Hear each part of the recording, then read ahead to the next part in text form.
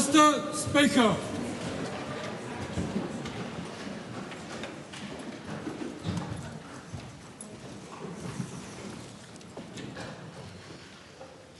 Almighty God, we give thanks for the blessings which have been bestowed on us. Laying aside all personal interests, we acknowledge the King and pray for guidance in our deliberations, that we may conduct the affairs of this House with wisdom, justice, mercy and humility for the welfare and peace of New Zealand. Amen. Amen. 2 petitions have been delivered to the clerk for presentation.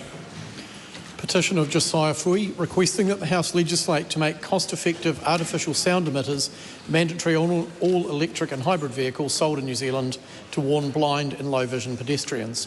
Petition of Rolanda de Villiers, requesting that the House legislate to allow grieving fathers to receive parental leave equal to that of mothers after the birth and death of a stillborn child. Those petitions stand referred to the Petitions Committee. Ministers have delivered 5 papers.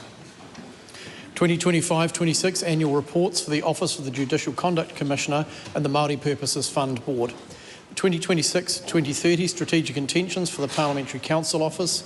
2026-2030 statement of intent for Invest New Zealand, and the government response to the report of the Māori Affairs Committee on the briefing on the accountability, settings and outcomes for Māori. Those papers are published under the authority of the House. 18 Select Committee reports have been delivered for presentation.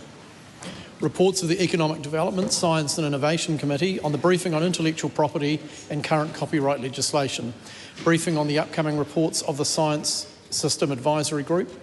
Economic Development, Science and Innovation Committee Second Scrutiny Activities Report for the 54th Parliament.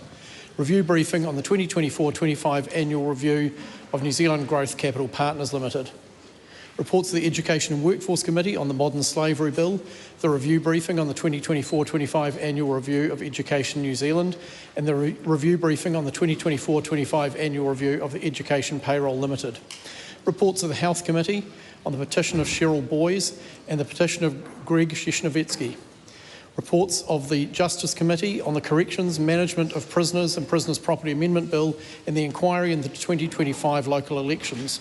Reports of the Petitions Committee on the briefing on government responses to committee recommendations, the petition of Jasmine Watson, the petition of Katja Feltman, the petition of Shane Clark Witahira, petition of Suzanne Edmonds and the petition of the Whai Oro Trust.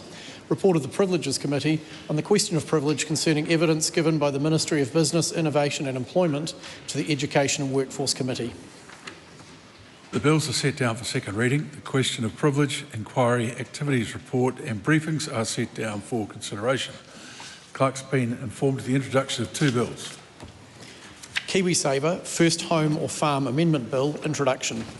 Anti-Money Laundering and Countering Financing of Terrorism Omnibus Bill, introduction. Those bills are set down for first reading. Come now to oral questions. The first in the name of the Right Honourable Chris Hipkins. Thank you, Mr Speaker. To the Prime Minister, does he stand by all of his government statements and actions? Right Honourable Prime Minister. Yes, and in particular our government's commitment not to introduce the capital gains tax because that would put a wrecking ball through the economy. Supplementary question. Does he accept that only employing 54 extra nurses over the last 2 years has contributed to a deepening crisis in our public health system? I'm actually very proud of the fact that we have added 2,100 extra nurses to the healthcare system in New Zealand, and we have 900 more extra doctors as well since we started in government. Supplementary question. Well, why did the number of nurses employed by Health New Zealand drop by 120 over the last year compared to the year before? Or how will he now concede that his government has had a hiring freeze in place? No, there has been no hiring freeze, and I can reassure the member we have added 2,100 extra nurses from when we started in government. Supplementary question. If there is no hiring freeze, why were there 120 fewer nurses in our hospitals last year than the year before? Well, we're recruiting for 2,300 from memory, but I just want to reassure the member, the good news is that we inherited a terrible state in the healthcare system, and we have actually added 2,100 more nurses. We've expanded 120 places for nurse prescribers, 120 places for nurse practitioners, and we've also hired 900 extra doctors. That's a good thing. Supplementary question, Mr Speaker. Which of the 13 Health New Zealand districts that have fewer nurses now than 2 years ago does he think had too many nurses to start with? Well, I just say to the member, we've got 2,100 extra nurses in the healthcare system. That's a good thing. And I'll tell you, the member, I know he might be interested in some numbers, but let me give him some, because we are very focused on improving the outcomes in the healthcare system, as you would well appreciate. Here we go. Improved childhood immunisations. When that member took over, it was 92%. It's now, he left at 67.5. We're improving that to 74.2. When we look at shorter stays in emergency departments, it was 89% when he took government, and it was 67.5% when he left. A supplementary question. So why are hundreds of New Zealand-trained graduate nurses waiting without jobs now, while our hospitals run short in terms of their nursing rosters? Well, I said we're hiring a huge number of nurses. We've got 2,300 full-time nursing roles being recruited for. We've already got 2,100 additional nurses in the system. I think the member should just accept that's a good thing for our healthcare system. It's in all of our interest to improve the outcomes, and isn't it fantastic this government's added 2,100 extra nurses, 900 extra doctors in 2 and a bit years. Supplementary question, Mr Speaker. Has Health New Zealand been holding more than 1,300 nursing roles vacant for over 2 years now? And if so, isn't that just more evidence that New Zealand cannot afford 3 more years of a national government? Well, I'll tell you what, in answer to the second leg of the question, I mean, what they cannot afford is actually worse cancer treatment times, child immunisations that are worse, wait times in emergency departments that are worse, first specialist assessments and elective treatments are being worse. And that's what happened under a Labour government. And New Zealanders don't want to go back to Labour running the healthcare system. For God help us. Question number 2, Chloe Swarbrick. Ki te Premier, e tautoko ana ia I ngā kōrero me ngā mahi katoa tōna kāwanatanga. Yes. Right Honourable Prime Minister. And I just want to reassure the member we won't be introducing a capital gains tax, an inheritance tax or a land tax. Just wait till the whole House is quiet so that you can ask your question. Tēnā koe te mangai. Why did the Prime Minister just 2 weeks ago so confidently declare in response to our questions that no one had their main benefit suspended and that he was, quote, very supportive, end quote, of the mandatory reviews, now that we know that those mandatory reviews actually did wrongfully suspend benefits for seriously injured, sick and disabled New Zealanders? Well, those statements were correct at the time with the facts that we had at that time, but subsequently what's important is that the issue has been resolved. It's important that it gets fixed, and that's what we do in this government. We fix the problems that we encounter. Has the Prime Minister asked his Minister of Social Development when she found out that main benefits were being wrongly suspended on top of winter energy payments? And if so, when did the Minister of Social Development first become aware, and when did she tell the Prime Minister? No, I haven't, because I really want the focus on fixing the problem, which is what we do in this government. How many New Zealanders who are seriously injured, sick or disabled have had their benefit wrongly suspended, and how many of those have now received back payment? If the member puts the question on notice, I'll make sure she gets a full answer. But what's important here is actually how you respond to challenges and actually fix problems and get solutions for people. And that's what we've done here. So I appreciate not an ideal situation, but a very rapid response from USD. The question's been asked, and the questioner should hear the answer, not the interruption from the other side of the House. The Prime Minister finished? Yes. Yep.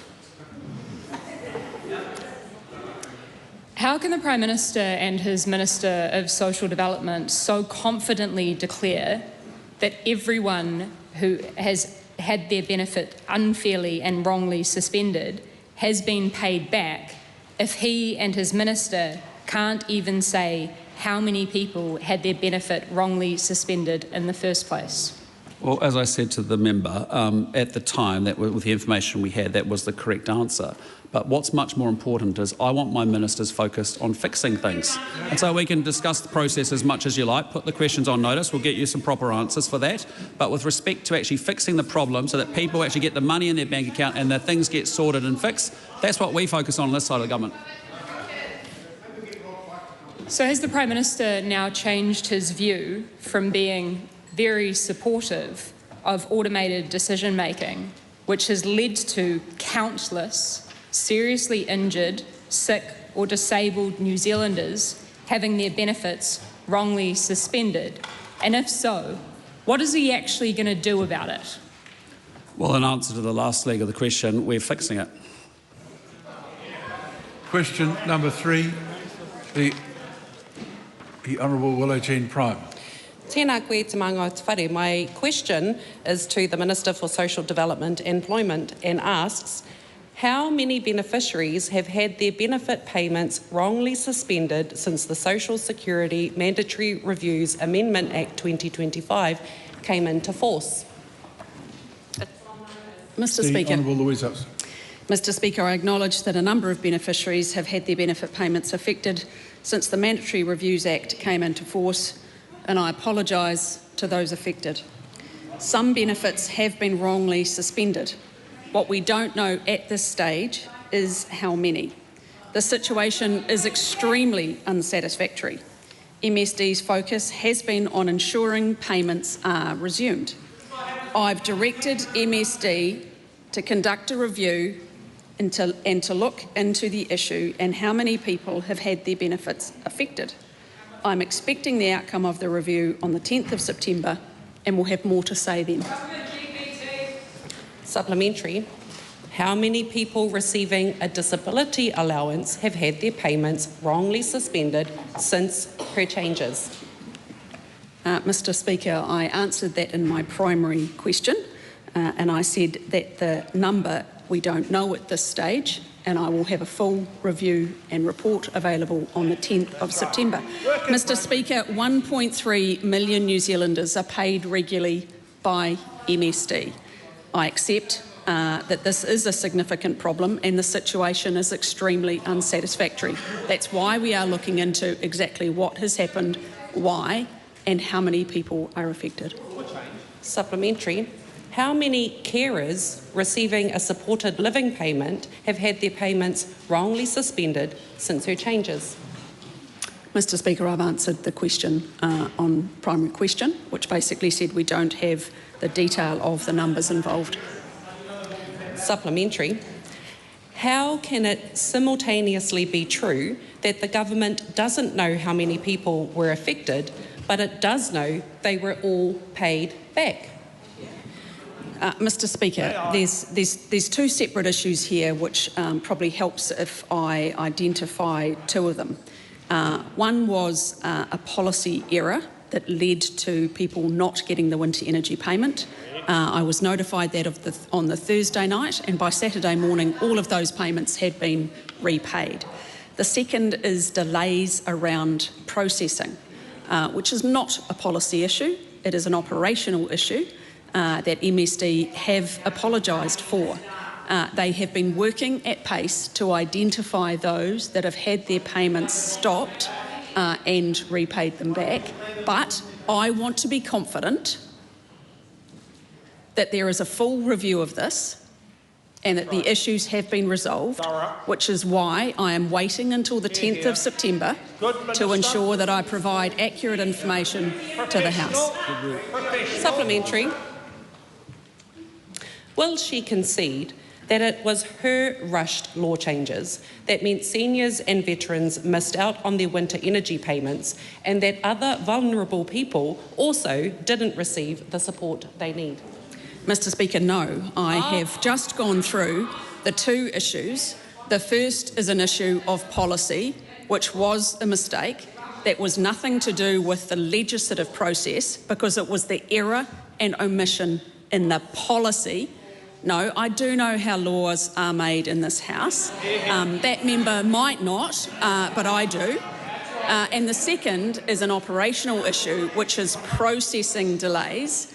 And as I said, Mr. Speaker, I'm committed to getting to the bottom of this, and that's why I've asked for a review, which will have more details on the 10th of September.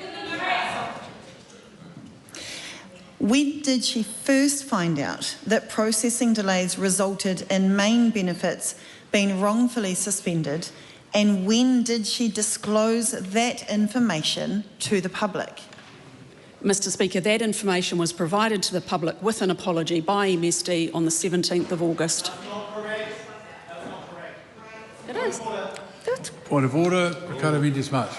Thank you so much, Mr Speaker. I know that ministers are required to correct information as soon as possible. The apology from MSD was not in relationship to main benefits, but in relationship to the winter energy payments that were cut. So I find it baffling as to why the minister would make such a claim when she knows it's not factually correct. Well, I thought that was the question. Does the minister want to make any comment on that? The question was on main benefits being suspended. The commentary from MSD was on supplementary assistance. Ask the question again. Okay. When did she first find out that processing delays resulted in main benefits being wrongfully suspended? And when did she disclose that information to the public? 17th of August, MSD apologised and made a statement. No, the member is incorrect. What he is referring to was a question in the estimates debate where I was asked about policy and policy having any impacts on benefits being not paid. And I said, no, it was not the policy that was the mistake. It was the operating delays. And that is why I'm getting MSD to do a review into what has happened and why. Question number 4, Nancy Liu. Thank you, Mr Speaker. And my question is to the Minister of Finance and asks, what recent reports has she... Hold on. When you're ready. Nancy Liu. Thank you, Mr Speaker. And my question is to the Minister of Finance. What recent reports has she seen on the economy? The Honourable Nicola Willis. Mr Speaker, I've seen a report from the international ratings agency S&P affirming New Zealand's AA+ sovereign credit rating with a stable outlook. AA+ is a high rating. Only 18 economies in the world are rated AA+ or AAA.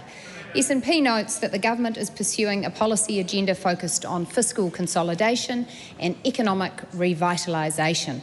Over the next few years, it expects the New Zealand economy to grow in strength and expects the government's deficit to reduce. I know many people are still doing it tough, but S&P's report is further evidence that Kiwis can look forward to a growing economy and a better set of government books. Supplementary question. Are there other signs that the economy is recovering? Well, Mr Speaker, the latest ANZ Business Outlook survey came out yesterday, showing that business confidence and firms' own outlook for the future remain at high levels. Perhaps most importantly, a growing proportion of firms also reported that their own real business activity has increased markedly over the past year.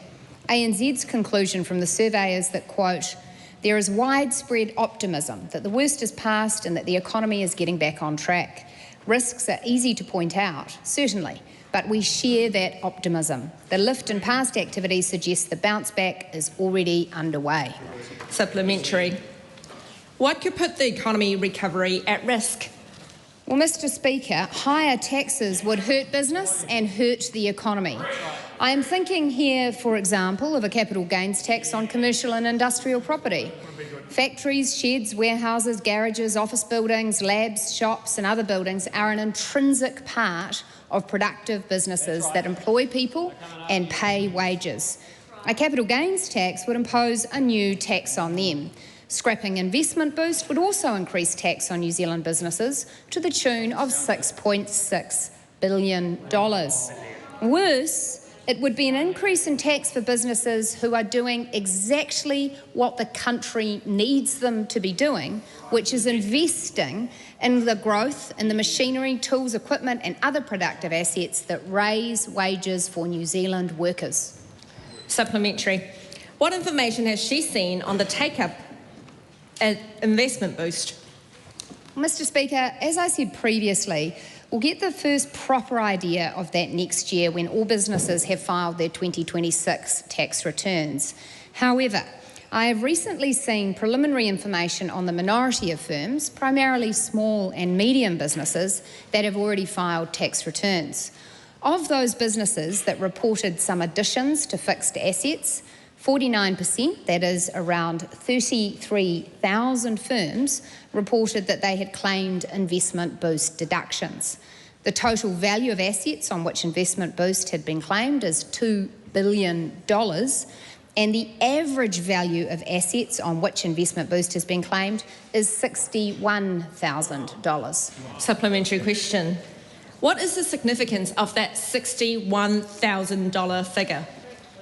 Well, Mr. Speaker, as I said, for those small to medium businesses who have already filed their tax returns, the average value of assets on which investment boost has been claimed so far is $61,000.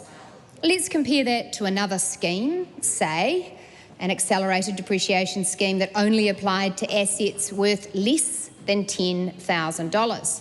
In that case, a small business claiming on that average value of $61,000 would get precisely nothing. They would be paying more tax than they are now. Compared to the status quo, they would be discouraged from making that investment. That's what I mean by the risks of imposing more taxes on business. Question number 5. The Honourable Jenny Anderson. Thank you, Mr. Speaker. My question is to the Minister for Economic Growth and reads, is it still the government's plan to, quote, grow the economy, to create more jobs and to provide more opportunities for New Zealanders to have higher incomes, end quote? The Honourable Nicola Willis. Well, Mr. Speaker, yes, and the latest evidence shows the recovery is strengthening.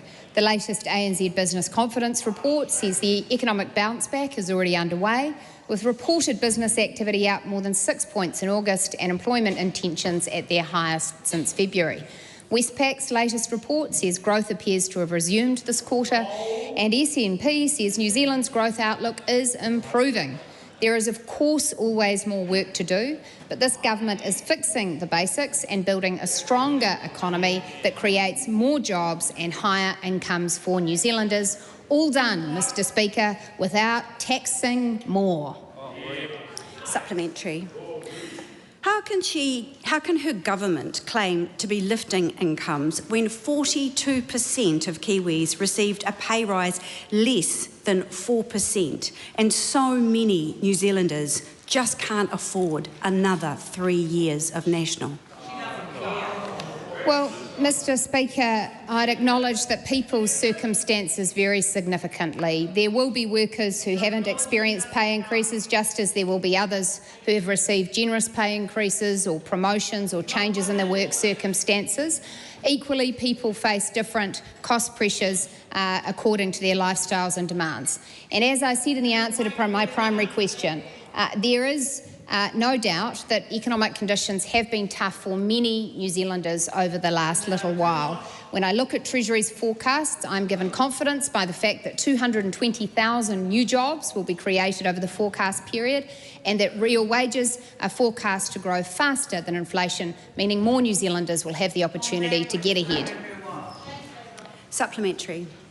Does she agree with the Kiwi Bank economist who said that, quote, the cost of things has increased twice as much as the wages that the average Kiwi is getting, end quote? And if so, does she understand why New Zealanders just can't afford 3 more years of national?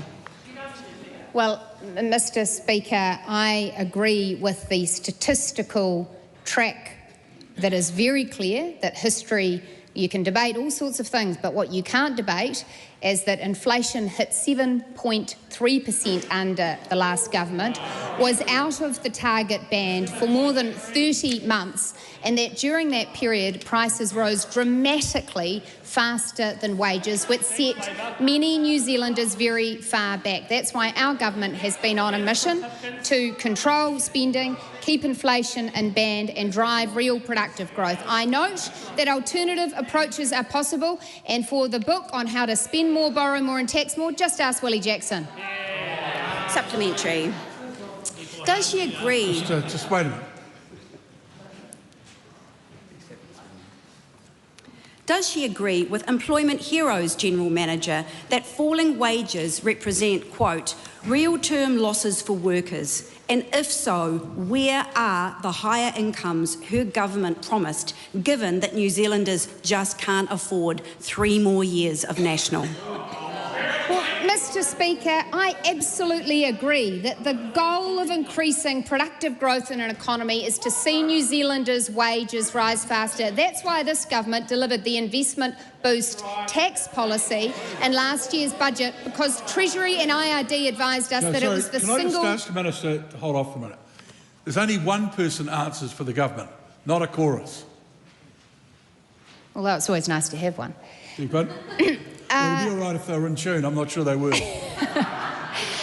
Which is why we advanced the investment boost tax policy, because in the view of our independent officials, that policy would see real wages grow faster than would otherwise be the case without that policy. Why? Because it would encourage productive investment that would raise productivity and allow firms to pay their workers more. This government has a track record of delivering policies that will actually increase wages, rather than just leaning back on the old trope that Willie Jackson wants to go back to of spending more and taxing more. Why should struggling Kiwis endure 3 more years of working harder and falling further behind when a change of government means that better starts now? Because, Mr. Speaker, a change of government would mean more borrowing, more spending and more taxing, and sticking with this lot means no new taxes.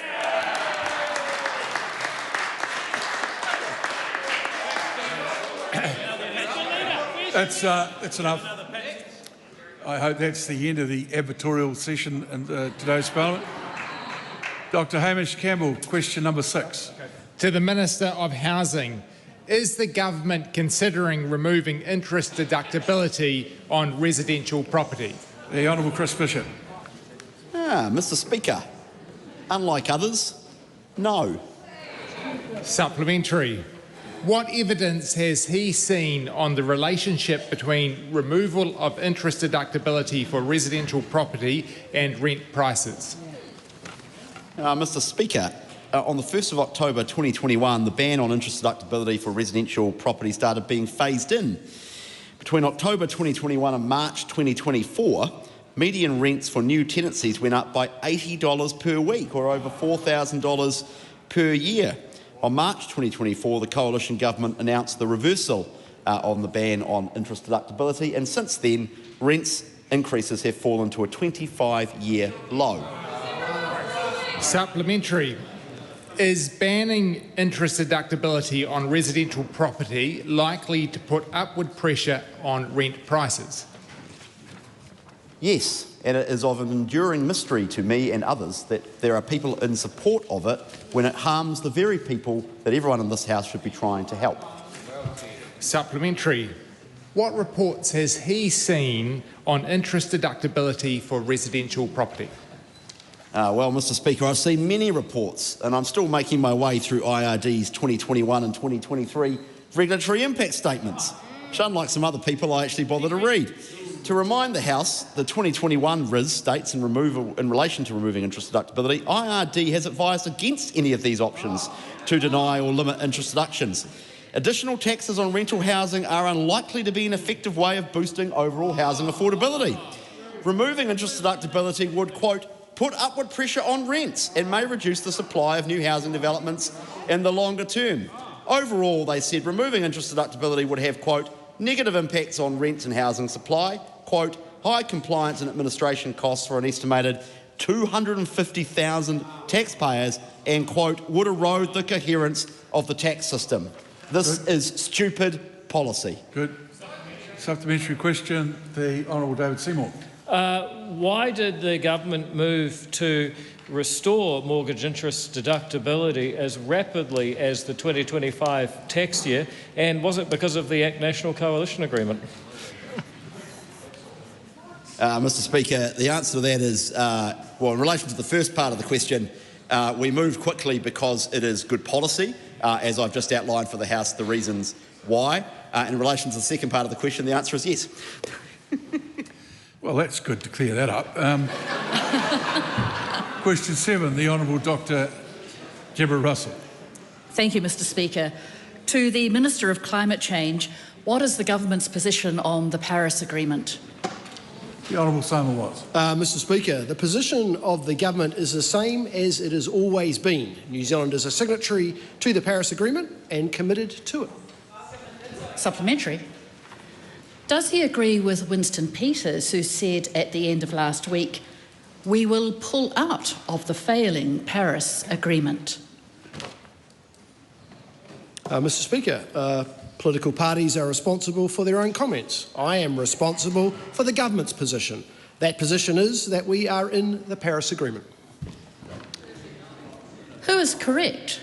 The Prime Minister who said staying in the Paris Agreement is a non-negotiable in coalition talks, or David Seymour who said this week, "You can't decide what you negotiate on"?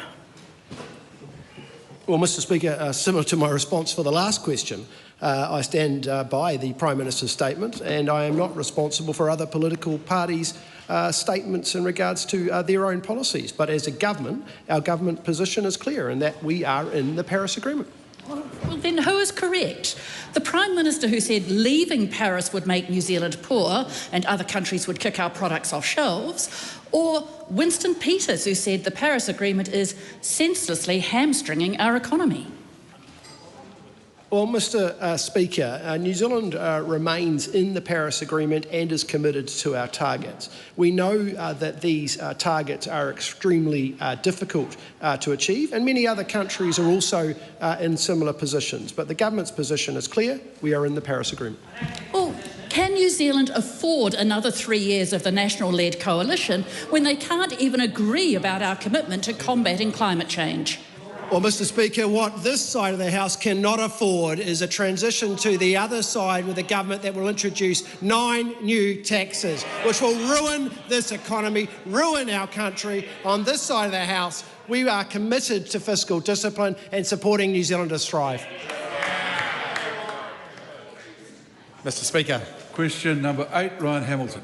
Thank you, Mr Speaker. My question is to the Minister of Revenue and asks, what reports has he received on the level of overdue student loan debt? The Honourable Seymour Winston. Well, Mr Speaker, I've received Inland Revenue's latest student loan quarterly report, which shows that as of the 31st of March 2026, overdue student loan repayments totaled $2.7 billion. That is a huge amount of money owed to New Zealand taxpayers, and there is a real cost when that is not repaid. Every dollar that goes unpaid is money that cannot be spent on education, healthcare or other public services. Supplementary. How much of the overdue student loan debt is owed by borrowers who have left New Zealand? Well, Mr Speaker, overseas-based borrowers account for 93% of all overdue student loan debt. That is despite overseas borrowers making up only 18% of all student loan borrowers.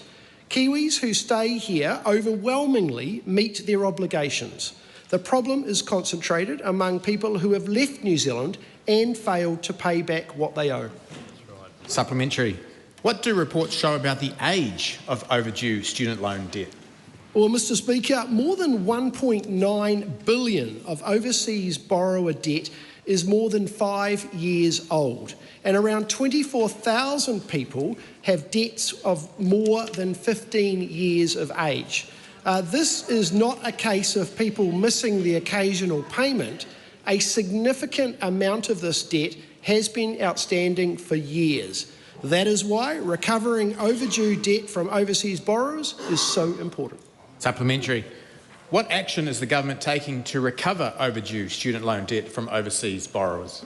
Well, Mr Speaker, this government has significantly increased funding for Inland Revenue's compliance and collection work, including $29 million through Budget 2024 and a further $35 million through Budget 2025.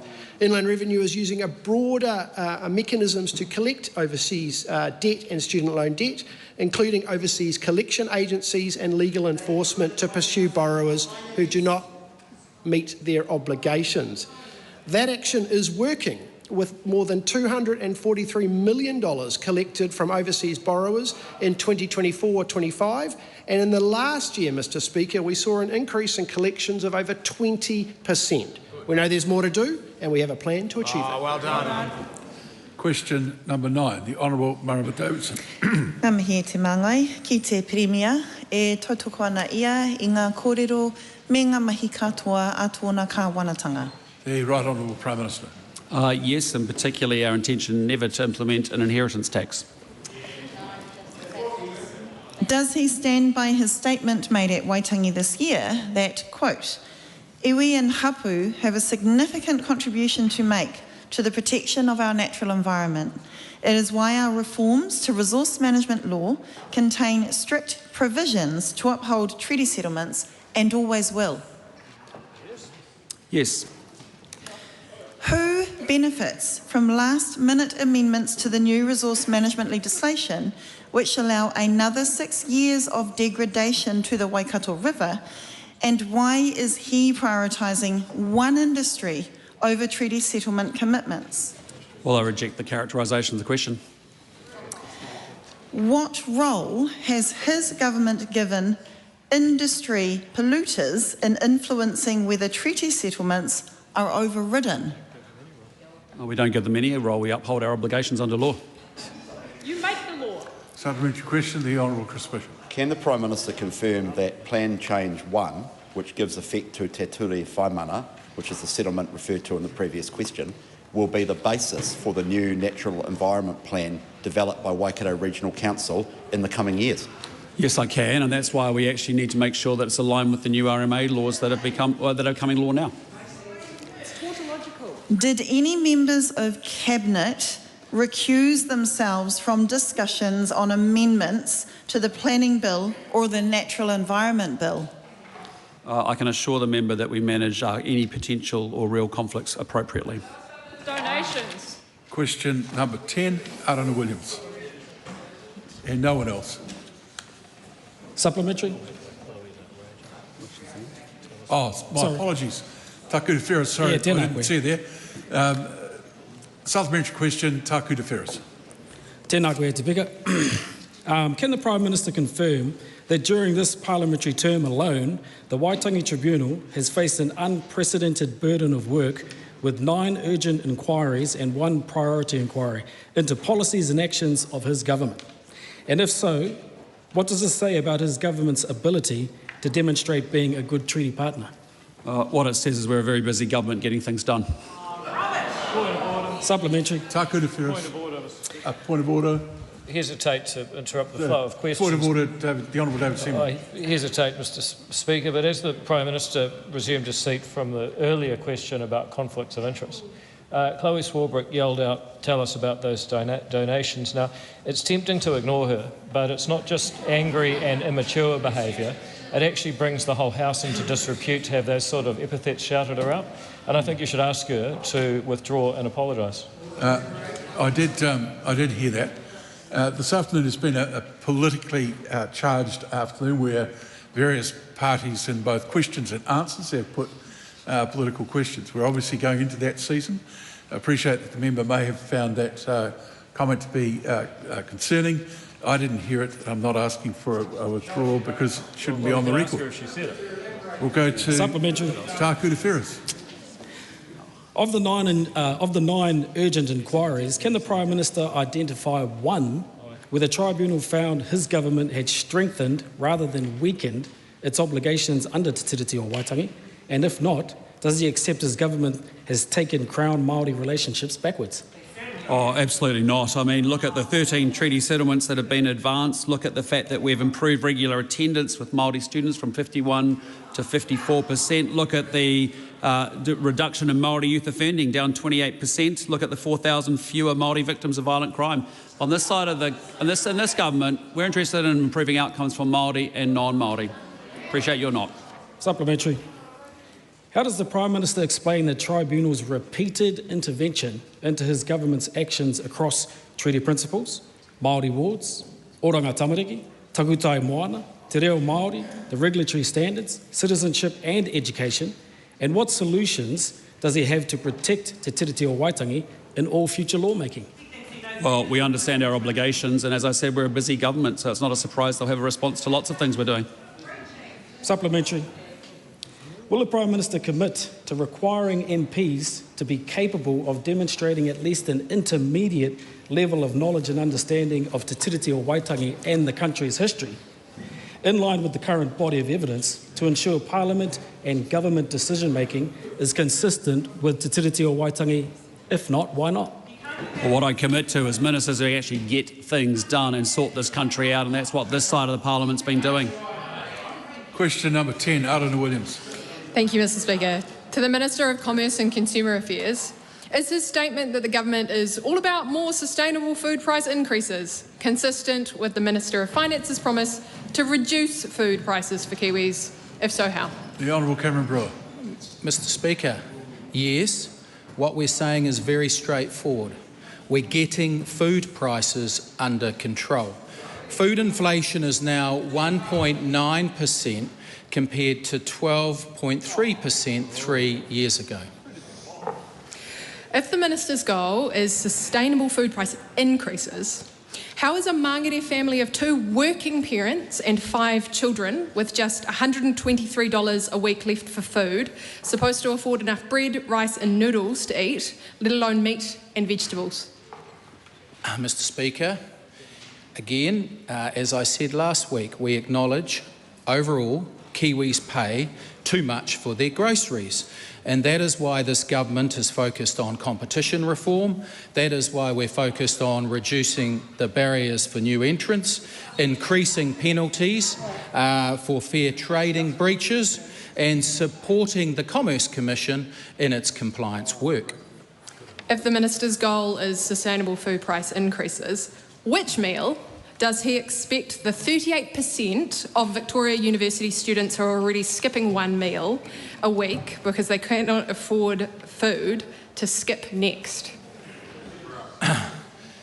Mr Speaker, where we are having some success is in the year to July 2026, overall food prices increased just 1.9%. Fruit and veggies, for example, where she was wanting an example, fell 1% in the year to July 2026. That is a big difference to increasing 22% in the year to June 2023.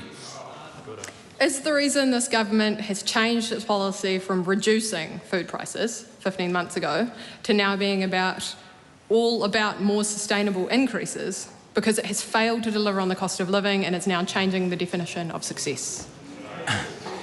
No, we are totally focused on getting food prices under control, and that is why we are squarely focused on competition reform, reducing barriers for new entrants, increasing penalties for fair trading breaches, and supporting ComCom on its compliance work, and dare I say, keeping taxes low to give consumers more money in their back pockets.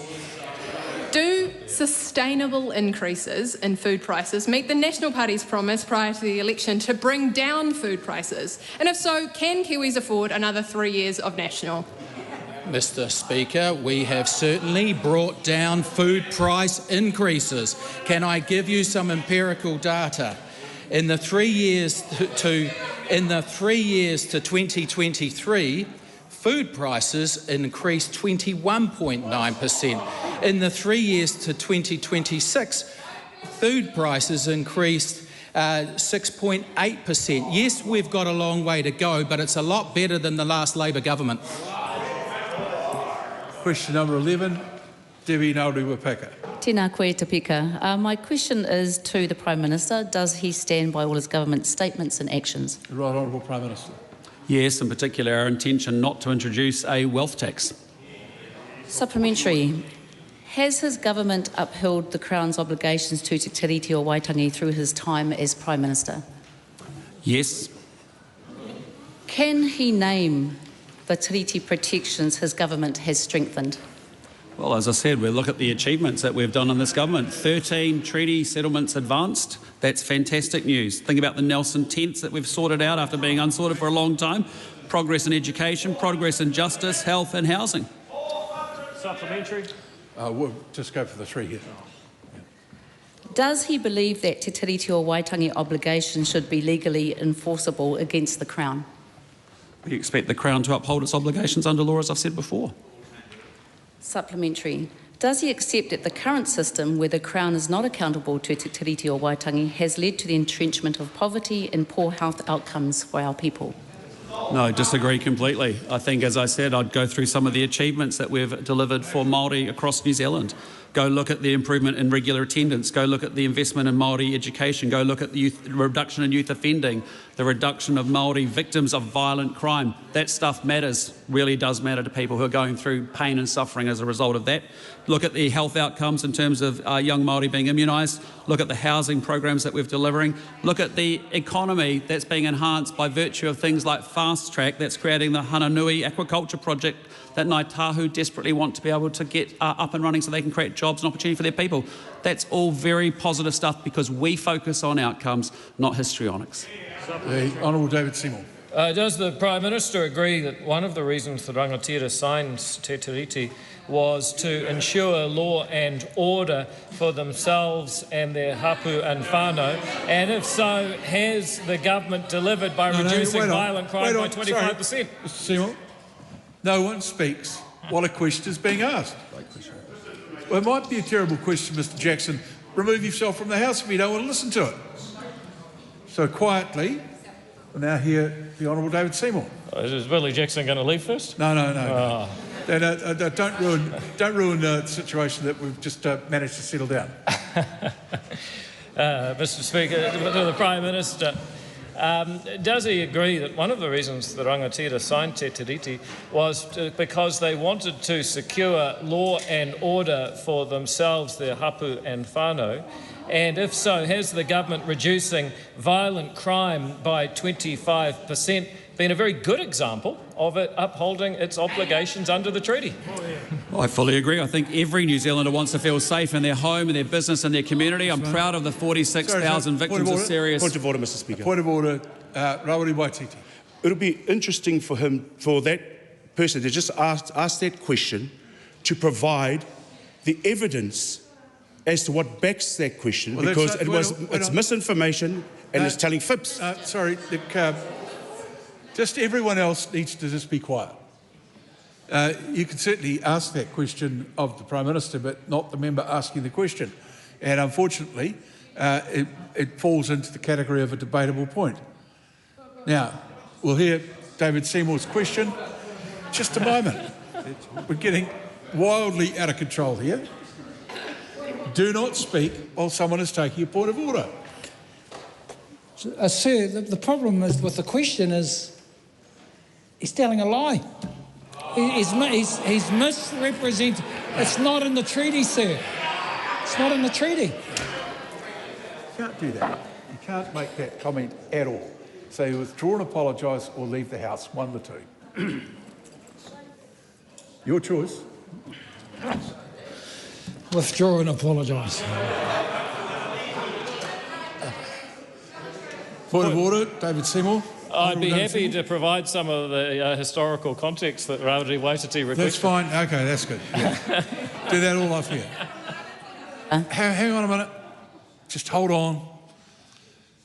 Are you taking a point of order? Yes. Point of order, the Honourable Nicola Willis. I think it was questioning your ruling for Ginny Anderson to yell out, "Tell the truth," immediately after you ruled that Willie Jackson withdraw and apologise. Yes, well, I didn't take it that way at all. So, Debbie Nauriwa-Paka. It is incumbent on this House to hang on, what is this, a point of order? Point of order. Okay, well, don't start by telling me what you think I should be doing. Ask a question or put a point of order according to standing orders. I think it is important to the Speaker that you ensure that the ministers are telling facts, especially facts that are known in every academic researcher, in every settlement, in the tribunal, and we know why Te Tiriti was gifted to Aotearoa. It was because to manage the manuhiri who had come from Britain who could not behave well. That's what it was about. Sit down. It is not a point of order. It is once again a debating point. And if we're going to continue down this line, then people will be able to continue it outside of the House.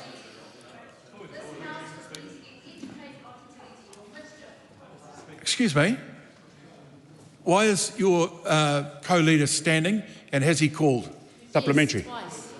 Point of order here, the Honourable David Seymour. Mr. Speaker, after all that disruption, I still haven't been able to get an answer to my question from the Prime Minister. And we're coming back to a point where the question can be answered, hopefully briefly. I'm very proud of the progress on restoring law and order for both Māori and non-Māori, because 46,000 fewer victims of serious violent crime is a good thing. A 22% reduction in serious youth offending is a good thing. An 85% reduction in ram raids is a good thing. 100% increase in police out on the beat is a good thing. And New Zealanders feel safer under this coalition government, period. Supplementary. Rawari Waititi. Has the Prime Minister read the Matike Mai Aotearoa report? And what specific recommendations, if any, is his government prepared to progress? Sorry, can you repeat the question? With absolute pleasure. Has the Prime Minister read the Matike Mai Aotearoa report, and what specific recommendations, if any, is his government prepared to progress? I don't believe I have read that report. Supplementary question. The Honourable David Seymour. Is the Prime Minister proud of the government significantly reducing the number of Māori students who leave school without a qualification after that very number rose shamefully under the previous government? And if so, has he seen any recent television interviews where someone who perhaps should have known that didn't? Well, I'm proud of the record. I mean, we've seen that. We've seen higher proportions of Māori leaving with qualifications under this government, under the previous centre-right government as well, and that's a good thing. Rawari Waititi. Sorry, Mr. Waititi. We'll just wait while people finish there. Really, if I was to take any action, it would be to send the whole lot of the House out of the place, but that really wouldn't be much helpful to anyone. Rawari Waititi and no one else. Does he accept that the Crown has an obligation to consider constitutional arrangements that give practical effect to both kāwanatanga and tino rangatiratanga? And the way we do that is we deliver better outcomes for Māori. And as I've said, we have lower Māori youth offending, fewer Māori victims of violent crime, more tamariki Māori immunised at 24 months. We have a number of social housing projects and providers activating social housing. We get things done. We don't just talk about it and do performative histrionics on this side of the government. Parliamentary. Does he consider the present constitutional arrangements adequately protects tino rangatiratanga? Yes. How? Because this is a government that actually gets things done for Māori rather than just doing performative rubbish like we see from that side. Question number 12, Rima Nuckley. Thank you, Mr. Speaker. My question is to the Minister of Local Government and asks, what difference will the government's rates cap make for New Zealand ratepayers? The Honourable Simon Watts. Just a moment, Mr. Watts. There's just generally too much conversation going on, particularly on the side of the House to my right. Simon Watts, the Honourable Simon Watts. Mr. Speaker, for too long, ratepayers have been hit with steep and unexpected rate increases, including median increases of 14% and 9% over the past 2 years. Our rates cap will put a brake on these excessive increases by requiring councils to keep annual rates increases within a target range of 2 to 4%. That means more affordable and predictable rates for households and businesses, greater discipline over council spending, and a stronger focus on delivering the basics ratepayers expect. Supplementary. What will the rates cap mean for household rates bills over time? Wrong. We'll just have the Minister answering. Mr. Speaker, rates are a significant household cost and repeated large increases compound quickly over time. By putting a clear limit on annual increases, the rates cap will help prevent household rate bills from continuing to rise at the pace New Zealanders have experienced in recent years. This will mean a meaningful difference to family budgets over time and much greater certainty about what households can expect to pay. Supplementary. How will the rates cap change the way councils make spending decisions? Well, Mr. Speaker, the days of double-digit rate increases are coming to an end. Councils will need to make tougher choices. They will need to prioritise their spending and focus first on the services communities expect them to get right: roads, rubbish, parks, pools and essential infrastructure. Mr. Speaker, ratepayers are expected to live within their means, and it is only reasonable to expect councils to do the same. Supplementary. What does he expect councils to do now to prepare for the rates cap? Well, Mr. Speaker, councils should be acting now to get their costs under control and prepare for the new regime. Under the new law, from mid-2027, councils will be required to have regard to the target range when preparing their long-term plans, and I expect councils to have a clear pathway to operating within it before the cap becomes mandatory. Councils know rates capping is coming. They should not wait to start making the responsible decisions ratepayers expect. It concludes oral questions. Members, I've received a letter from Ricardo Mendes March seeking to debate Understanding Order 399, delays at the Ministry of Social Development that led to benefits being suspended. This is a particular case of recent occurrence for which there is ministerial responsibility. I call on Ricardo Mendes March to move a matter of public importance. Thank you, Mr. Speaker.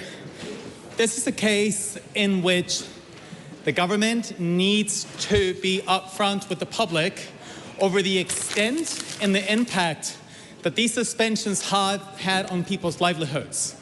Because the minister may wish to talk about this issue as if it was a matter of the front line being able to implement her wishes. But at the end of the day, the suspensions occurred because the minister chose to drive through a policy that would have seen automated decision-making, aka machines, spamming beneficiaries with requests to send information, not so that people could get access to their correct benefit entitlements, but rather so that the government could meet its arbitrary target of kicking people off income support. And what we now have seen is an unknown number of beneficiaries having lost their income support, their lifeline, leaving them without the means to survive. And the minister has not been upfront with the public over how many people were affected, nor has she been able to offer an apology in the same way that the Prime Minister was able to do so. Mendes March, apologies. There is far too much talk going on in the House. If you've got business elsewhere, go and conduct it elsewhere. Not in here. Thank you, Mr. Speaker. And I just don't think it's credible to claim that everybody has been back paid when the minister cannot even tell us how many people were affected. And even just today in the House, when pressed on this very same issue, it feels like the story just keeps shifting. Because now it turns out that the people that the minister was talking about when she talked about back payments were only in relationship to the winter energy payments. So now what? The people who had their main benefits being suspended have not had those back payments? So there's questions that remain. What were the types of main benefits that were suspended? This is, I think, a critical question that we deserve answers on. Because if we look at the mandatory reviews legislation that went through in the House under urgency, there's only two types of main benefits that are included: the emergency benefit and the supported living payment. And the supported living payment suspensions, I think, are particularly concerning. For members of this House who may not know, in order to qualify for the supported living payment, you have to be deemed by a medical professional to not be able to actually work for 2 years or more. That's a really, really high bar. And it is the case that you are not deemed to be able to work for 2 years or more due to injury, sickness, or a disability. You have to be pretty sick or pretty injured to have a doctor write a letter for you and to be able to, for that doctor to tell MSD that person cannot work for 2 years or more. So we're talking about people who have it pretty rough, who often will be struggling to cover their bills, their medical expenses, who often will be living below the poverty line. And we're talking about people who do not have an additional property, who do not have actually taxpayer subsidies to cover properties that they do not have debt on. We're talking about people who are often living paycheck to paycheck. People who cannot afford to fall behind on rent, because if they do, they could easily find themselves homeless. And I am not making this statement to be alarmist. I say this having come from the front lines in organizations that were working with the very same families that are now being subjected to these mandatory reviews that have led to the wrongful suspensions of main benefits. People who have to climb through such hurdles, including MSD, Mr. Speaker, potentially challenging those doctors' certificates to prevent them from going into the supported living payment. And I think it's just simply also not credible to just pass the blame fully on the ministry for not being able to implement the minister's wishes.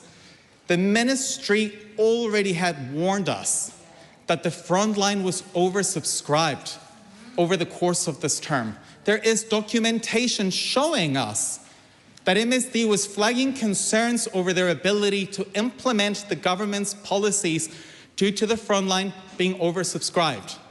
Even as recently, Mr. Speaker, in the passing of the legislation that would see 18, 19-year-olds having their benefits cut, and the documents offered to us, one of the main risks identified by the ministry of being able to implement this agenda was that the ministry was struggling to keep up with the pace of legislative reform. So the minister knew that MSD was struggling, and just simply saying that she expects things to happen won't make them happen just, through wishful thinking. It requires adequate resourcing. It requires a minister making sure that the pace of her legislative agenda is done in a way that puts that agenda under adequate scrutiny, not through constant use of urgency in the House, skipping over a select committee process that in the case of these mandatory reviews, we could have adequately unpacked whether the frontline had the capacity to actually process all the confirming your circumstances documents that would have come through. It would have allowed MPs to actually hear from MSD over their ability to implement the government's agenda. And we would have had access to community organizations and beneficiaries raising their views over whether this policy would have actually supported people to receive their rightful entitlements as opposed to leaving them without their main benefits, an unknown quantity of those that we still are not really any clear about. And I think, again, the key concern here is that all we are asking for is answers and a minister to actually come forward and offer an apology to the people whose lives were turned upside down. We heard through the news, through advocates at Auckland Action Against Poverty, from a great person called Pip, who provided comment, someone I actually had the privilege of working directly with over the past month or so to identify the steps that she had been taking on working with MSD to see recourse for many beneficiaries who were affected by this. She spoke about the fact that people's lives were being put on the line, and she talked about how she felt that the government was playing with people's livelihoods. She expressed it to me, and she expressed that directly to media. And when we have people at the front lines telling that to all of us, I think the least we should expect from a minister is a fulsome apology and clarity over what she knew and when. Because, for example, even today, Mr. Speaker, in question time, when the minister referred to the statement provided to us, or to media, more so on the 17th of August, there was actually no proper sort of statement on the fact that main benefits had been suspended because MSD couldn't get to them, it actually only referred to supplementary assistance. There was a paragraph in which talked about suspensions that occurred because people didn't provide the right information, aka blaming beneficiaries, but at no point in that statement, MSD nor the minister took accountability over the fact that main benefits, predominantly likely from people that are sick, injured, or disabled, were cut. And if it is true that MSD apologized on the 17th of August, 2 weeks ago, then the minister must have or could have been potentially, been giving us factually incorrect information in the estimates debate that occurred last week. I asked her directly whether main benefits had been cut, and she said, with a lot of confidence and assertion, no. It took multiple further questioning from the opposition back then to even get a possibly. And how can that stack up? Possibly is not even a yes, it's a maybe. But then she's telling us today that apparently she had been very clear since the 17th of August, something here is not adding up. And this is not a political football. All that we're asking for is for people's lives to be safeguarded, for people to have adequate incomes, for disabled people to live well, and a guarantee and clarity that not just everyone has been back paid, but that the potential harm that people could have been experienced while they had their benefits being suspended was accounted for. Because over that period that those main benefits were suspended, people could have entered into debt, people could have entered into homelessness, people could have entered into hardship, or their health outcomes could have worsened. So a back payment is not enough. This minister needs to explore even the option of compensation for any harm. So we're asking for the minister to apologize, to provide clarity, and to actually move at pace to offer the reassurances to beneficiaries that they rightfully deserve. The Honourable Louise Upson. Mr. Speaker. Mr. Speaker, I have apologised for this. It is simply not good enough that people who were entitled to the winter energy payment didn't get it, and also that people who have had main benefits suspended when they shouldn't have. I have apologised on multiple occasions, and the member might shake his head. I'm incredibly frustrated by what has happened there, and again, I will reiterate for the House exactly what has happened.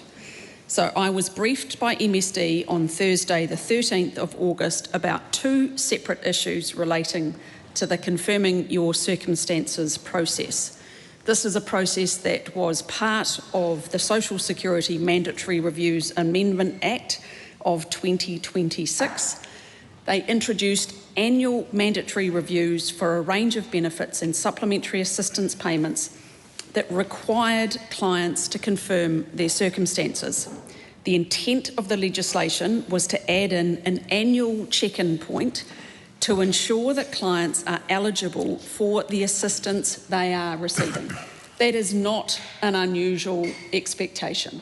We want New Zealanders to be receiving the support they are entitled to and not receiving support they are not entitled to. So two things have gone wrong with this, Mr. Speaker, so let me be clear again. I have answered oral questions in the House and I will reiterate again what I have already said on this matter. There were two issues. The first issue was in the policy work that was undertaken, the issue of winter energy payments that relate to superannuitants was omitted in the policy process. That omission was carried through into legislation, which was then carried through into the way the IT system was set up for the automated decision making. It was not an error in and of itself in the automated decision making. It was an omission in the policy process. So that meant that the winter energy payment, of which there is no eligibility test, therefore didn't require to be considered in the confirming of circumstances, was not paid. So this matter was brought to my attention on Thursday the 13th of August, and by Saturday morning, the 15th of August, every single person who had had their winter energy payment stopped had had it put back into their bank account. Mr. Speaker, that is what I expect MSD to do when an issue is found, that their urgent attention goes on resolving the issue. So that's issue number one. The second issue was delays in processing the confirming of circumstances. The expectation, Mr. Speaker, was that more people would confirm their circumstances online rather than through a paper form. And so what happened then as a result of this was delays in processing the confirming circumstances responses. Again, I was notified of this on the 13th of August. MSD provided information on the 17th of August laying out the issues that had occurred, and again apologised to those affected and focused on ensuring those who had had payments, whether it was a main benefit or whether it was a supplementary payment, stopped, resolving that issue to ensure those payments were made. Mr. Speaker, do I have all of the detail that members opposite are asking? No, I don't. That detail will be available on the 10th of September, and I want the House to have confidence that the information that I provide is accurate. So in terms of what happened when and the numbers, that will be in that review. Mr. Speaker, MSD have told me that they have provided payments to those where supplementary payments or main benefits have been stopped. I want to be satisfied, though, through the detail of a review, that there has been no further issues, and that's what I'm expecting on the 10th of September. As I say to the House again, it is incredibly frustrating that this has happened. It shouldn't have, and for that, and for those who have been affected by this, I apologise. I want to address the accusation that Mr Menendez-March has made about statements I made in the estimates debate. I was asked, were main benefits wrongly suspended as a result of my policy? The answer is no. That is correct. The suspensions were not a result of my policy. They were a result of the processing delays, which is an operational matter for MSD. Do you want to hear the answer or not? You've made an accusation for me, so I think in terms of an urgent debate being called, I should have the opportunity to put it on the record of the House. I was then asked, did any of the delays result in the suspension of main benefits? I said there were delays, but this was not a result of my policy changes. The third question, when specifically asked if any of the delays resulted in benefits being cut, I answered possibly. This is correct. Mr. Speaker, as I say, it is not good enough. It is frustrating. MSD has apologised. I have apologised. We have focused on fixing the issue and ensuring New Zealanders had the money put in their bank accounts as quickly as possible. A review is underway, and I shall have more to say after the 10th of September. The Honourable Willow Prime. Mr. Speaker, New Zealanders cannot afford another 3 years of this national government. What is really frustrating... It's not a good way to start a special debate on a particular issue. So concentrate on the issue. Sure. What is incredibly frustrating, Mr. Speaker, is that we have been trying to get answers and accountability from this minister, and it has been like pulling teeth. She is using semantics, dancing on the head of a pin about whether something is a policy, is a process, is IT, and so on. And time again, we've got her back in this House to address these issues, and they have had to apologise, they have had to give additional information. So I do want to pick up on a few things that the Minister has said about the timeline. The Minister said this issue was raised with her on the 13th of August. That is when I asked written parliamentary questions about whether any superannuitants had not received their winter energy payment. So from that question, the Ministry of Social Development obviously had a look at the number and scale and realised there was an issue and alerted the Minister to it.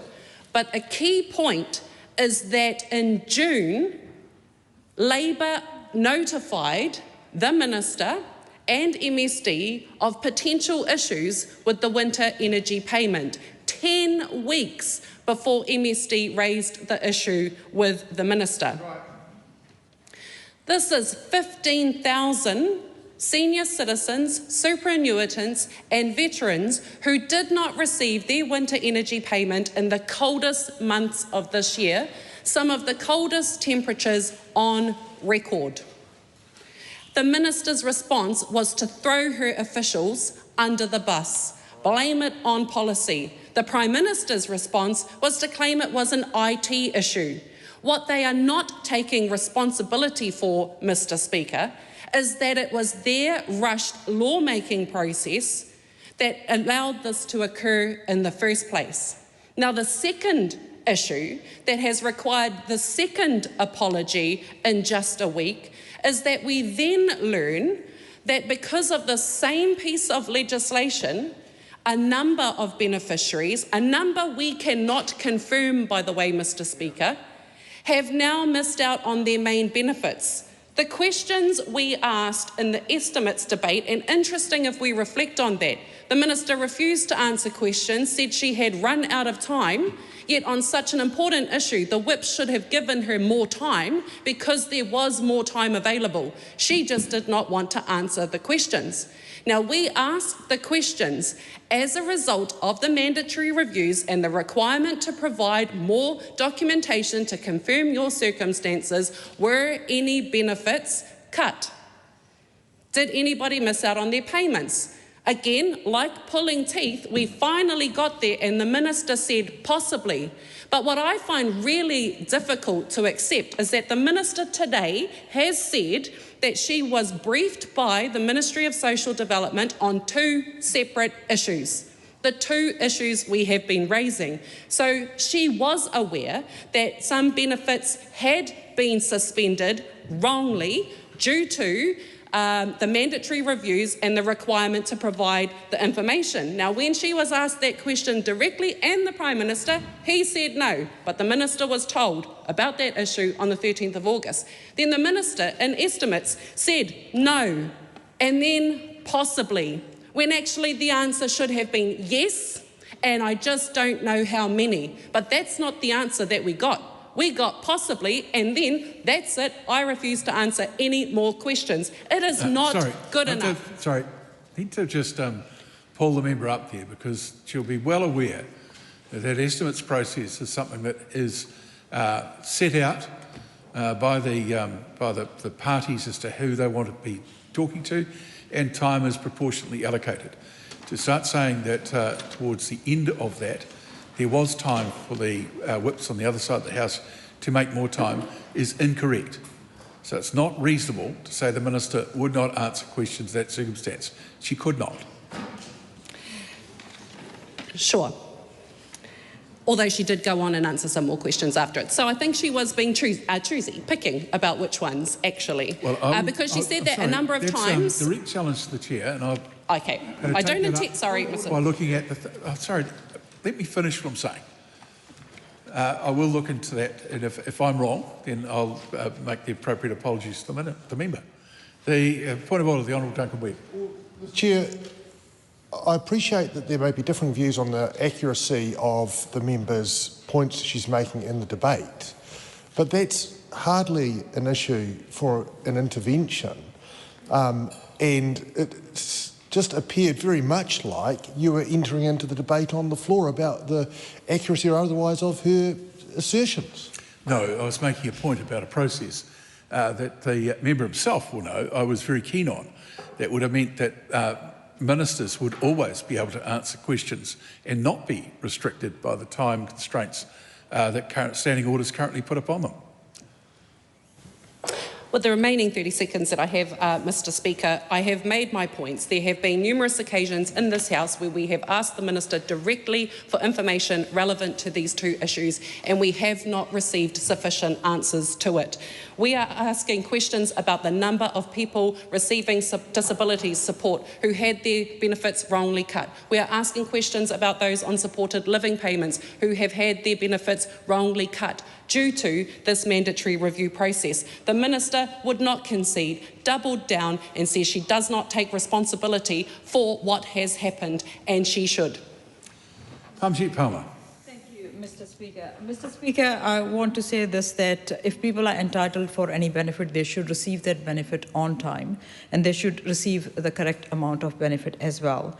And I want to acknowledge the Minister, the Honourable Louise Upston. Minister has already apologised. Minister has been quite transparent about what happened, and a minister could fix this issue only when she became aware, and she has also put out the timeline of when she became aware and what is happening next. So that is very, very clear to all of us. Mr. Speaker, having said this, I want to also acknowledge that people, if they don't receive their benefit on time, yes, they go through a lot of hardship.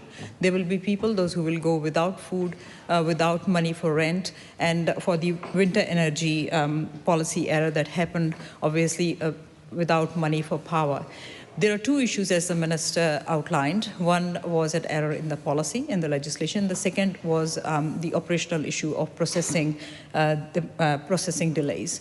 And I'm really glad to see that Minister has taken full accountability, and it looks like everything is under control. It is being looked at, and now we know that 10th of September is when we will find out exactly what has happened. I'm also glad that people, those who missed out on their payment, that is being fixed. So, Mr. Speaker, I say that we wait for 10th of September. Yes, it's not a good thing when mistakes happen, but when mistakes are identified, they are fixed. That is actually something that we should acknowledge and commend the Minister for taking full charge and trying to fix it. Thank you, Mr. Speaker. Mr. Speaker. The Honourable Mark Patterson. Mr. Speaker, I rise on behalf of New Zealand First to acknowledge that this is a very regrettable situation, and it is unacceptable. The non-payment of the winter energy payment, the wrongful suspension of some main benefits has been genuinely impactful for people, our most vulnerable New Zealanders, our most lowest income New Zealanders, and we've certainly had feedback to date of the real-world impacts of this mishap. I would say, though, that the Prime Minister has apologised for this on behalf of the government. The Minister has apologised for this. The Department has apologised for their operational inefficiency on this matter, and the problem has been fixed in terms of the back payments have been made. Importantly, a review has been ordered. The Minister has acted quickly on that, and we will have an answer on the 10th of September. New Zealand First would expect that the lessons will be learned and that this situation will not reoccur again in the future. Thank you. Debbie Nauru-Wapaka. I think it's a real shame that we've had to be dragged into a debate like this when the Minister has struggled to come forth with information that we should have known, not only in real time, but we should know by now how many have been affected, how many of our whānau who are struggling were unable to buy kai, were unable to pay their power bill, were unable to pay their rents, and what compensation is happening to be able to address those, for many of our whānau, who are living off all sorts of horrific loans to be able to get by week. And it really feels like in the last 3 years, this government has done all it can do to dehumanise those that are reliant on benefits. And I think it's really important that we stop accepting that you apologise and it's done. It's done and dusted. The Minister apologised. The fact be known, MSD warned of the state of play. warned that they were not going to be able to keep up with the urgency, which had political agendas to it, and has absolutely affected whānau that we know that cannot rely on advocates, that do not live out in the regions, they live out in regions where they don't have any support, they've had to go to bat for themselves and get through all of this. And that's the real heartbreak of this, is that these are real people. They're our own whānau who, through no fault of their own, have had to end up in a situation where they are reliant on a benefit. And that in itself has its own humility that you have to consider. And I think there is this whole aspect here that, you know, cap in hand, I've been left out when we've got an agenda here that has done nothing for the last 3 years but absolutely benefit bash. Sanctions, treating them with this whole mistrust and disciplining and making sure that, hey, you've got to play it my way or you won't get paid, but by goodness, if I make a mistake, it's all okay. And I really challenge those in this House who've had to ever live that way, ever have to rely on a queue to get through and hope that someone's going to answer it, and then get to 3 or 4 other people and you don't get the case manager.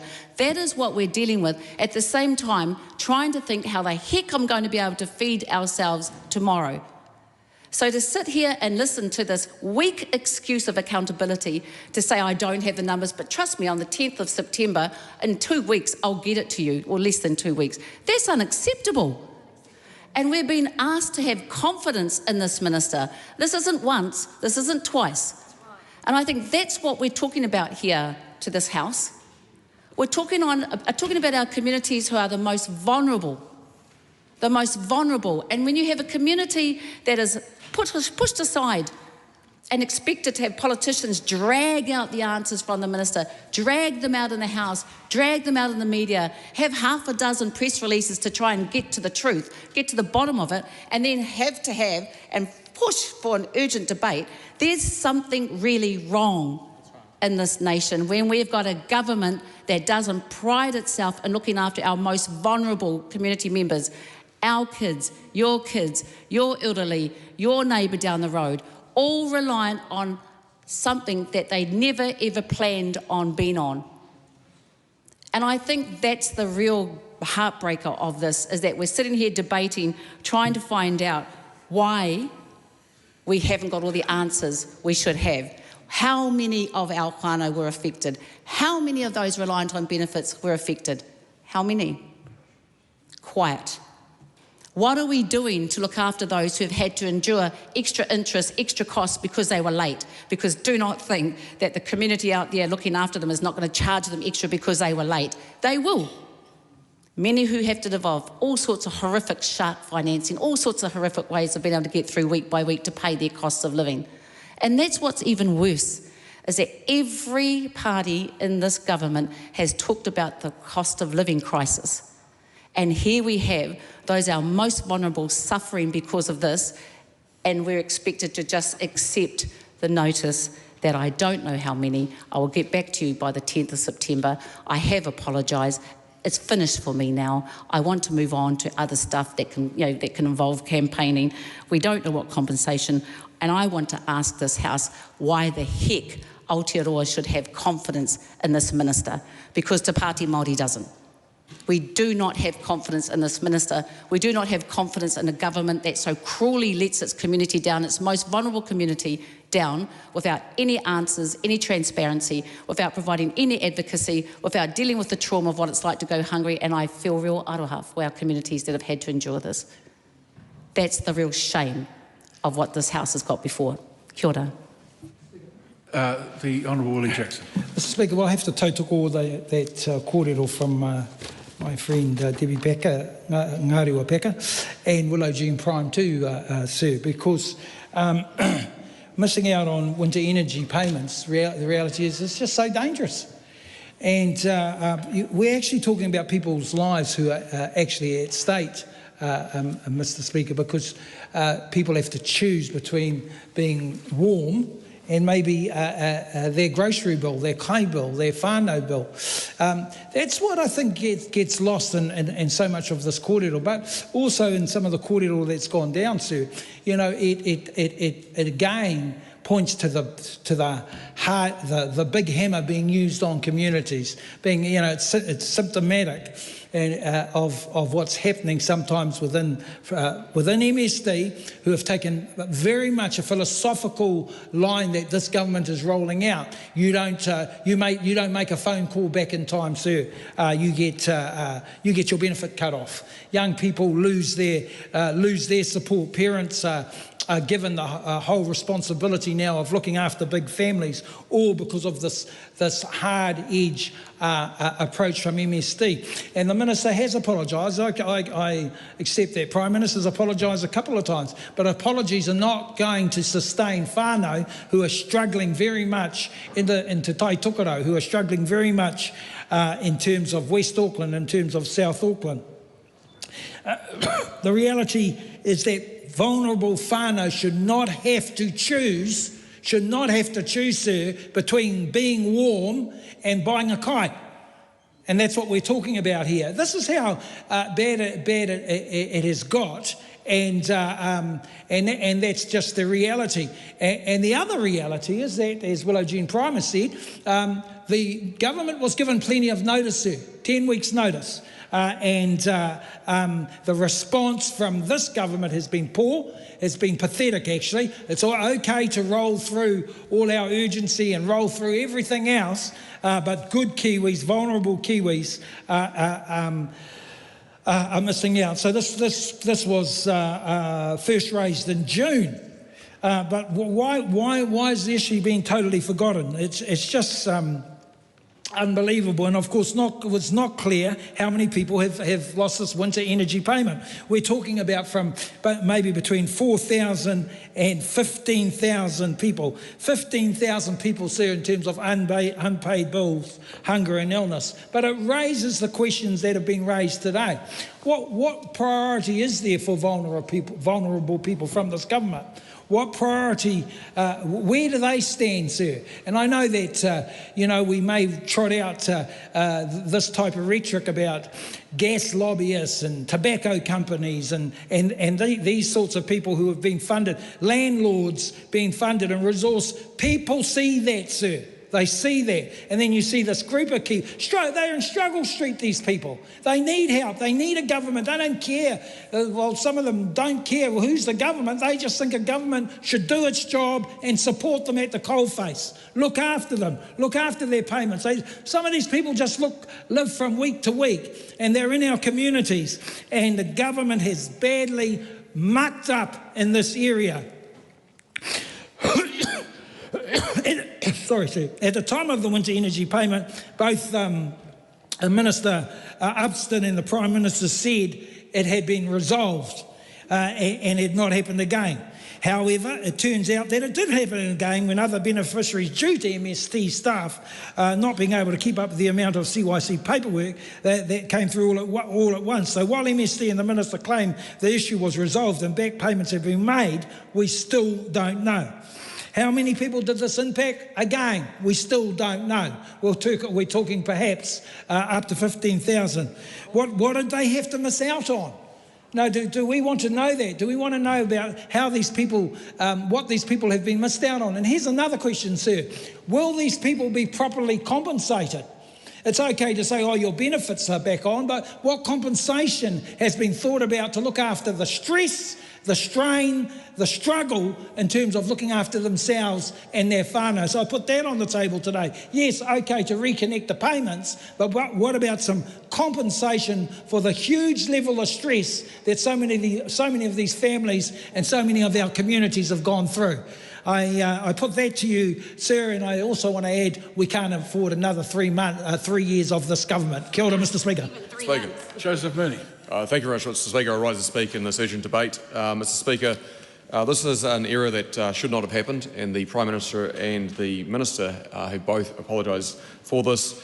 I note that as soon as this issue was raised with the Minister, it was acted on very rapidly to fix it, which has been done.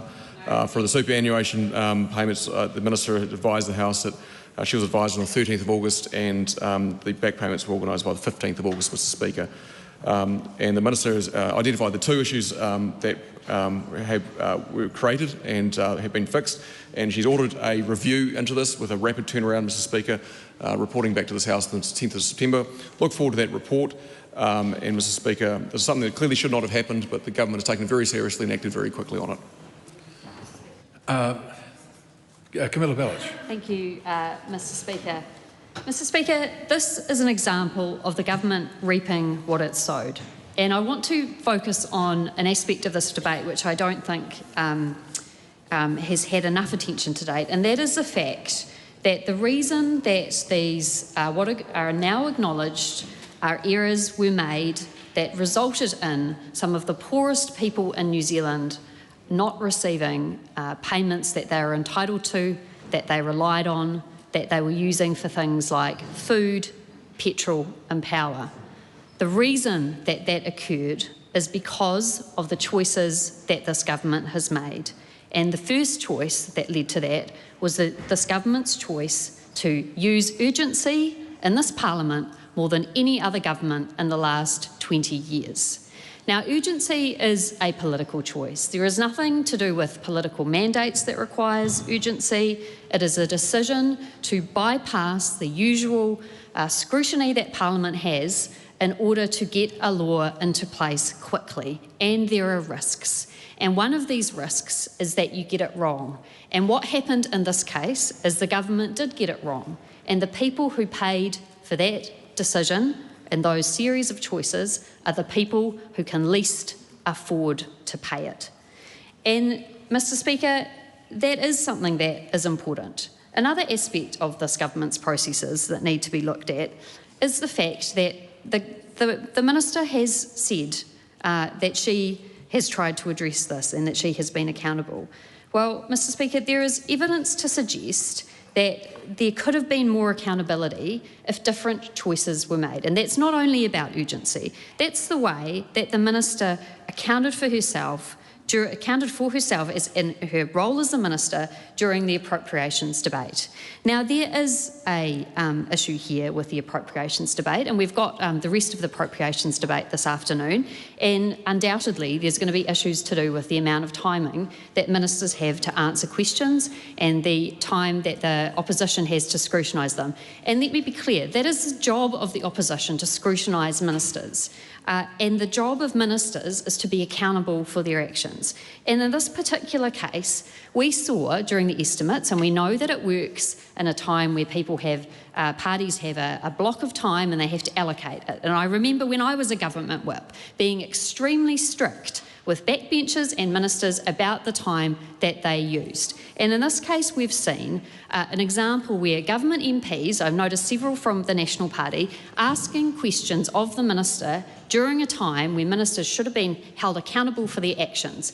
And I've read the transcript of this particular bill when it was discussed with the minister during the appropriation bill, and she refuses to answer questions. She refuses to provide clarity, and she refuses to be accountable from opposition members. And the reason that she says that is that she doesn't want to use her other colleagues' time. Well, her backbenchers used her time to ask the ministers questions that didn't require necessarily an answer, that wasn't sought by the opposition, and it shows an overall mismanagement of this House. There is a bill here that has taken away money from those who need it the most. It hasn't happened once, it's happened twice. The reason that the minister stated that there was an issue was because of the policy work involved.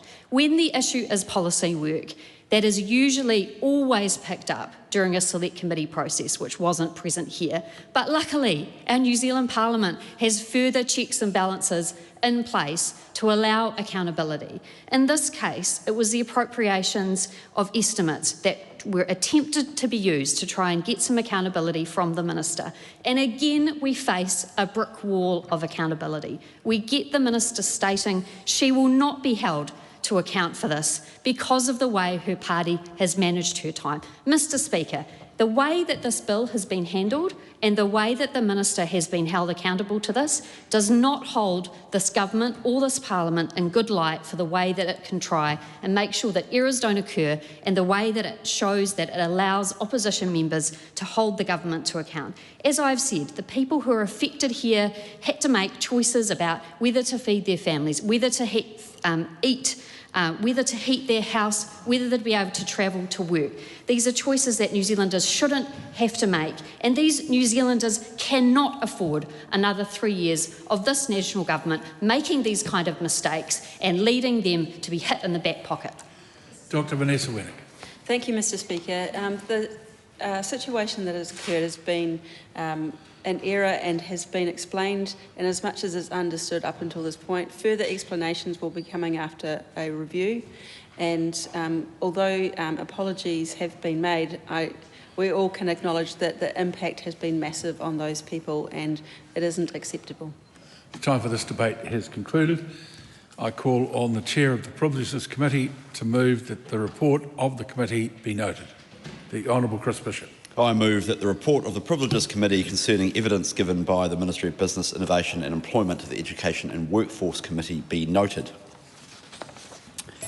Mr. Speaker, I rise as Chair of the Privileges Committee to present and speak to the committee's report on the question of privilege concerning evidence given by MB to the Education and Workforce Committee. The matter came before the committee following a ruling by the Speaker on 24 June 2026. The Speaker determined that a question of privilege arose from evidence given by MB officials to the Education and Workforce Committee on 4 March 2026 and referred the matter to us for consideration. The question the Speaker identified was whether MB had attempted to deliberately mislead the committee. This was a significant inquiry, and it goes to the heart of one of Parliament's most fundamental functions, holding the executive to account through effective scrutiny.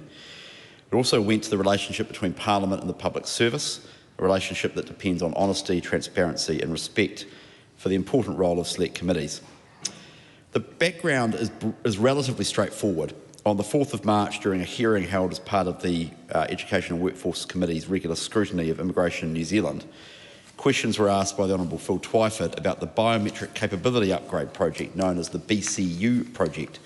Officials acknowledged there had been risks around delivery and referred to work being done on the future direction of the identity program. They did not, however, disclose that the BCU project had in fact been terminated in December 2025. Subsequently, in written responses to the committee, the Ministry again referred to work undertaken in response to reviews and to a changed approach being taken, but did not disclose that the project had already ended. That position became public only on 16 June when the Minister of Immigration tabled a review of the project. The committee then learned that the project had been terminated months earlier, that there had been severe governance and delivery problems, and that Budget 2026 included $31.2 million to write off the failed project. The question before the committee was not whether the project itself had failed, nor was it our role to examine the broader management of the project. We were not tasked with relitigating operational decisions or pursuing questions of policy. The task was much narrower, but constitutionally important, whether Parliament had been misled. We approached that responsibility with some care. We heard written and oral evidence from the two officials whose statements were under examination, Nick Blakely, the Ministry Chief Executive, and Alison McDonald, the former Deputy Secretary for Immigration. We also heard evidence from the Honourable Phil Twyford, who raised the original complaint. We received advice from the Office of the Clerk, reviewed documentary evidence, and provided those who might be subject to adverse findings with an opportunity to respond before we finalised our report. The evidence we received was helpful and candid in many respects. Mr Blakely accepted the evidence provided to the committee had been incomplete. He apologised and acknowledged that the Ministry had been inadequately prepared for questions concerning the project. He told us there had been no deliberate decision not to share information and explained that officials were concerned about commercial and budget sensitivities while negotiations relating to the project's termination were underway. Ms McDonald similarly explained she had understood the questioning in a broader context and that concerns about commercial sensitivity influenced how she responded. She also accepted that a fuller response should have been provided, potentially through a confidential process. The committee considered those explanations carefully. We accepted there were genuine concerns about commercially sensitive information. We also accepted that neither witness appeared motivated by malice or personal gain. The crucial point is that officials appearing before Parliament do not have the option of providing the answers that they know will create a false impression. If there are constraints on what can be disclosed, those constraints must be stated openly and clearly to the committee. As our report notes, it's not unusual for officials to be unable to discuss particular matters in public. Committees deal with these regulations regularly, as colleagues in the House will know. Witnesses may indicate that information is subject to commercial sensitivity, budget sensitivity, cabinet processes or other constraints. Committees can consider private evidence, secret evidence, or other arrangements that enable parliamentary scrutiny to continue while protecting legitimate interests. What happened here was different. The committee found that the Ministry did not tell the Education and Workforce Committee that its answers were constrained by commercial or budget sensitivities. Instead, the evidence presented conveyed the impression that the project was continuing and evolving, when in reality it had already been terminated. After considering all the evidence, the committee reached two key findings. First, we found that the Education and Workforce Committee was in fact misled. The information it received was incomplete and gave an inaccurate impression of the status of the project.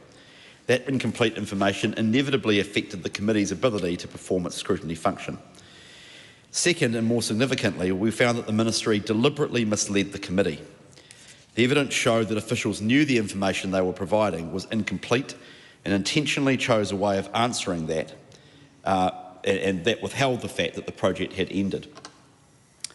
The committee concluded that the Ministry would have been aware that this approach was certain to leave members with a false understanding of the project's status. On that basis, we found that a contempt of Parliament had occurred. That is a serious finding. The Privileges Committee does not make such findings lightly, nor should anyone regard them as routine. The contempt jurisdiction exists because Parliament cannot fulfil its constitutional responsibilities if committees cannot rely on the truthfulness of evidence given to them. The report we've issued therefore emphasises a broader principle. Financial scrutiny is one of the principal ways in which Parliament holds the government and the public service accountable for the expenditure of public money. That accountability depends on accurate, complete and truthful information. When information is inaccurate, incomplete or misleading, the ability of committees to fulfil their constitutional role is diminished. For that reason, the committee states clearly that officials appearing before select committees have an absolute obligation to tell the truth. Truthfulness, responsibility and good faith are foundational obligations of the public service and essential to the proper functioning of our democracy. The committee was also concerned that senior officials appeared unaware of the mechanisms available for providing sensitive information. Extensive guidance exists from the Public Service Commission, DPMC, the Office of the Clerk and committee staff. The committee considered it troubling that these options were not properly understood or indeed utilised. Finally, sir, the question arose as to what sanction, if any, should follow. The Ministry apologised to both the Privileges Committee and the Education and Workforce Committee. We considered these apologies carefully. We concluded that, while a contempt had been committed, no further sanction was necessary. The finding itself is a serious matter. We consider that publication of the report and the House's consideration of it in this debate this afternoon would provide an appropriate and sufficient consequence. On behalf of the committee, I commend the report to the House. Mr. Speaker, I rise to speak on behalf of the Labor Party in this debate. On the 4th of March this year, Nick Blakely and Alison MacDonald from MB came along to Parliament's Education and Workforce Committee to answer questions about Immigration New Zealand. I asked them questions about the department's biometric capability upgrade, an IT project that I understood had been having problems.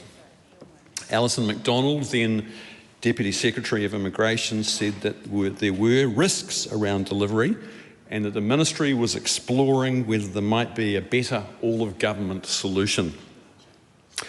I then asked why the independent review reports had not been released publicly. Nick Blakely, the Ministry's Chief Executive, replied by offering to look into that and explained that we're in the process of working out what the program looks like going forward. Following that hearing, the committee asked the department in writing, what work has Immigration New Zealand done in response to the findings of reviews into delivery risks for a major biometric and identity technology upgrade? The Ministry responded in writing, "Extensive work has been undertaken in response to reviews that have identified risks. This work has positively guided a change in the approach to upgrading MB's identity management technology as part of a wider program of work." 2 months later, Minister Erica Stanford appeared before the committee and told us that the biometric capability upgrade had actually been shut down 4 months earlier in December. That in an independent investigation that she commissioned discovered poor project governance, significant delays, rushed decision-making and unclear project requirements. She told the committee that she had been misled by the department about the project's viability and that, in her words, creative accounting practices had been used to keep costs below the mandated threshold that required cabinet approval. $31 million had been written off. Parliament's Privileges Committee, investigating my complaint, found the incompleteness of the Ministry's responses caused the Education and Workforce Committee to be misled. And on the crucial issue of intent, the committee found the Ministry knew that the information it provided to the Education and Workforce Committee was incomplete, and that the limited manner in which the Ministry answered our questions about the BCU project was intentional. The committee found the Ministry would have been aware that in choosing to answer as it did, it was certain that the committee would have been misled as to the status of the project.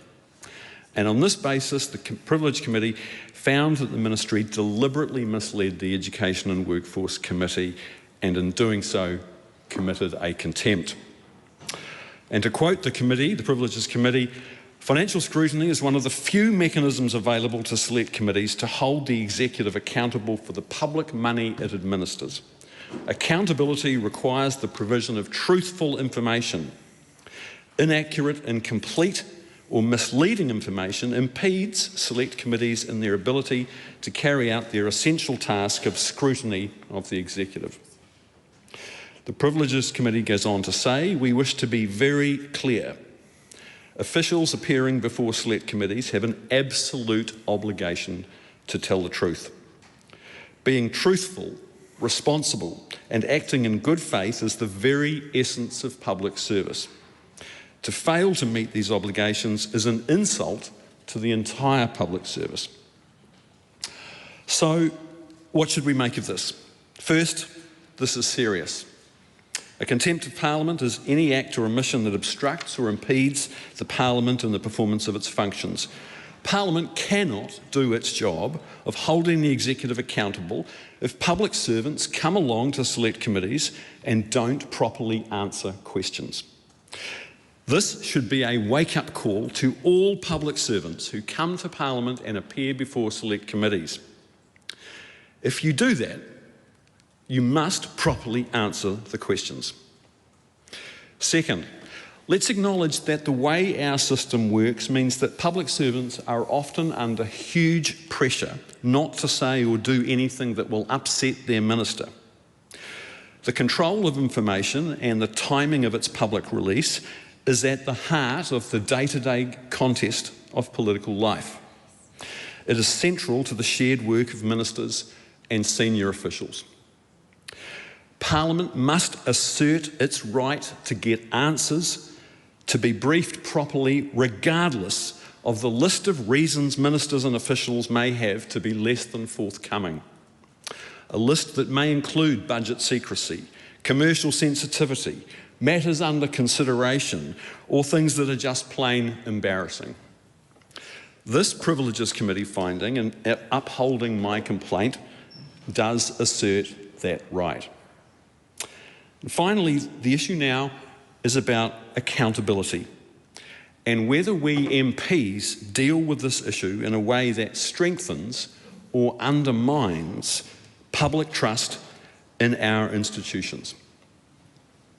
We should do everything we can to protect and preserve a public service that New Zealanders can be proud of. A public service that stands for honesty and integrity. So what should happen now? Should Nick Blakely remain in his job? Public Service Commissioner Sir Brian Roach declined Nick Blakely's offer of resignation, saying it would not be fair nor proportionate. He said that accountability is fixing the problem and that Blakely had only been in the job for 6 weeks at the time he misled the committee. Immigration Minister Erica Stanford says she has confidence in Nick Blakely and that he is the right person to turn the situation in MB around. I have every reason to believe that Nick Blakely is a good person, and many of my colleagues who have dealt with him professionally regard him as a good public servant. With all due respect, none of those things are material here. The Privileges Committee has found a senior public servant deliberately misled this Parliament. What are the public to think if that public servant continues in his role? That it's okay for public servants to mislead those who they're accountable to? That you'll get a telling off if you do that, but it's okay to carry on in your job? Nick Blakely's position as Chief Executive of MB is untenable.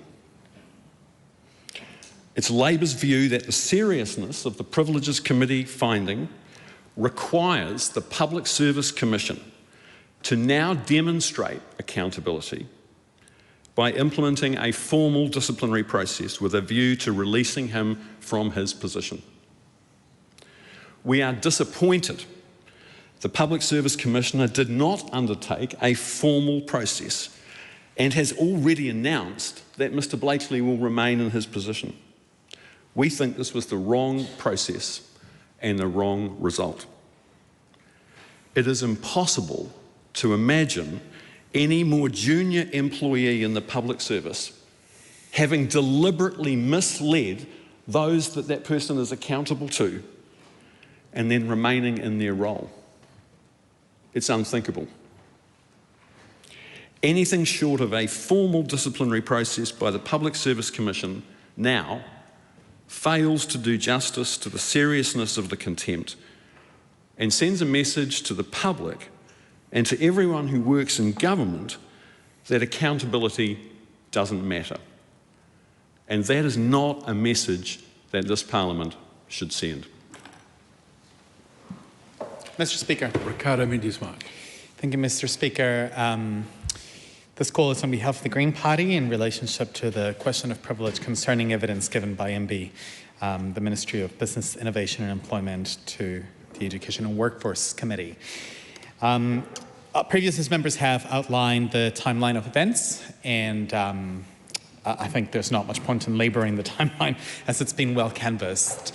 So instead I will focus on, I think from our perspective, why Parliament being deliberately misled on this specific issue is of particular concern to us. Any incident, of course, in which senior public officials deliberately mislead Parliament, particularly during an act of accountability, as it was the case in the session that occurred on the 4th of March, is concerning. The particular concern we have in this specific case comes from the fact that already there was public reporting over the fact that the biometric capability upgrade and its connection to the Migration 5 Pact was shrouded in secrecy. And so the context of this specific subject area was one that related to this ministry basically trying to comply with our Migration 5 Pact obligations, or commitments rather, to automate the sharing of people's biometrics information with the likes of the United States or the United Kingdom. This is not just any IT upgrade that would have seen just simply an interface change. This was an IT upgrade to do with the sharing of people's biometric information. And in this specific case, it had to do with the sharing of biometric information, including of asylum seekers and refugees that would have been passed on to regimes that do not have a particularly good track record when it comes to human rights and the treatments of those groups. Which is why the fact that Parliament was deliberately misled, as we found in the Privileges Committee, is, I think, even more so shocking, and why I echo the calls from the Honourable Phil Twyford of further accountability for the people involved in misleading Parliament. I think the report speaks for itself when it comes to the fact that there were multiple attempts by members of Parliament to ascertain the status of the biometric capability upgrade. I acknowledge that in the heat of exchanges in a public hearing, sometimes people may not be able to articulate their answers in a way that is fulsome or maybe as transparent as they would have liked. That's still not okay. But that's why the post-hearing question process can be used to seek further clarity. And in this specific case, there were attempts to use the post-hearing question process to actually elucidate the status of this project and perhaps maybe seek clarification from oral answers that may have not been sufficient. It wouldn't be the first time that I think an MP would have sought clarification through this process from officials or a minister when perhaps the answer we were given just didn't feel like it was as close to the truth or factually correct as we were aware or had been sort of told off, or perhaps through whistleblowers or whatever. And so I think the fact that there were multiple attempts make this all the most egregious. The fact that on top of that, this Privileges Committee report was parallel to incidents in which the immigration minister herself was also commenting on the fact that she felt like she was misled by her own ministry when it comes to the information that was provided to her on the status of the biometric capability upgrade, speaks of broader concerns as to whether the people at the top of the ministry had been forthcoming not just to the members of the Education and Workforce Select Committee, but to their own minister as well. And in my view, it is a combination of those facts that I think makes the findings salient moving forward. Because ultimately, the context in which the biometric capability upgrade was going on still exists. And I think there's a lot of answers that the Ministry of Business, Innovation and Employment need to give to members of Parliament of how they have been conducting themselves in their approach to meeting their commitments to the Migration 5 Pact. Because so far, what I feel we've seen has been a systemic and deliberate attempt to not be fully transparent with the provision of information in relationship to this project.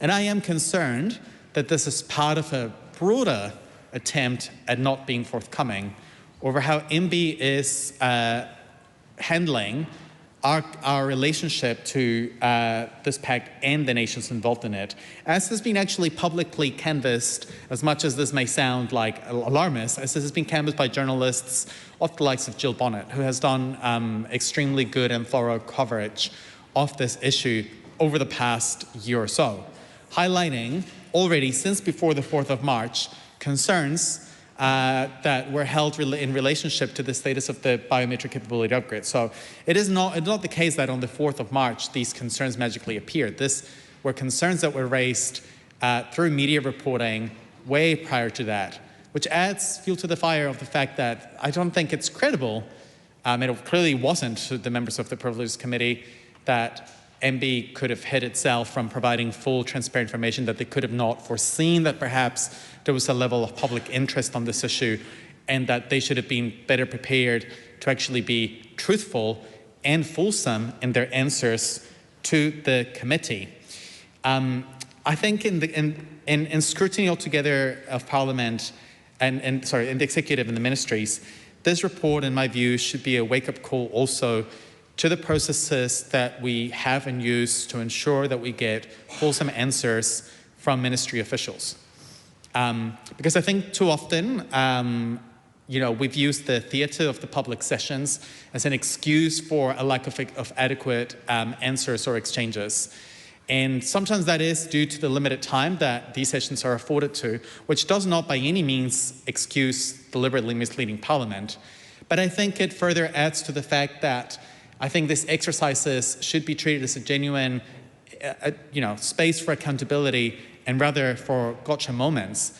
And if what we have is a case in which members were genuinely trying in good faith to ascertain information as Citizen Project, and we instead just get the merry-go-round from officials over, for example, whether this was just commercially sensitive information, when, as others have already outlined, that if this had been the case, they could have sought different recourses for that information to be provided to us. Because we did have public officials with quite a bit of experience in front of us at the time, not just Nick Blakely. We had Alison MacDonald, who was a very experienced and very senior public servant, who I think, again, just makes it not credible that neither of them knew or sought even advice on what other avenues they could have provided this information to us. And if it had been the case that it was so commercially sensitive, they could have just said so. And lastly, I just think also that simply telling us that the project had been discontinued, but that they couldn't perhaps tell us further details because those details were commercially sensitive, could have been something they could have told us. I just think the fact that misleading Parliament under the guise of commercially sensitivities actually sets a terrible precedent, and that is something that is very, very concerning. I also want us to reflect on the consequences that were afforded to Nick Blakely and Alison MacDonald in relationship to the broader issue of deliberately misleading Parliament. There's been sort of a bar being set today, and this kind of touches on the comments from the Honourable Phil Twyford around sort of like what is a level of acceptable consequences. Often I think members have concerns about whether even other MPs may be deliberately misleading Parliament or otherwise. And I think the judgment that we have used for Alison MacDonald and Nick Blakely is one that I hope we all reflect on when we perhaps accuse each other of the same thing. Because I think the accusation of deliberately misleading Parliament is one that does get sort of thrown around a lot. And I think if we're going to set if the Privileges Committee is going to set a bar for senior public servants, we should reflect on also the sort of bar that we set for members of Parliament as well. But with that, the Green Party welcomes the report. We welcome the call from the Honourable Phil Twyford for sort of a greater accountability process and disciplinary process to happen as well. I think that is fair and just. And I say this well knowing that at the end of the day, MB holds a huge amount of power in the immigration space over people's livelihoods. It's not just a matter of whether the interface is good enough. Hamjit Palmer. Thank you, Mr. Speaker. I'm taking this call on behalf of the ACT Party to support the report presented by the Privileges Committee. Mr. Speaker, I would like to start by saying that this is a very serious issue, and I would like to make it clear why it's such a serious issue, because ultimately it is about trust. It is about people's trust in Parliament, people's trust in public service, and also Parliament's trust in our public servants. So it's a very, very important issue. And Mr. Speaker, when this matter was referred to the Privileges Committee, the Privileges Committee had one very straightforward question in front of it. And that was, did the ministry deliberately mislead the committee? And the Privileges Committee did a thorough work on this. After considering all the evidence, the answer to that question was yes. Mr. Speaker, the Select Committee found that ministry deliberately misled the committee, and in doing so committed a contempt of Parliament. And this is a very serious finding. When officials, when public servants appear before a Select Committee, basically they are appearing before Parliament.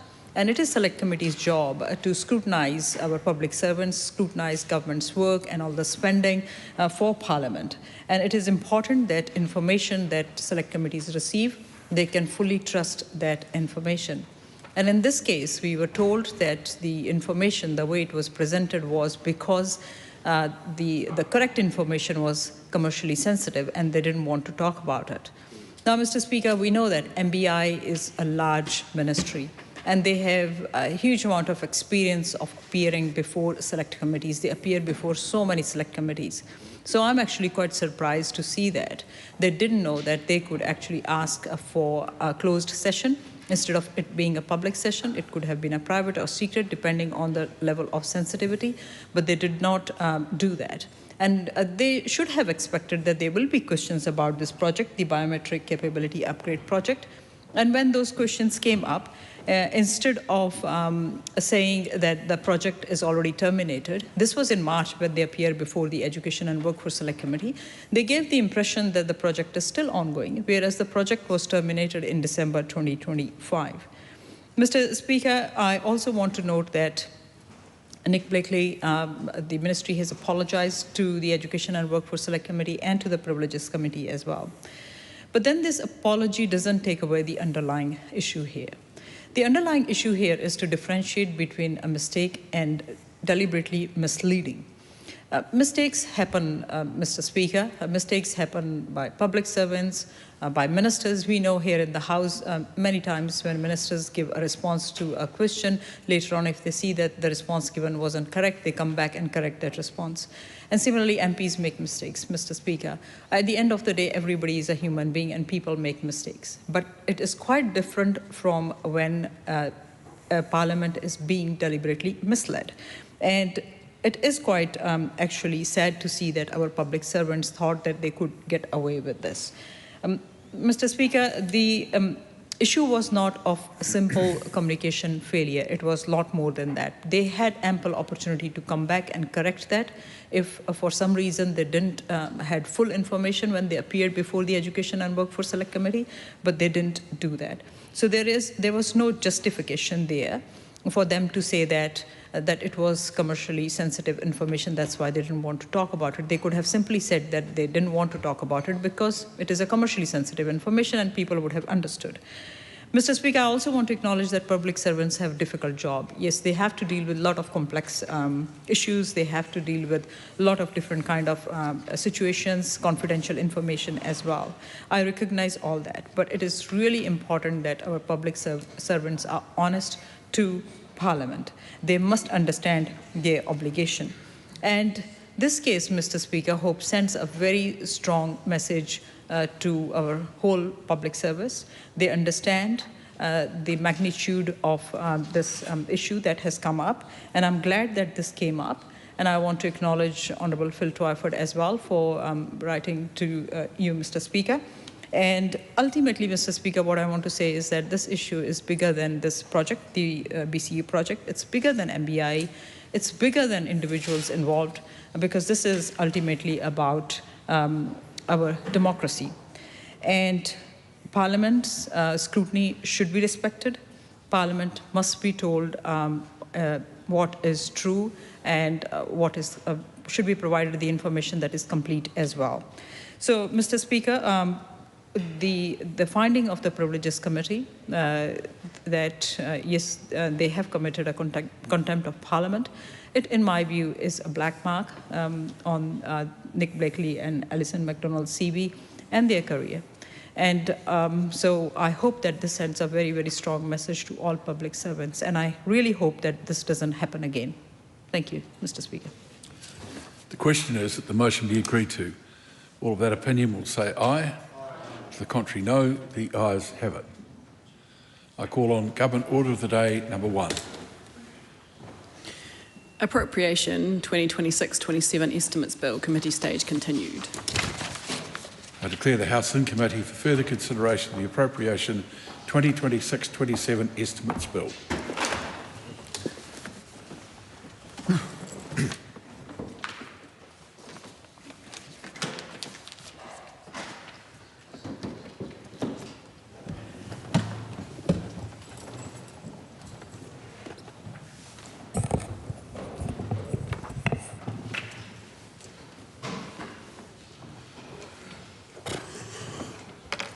Super sub again. They're trying to find the right minister.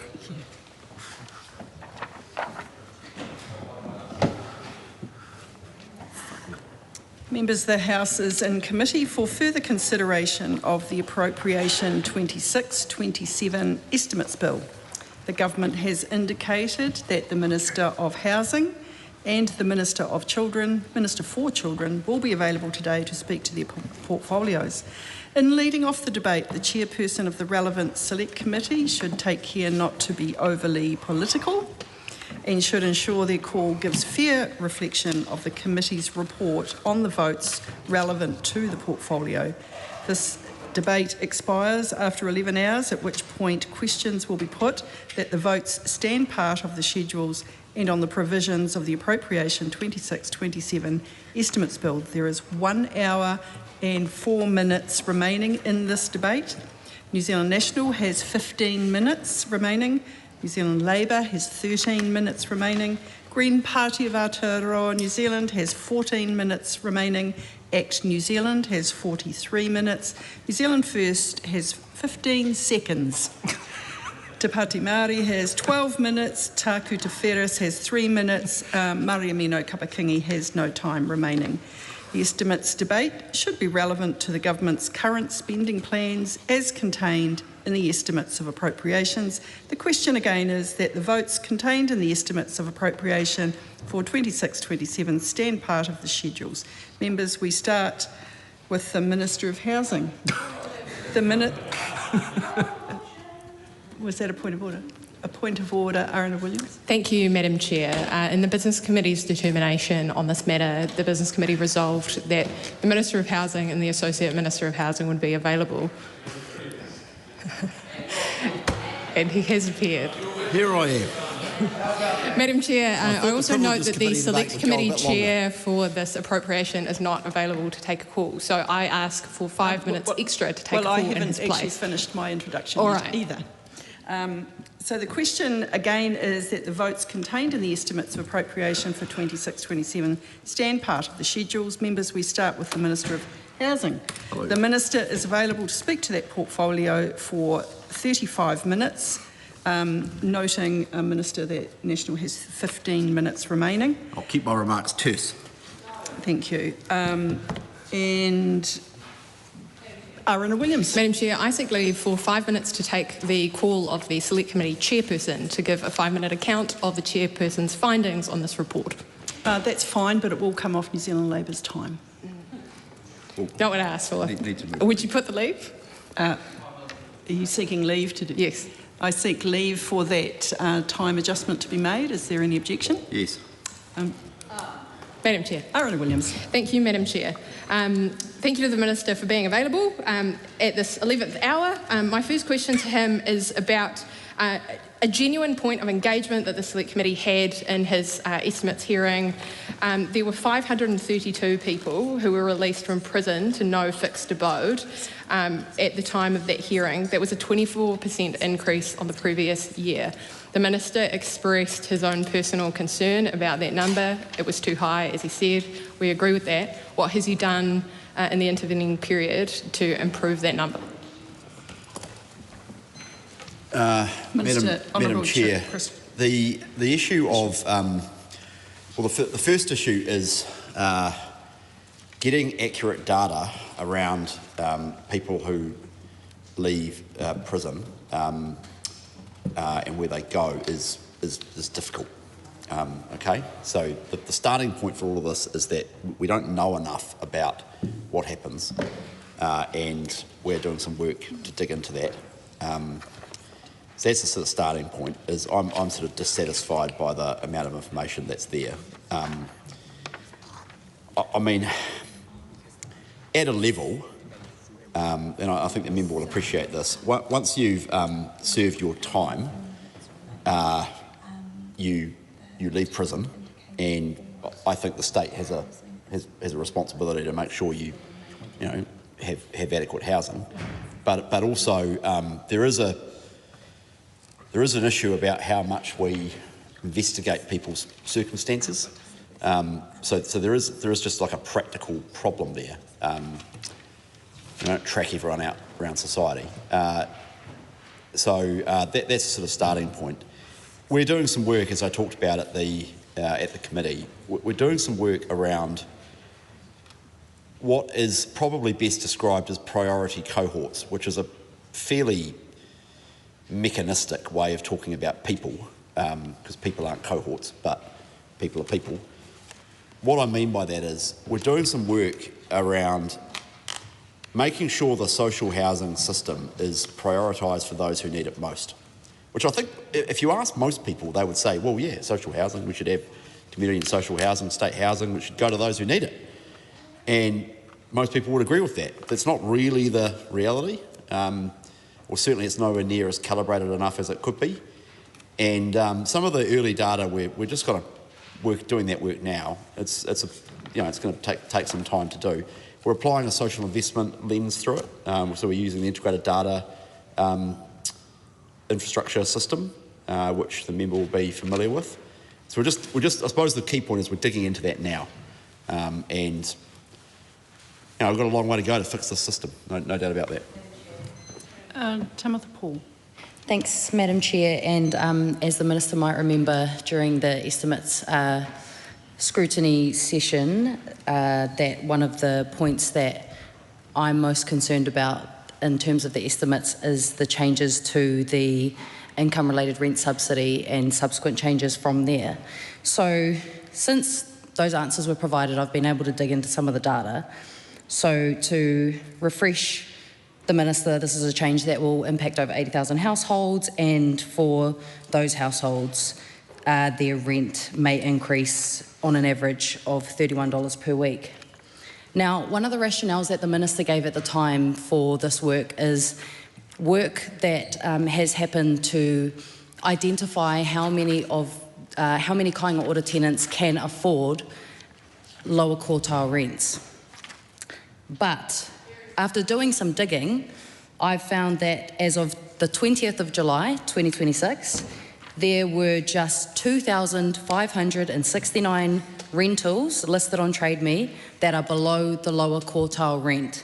But the changes that the Minister's decided to make affects approximately 26,000 households that the government thinks can afford a lower quartile rent. So what work has the Minister done since making the announcement, or before that, to actually know if those tenants who who they are assuming can afford lower quartile rent will actually be able to find a home within that lower quartile rent range, and do they exist?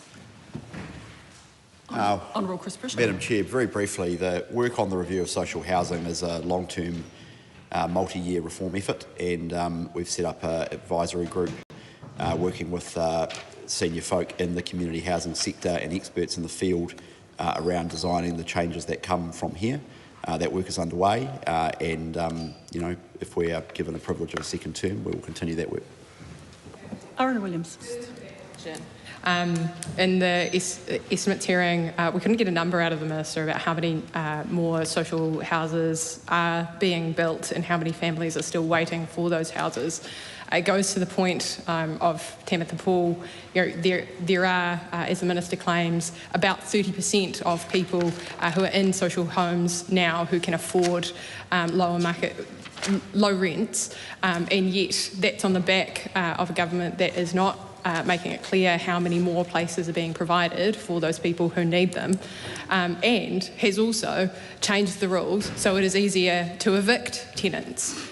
90-day evict at will provisions are back under this government. Law changes that make it harder for exactly these tenants to remain in the secure homes are back on the agenda. And so what is it as part of the government's program that actually enables any of that? If that were true, that these people need to be housed by the private market, then surely it would be the government's policy to improve the factors that mean it is possible for them to house not only themselves but their children in private rental homes. Madam Chair, the member seems unfamiliar with the publicly available data on all of this stuff. I encourage her to go to the public housing dashboard, which will give her down to the individual number, broken down by TLA area, the number of people on the wait list, which is around 19,000. It's come down by 7,000 under this time of government. It will also tell her to excruciating detail where social houses are around the country. So that number, that data is all publicly available, and I'm surprised, frankly, that she doesn't know that. Between 30 November 2023 and 31 July 2026, 8,488 social homes have been delivered. That's a net number, by the way, taking into account demos and sales. And she also asks about various different funding commitments. Budget 2024 funded 1,500 new social homes, funded from removing the First Home Grant, which was an effective way of supporting first home buyers. We're actually getting more out of those 1,500, the money appropriated for the 1,500 than we thought. From memory, it's about 1,600, around about that. It's around about 1,600. Don't quote me specifically, but we're getting more than we thought we would. It might be 1,550. Oh, here we are, 1,550. I've got it right here. 1,554. So it's more than we thought. Budget 2025, we funded 550 new homes for Auckland specifically. Again, we're getting actually more than we expected, about 637 to 669. Budget 2025 put money in for the flexible fund, which was meant to be 675 to 750. We've actually just announced 823, and time is against me, but I could give you chapter and verse about how we are building in the right places, including the East Coast, Te Rāwhiti, far north, where the need is real great. And then Budget 2026 set up, or put more money into the flexible fund with 1,800 to 2,250 homes. So all up, when you add all those together, 4,800, 5,200 additional social homes and affordable rentals. And I haven't even counted the Maori housing funding, which does continue on from some of what the last government established, but we've also made sure we're getting really good bang for buck through there. Here's the take-home point. At the end of this government's time in office, for the first time in New Zealand history, we have a 4-year funded pipeline, not just a made-up pipeline, funded, as in there is money there, appropriated in the budget, ring-fenced for the chip sector, a funded 4-year pipeline of community and social houses, and we have the liquidity support behind the Community Housing Funding Authority, which is part of the reason why we are able to deliver so many more homes than we initially budgeted for, because by coming in behind the CHIF, the Community Housing Funding Authority, we've lowered the costs that the CHIPs are facing through the debt that they have to finance, and so by doing that we're also getting more bang for buck for the government. It's a good news story, as they say, and I'm sure the member will welcome it.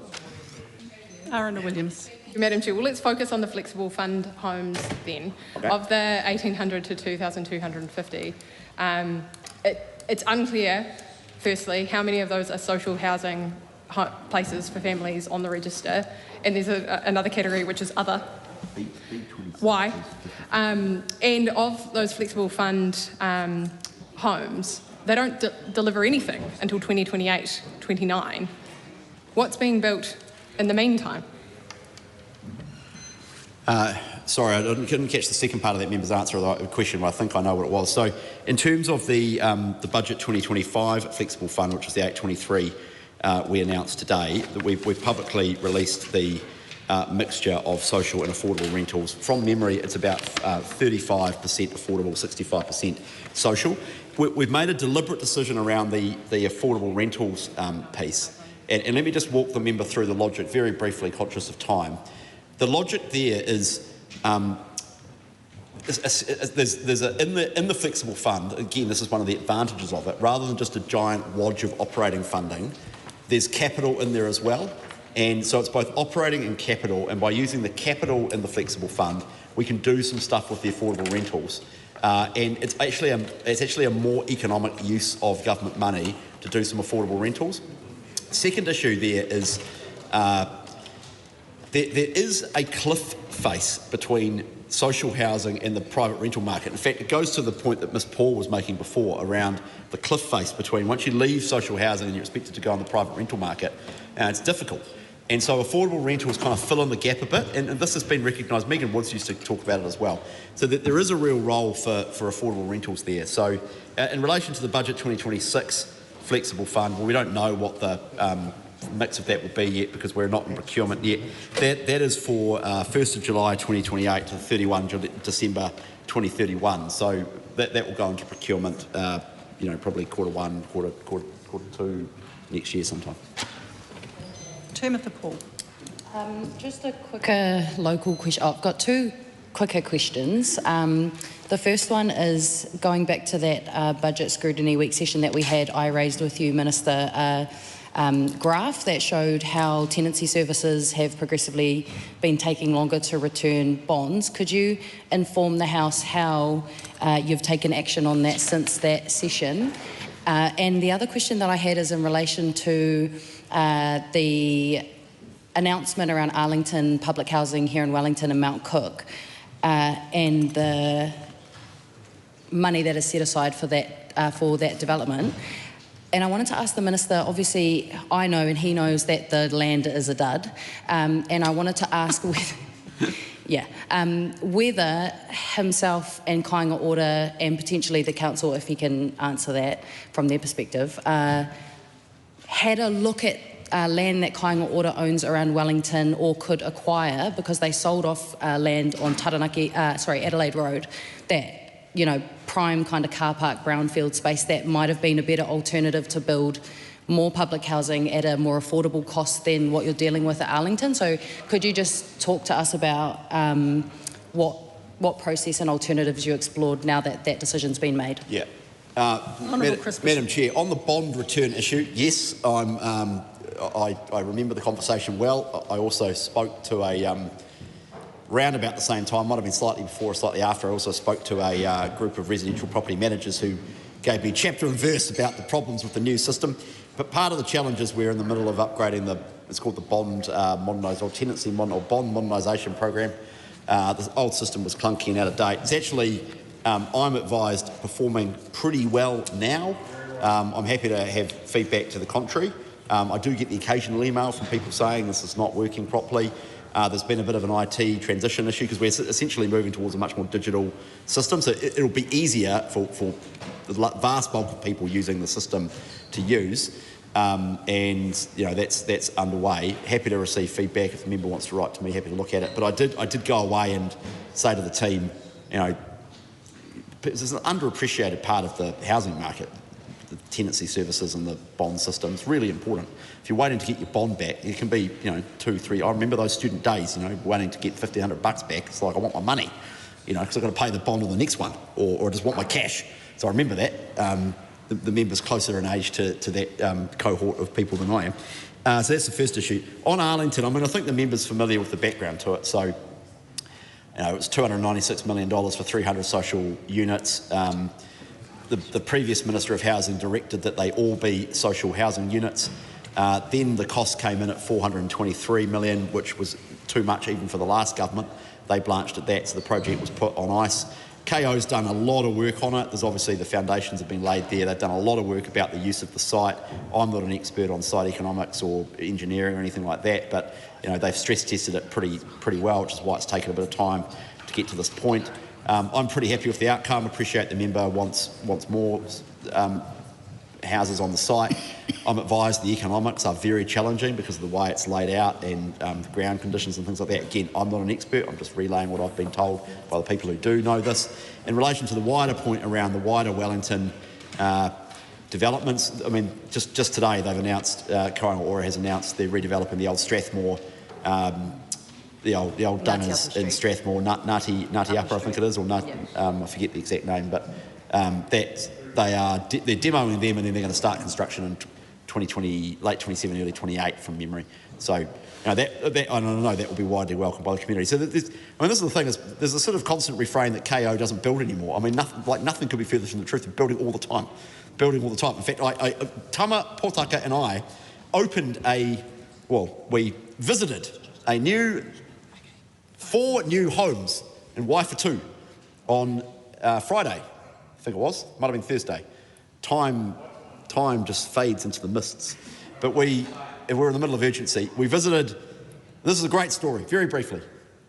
One old 1950s KO dunga in Lower Hutt, 4 new houses, 2 2-bedroom units, 2 3-bedroom units, standardised, optimised design.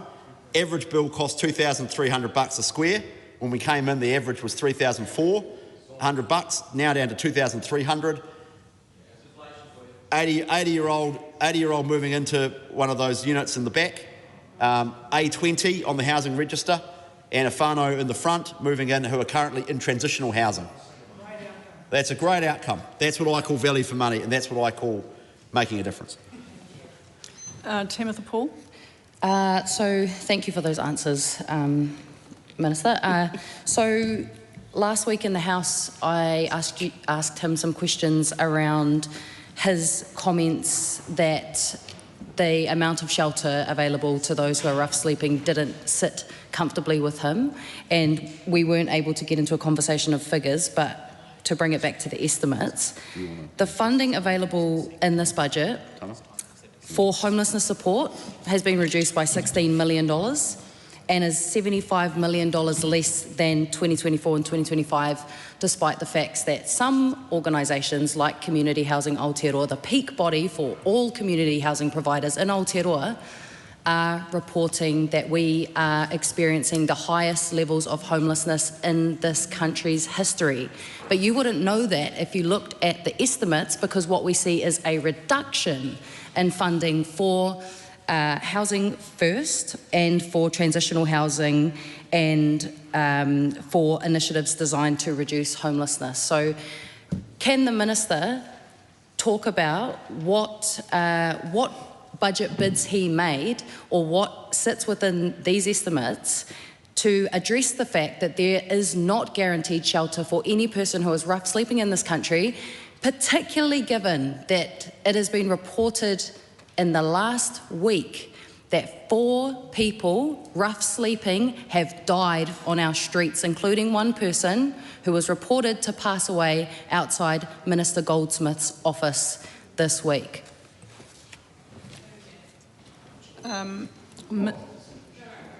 Honourable Tamapotaka.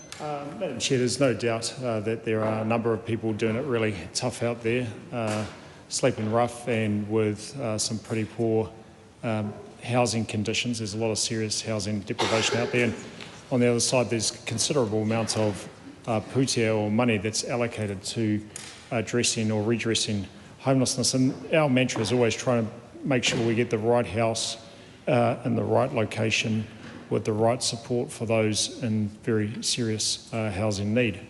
And there wasn't a mention of statistics, and there are variable statistics over whether or not homelessness or rough sleeping has increased or decreased in various towns and cities throughout the country.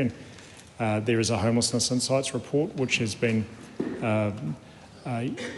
contributed to by various housing advocates and housing organisations, and that report says that in some cities like Auckland, those that are rough sleeping have come down. In other places they might have stabilised, in other places they might have gone up, and clearly there's a need for some more consistent and aligned statistical information gathering. But there is considerable amount of pūtea and funding that's put into responding to homelessness, whether or not it's rapid rehousing or housing first or transitional housing or even indeed emergency housing. But we know that emergency housing is a last resort for those with a genuine need for temporary accommodation. In relation to the comment about housing first, we actually announced last year 300 additional places in September, and what we found at that time, there were a number of places that were funded with organisations but weren't being used. And when the accountability blowtorch, Minister Goldsmith, was applied to those housing providers and the work that our teams do at MPARD, we found out actually that over 100 places were then filled that were existing before we announced the extra funding for the Housing First 300. So since then, over 725 people have come in through Housing First, new folks that have come through that system as a result of our announcements, and of course making sure that we've got accountability throughout the system, right up through to the ministers and our officials as well. In addition to that, we observed that there were some serious challenges around outreach.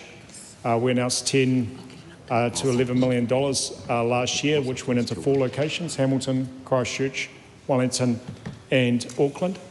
We doubled down on that.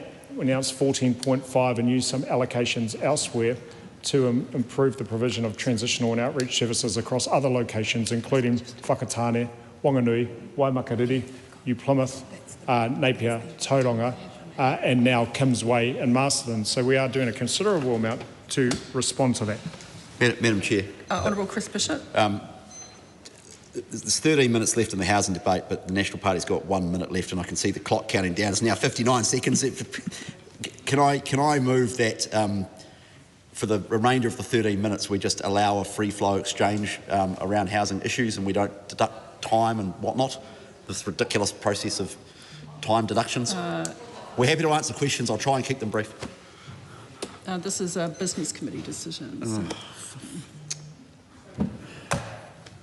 Aaron Williams? Well, we can't answer the question now. So. I take leave for the Minister to have an untimed response for the remainder of the housing estimates debate. I don't believe I can put that leave because it's a decision of the Business Committee. Okay. Can I take it Madam Chair. Aaron Williams. Madam Chair, I have 2 minutes. And I would ask that the ACT Party take some calls in this debate about what their preferences are for housing. I would like to ask them what their approach is to the housing first places.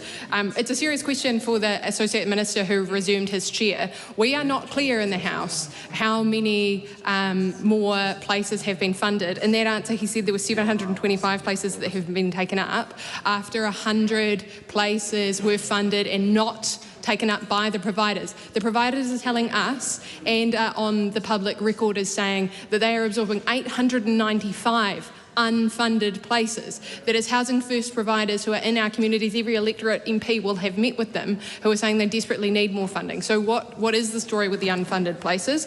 I also want to ask the Minister how, since his announcement, whether he has reflected on his own comments to the Select Committee that the Ministry's Homelessness Insight reports was inaccurate and not my data, or is he saying that the other reports are more accurate than the government's own data? Madam Chair. The Honourable Chris Bishop. Very briefly, we've never said they're inaccurate, but they are a compilation of data from Rotorua, from Christchurch, from Wellington. They are not official statistics. They are largely a compilation of data that comes from councils and community groups.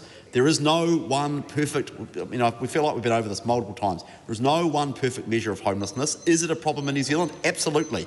Are there too many people sleeping rough? Absolutely. Do we all want to do something about it? Yes. But it is not just a money problem. If it was a money problem, where does the $30 billion we spent on housing between 2017 and 2023 would have fixed it? It didn't. It got worse. Officially got worse. The Minister's time has expired, but before I take another call, I've had advice that with the leave of the committee, that we can request that the ministers are able to answer the questions without time limits, but it will only be for this particular segment. So, Minister, if you did. Honourable Tamapotaka. In response to the assertion that there were 800 funded places, what I said, and you might check the Hansard from 10 minutes ago, is there were 300 additional housing first places. There were also an existing 105 places that were funded but weren't filled, they were vacant. And that's why I said we all have to have accountability in this space, ministers, officials, but importantly the housing providers, to make sure that the funded places are filled. Since we made that announcement in September, and I'll spell it out so everyone can understand, 724 people have come through those 405 places. Because people come in, then they go out and they might go to transitional other places. Okay, so that was as at 30 June 2026. There are a number of other arrangements in place where people might not go through housing first, although they're rough sleeping, they might go to rough sleeping, from rough sleeping to transitional. There's also some immediate access places that have now been funded through various budgets up at Kahui Tukaha and the Auckland City Mission. They, again, are a slightly different method of supporting people that are facing homelessness concerns, but those two are a pathway for people. I'm sorry, members, but point of order, Aaron Williams. Thank you, Madam Chair. I take leave for the ministers to have a free-ranging debate in this period of the estimates housing debate to answer as they wish. Leave is sought for that purpose. Is there any objection? No. Oh. Okay. Seriously? Point of order, Kushla Tangara Manuel. I therefore then seek leave for another government party to share some of their time so that the ministers can give this debate the respect it deserves. Can't do that. Oh, just consider it. Ingrid Leary. Thank you, Madam Chair. I'd just like to use this opportunity to talk about one of the actions that's happened under this government that I really would have loved to have asked the Minister about, and that is the ceasing of the building in Carroll Street in the Dunedin electorate.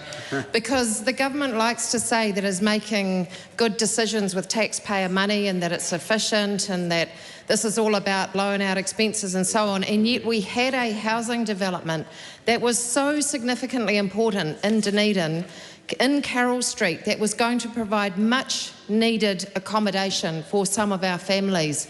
And for no rhyme or reason, with very little discussion and very little accountability now, we have seen this, this development stopped. And that is an utter waste of taxpayer money. We know that we have people in Dunedin living in sub-zero temperatures at the Oval. There's a section of my electorate, which straddles Rachel Brooking's electorate, where we have what's called Tent City. And it is a sad indictment on our society that we have people living in sub-zero temperatures in these tents, unable to access accommodation, and yet just up the road, probably a couple of kilometres, a full housing development was being built by Kaingora. It had gone through the business case, the land had been bought, the building was getting done, and then for no reason suddenly it was stopped. And Mr Chair, this is not just the Carroll Street development. There are other developments around Dunedin and the whole lower south. I'm aware of some developments that were going to take place in Invercargill, where arguably the temperatures can be even colder. And the Minister's response at the time, when we asked questions about why the developments were being stopped, was, oh, we've got to make sure we've got the right house in the right place for the right family. Well, tell those people that got evicted from the housing development in Invercargill, who had nowhere else to go to, that they were going to be the collateral for this government to basically stop its building program, with what seems to be like a real dependence on the private sector for the social housing needs that this country desperately has. So, Mr Chair, I just want to put that on the record, that had the Minister been able to answer the questions, these are questions that people from Dunedin have raised continually with Rachel Brooking and myself.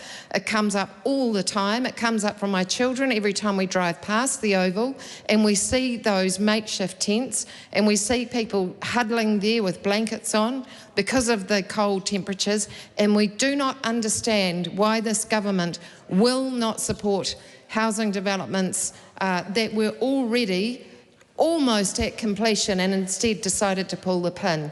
We also do not understand why a place like Dunedin, that has done very well in the interrelationships between people and between organisations to help with housing, has in a way been a victim of its own success, because now we are finding that our charitable organisations and our NGO sector are getting caseloads from Cromwell and other places to come to Dunedin. So those are my questions from the people of Dunedin. It's a shame the Minister can't answer. A couple of questions from me to the Minister, and I'll start first off with this one. How many vacant houses are there currently in Aotearoa, if the Minister can answer that? Supplementary to that question is, what impact would a vacant housing tax have on homelessness? And how many homes would the government expect to be filled? I'll leave that there for the Minister to ponder. I want to also revisit homelessness, knowing rangatahi homelessness. Should I sit down? No. Rangatahi homelessness, specific questions. Why has the government continued to return $1.25 million a year from rangatahi transitional housing when its own housing system is reporting more people living without shelter, and when rangatahi homelessness rates are still on the increase, especially in Tāmaki Makaurau? How many rangatahi beds or supported accommodation places were lost because that funding was returned? How many rangatahi are currently waiting for transitional or supported housing? How many are Māori And how many are in my electorate of Tāmaki Makaurau? What specific appropriation prevents a young person leaving state care, youth justice, hospital or prison from entering homelessness? Does the Minister measure how many rangatahi are discharged from public services into homelessness? If not, how can he claim his spending is preventing it? And lastly, will the Minister reinstate that $1.25 million and direct it back to Māori-led rangatahi homelessness prevention? Timothy Paul. Mr. Chair, to the Minister, is he comfortable with the fact that this budget and these estimates are silent on providing additional immediate access transitional housing beds in New Zealand in the middle of a homelessness crisis? There are 65 immediate access transitional housing beds in the whole country, and they are all in Auckland. What about everybody that lives everywhere else? Where are they supposed to go when they are moved on in a few months, when this government's legislation is enacted, and when those people who are committing the crime of sleeping on the streets as a result of the choices that this government has made, where are they to go if they don't live in Auckland? Where are they meant to go? And how is he meant to sit in discomfort about that fact and have an estimates budget that does absolutely nothing about it? Mr. Chair, I seek leave for 1 minute of somebody's time just so I can respond to Parliament and do my job. Hold a sec. Is anybody on that side want to give the Minister 1 minute? Or over there? Anyone? Yes? No? Speaking to the point of order, Dr. Lawrence, Speaking to the point of order, we are happy to offer the Minister time, but my understanding is it needs to be agreed by the whips. What's that? So you're going to give him a minute? We're happy to give, the Greens is happy to offer a minute to the Minister to respond. Immediate access transitional housing did not exist 12 to 18 months ago. It is a new response piloted by this government and only this government to respond to pressing needs. Yes, it exists in Auckland, and yes, if there are proposals in Wellington, and Julianne Genter, her colleague's written to me about it, I'm sure MCERT will assess those proposals from reputable providers. It didn't exist 18 months ago. We have boosted transitional housing. We have boosted housing first. We have made sure that the housing first places that are already there that weren't being filled, by the way, the providers actually go out and fill them. And Tama Potaka can give you a chapter and verse. We're making a difference on the ground. There is significant support going into addressing the real hard edge of the problems on the ground. But the immediate transitional housing didn't exist 2 years ago. We created it in order to respond to the specific issues the member is raising. Members, the Minister's time in the chair has come to an end. We now have the Minister for Children. The Minister is available to speak to that portfolio for the remainder of the debate.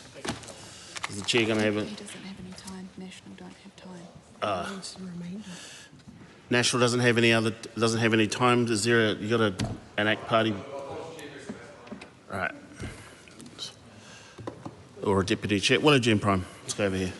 Kia ora, Mr. Chair. Well, it's very clear throughout this entire debate the governments have not managed their time sufficiently to be able to address each of the portfolio areas. We had this issue in social development and employment. We just saw that in housing. Now we have children. I hope that with the time that we have remaining, the Minister from a different political party does have a bit of time and can engage with us. So, with that, I want to start on reports of concern. We have seen reports that the number of reports of concern have increased significantly, and I want to know what is in the budget to address those reports of concern, that increase in reports of concern. I also note that in terms of the performance measure, the target is 95% responded to, but that is consistently not achieved. So can the Minister please talk to that? Mr. Chair. Honourable Karen Shaw. Before I start, Mr. Chair, I think I'll just go through a little bit of the budget initiatives. So first of all, I'd just like to acknowledge the work that Oranga Tamariki staff do each and every day. These people are out there every day in our communities making a difference in people's lives, and I think we need to acknowledge that. Since becoming Minister of Children, my focus has been clear. It's on the safety and wellbeing of children and young people, and that must always come first. Through site visits up and down the country, I've had many conversations with frontline workers, and I know firsthand that the staff understand better than anyone else how important their role is, which is why the question from the member is so important, because it is raised around the reports of concern and around the pressure that is on the system. There has been a 45% increase in reports of concern over the last few years. Some of that is because we've changed the reporting measures and how we report, because the way we were reporting beforehand left some gaps for young people where repeat reports of concern weren't considered as separate reports of concern, they were considered as one. So that has been part of the rise.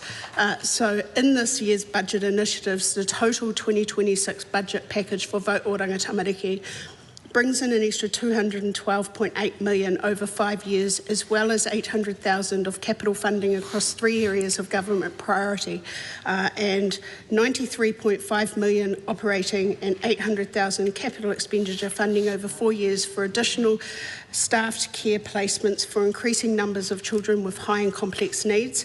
It will also enhance the range of care responses and intensive clinical services to prevent escalation of needs and placement breakdowns, providing better outcomes for children and their families, and ultimately less repeated reports of concern. $90.5 million over 4 years to respond to the increased number of reports of concern and to implement efficiency measures that improve delivery timeliness. $27.7 million over 2 years to progress the implementation of the recommendations made in the Dame Karen Patasi review.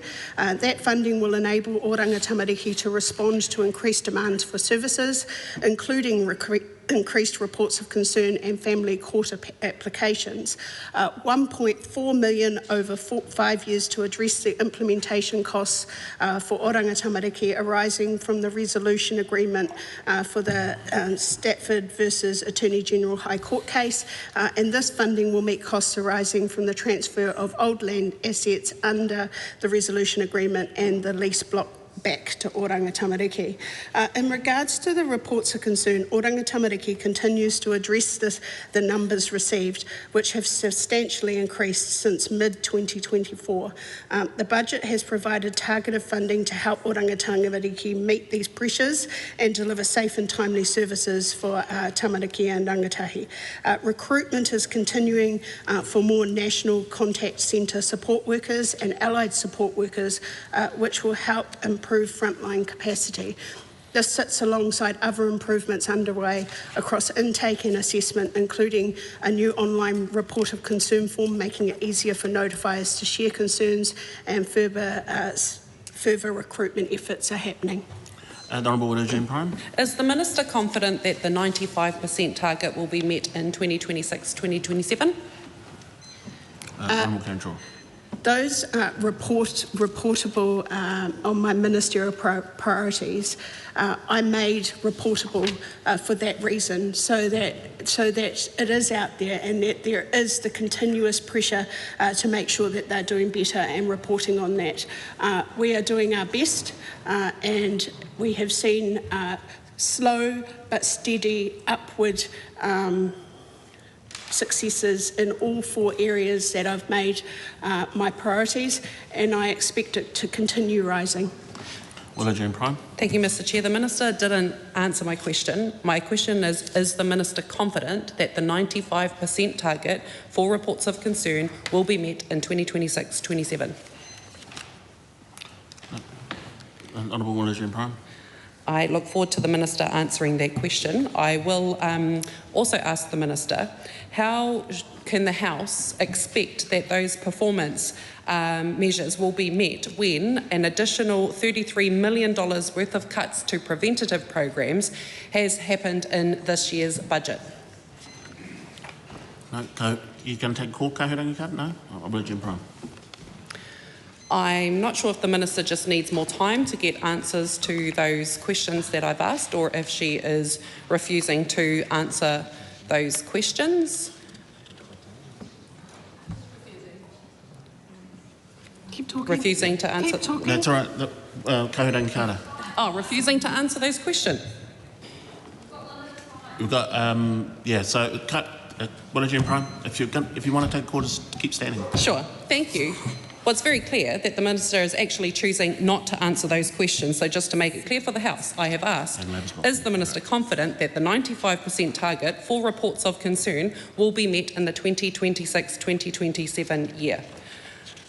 Further to that, I want to ask questions about social workers and the front line. After highlighting that we have an additional $33 million being cut from prevention services, my question to the Minister is how many children in statutory care are not getting regular contact with their social worker?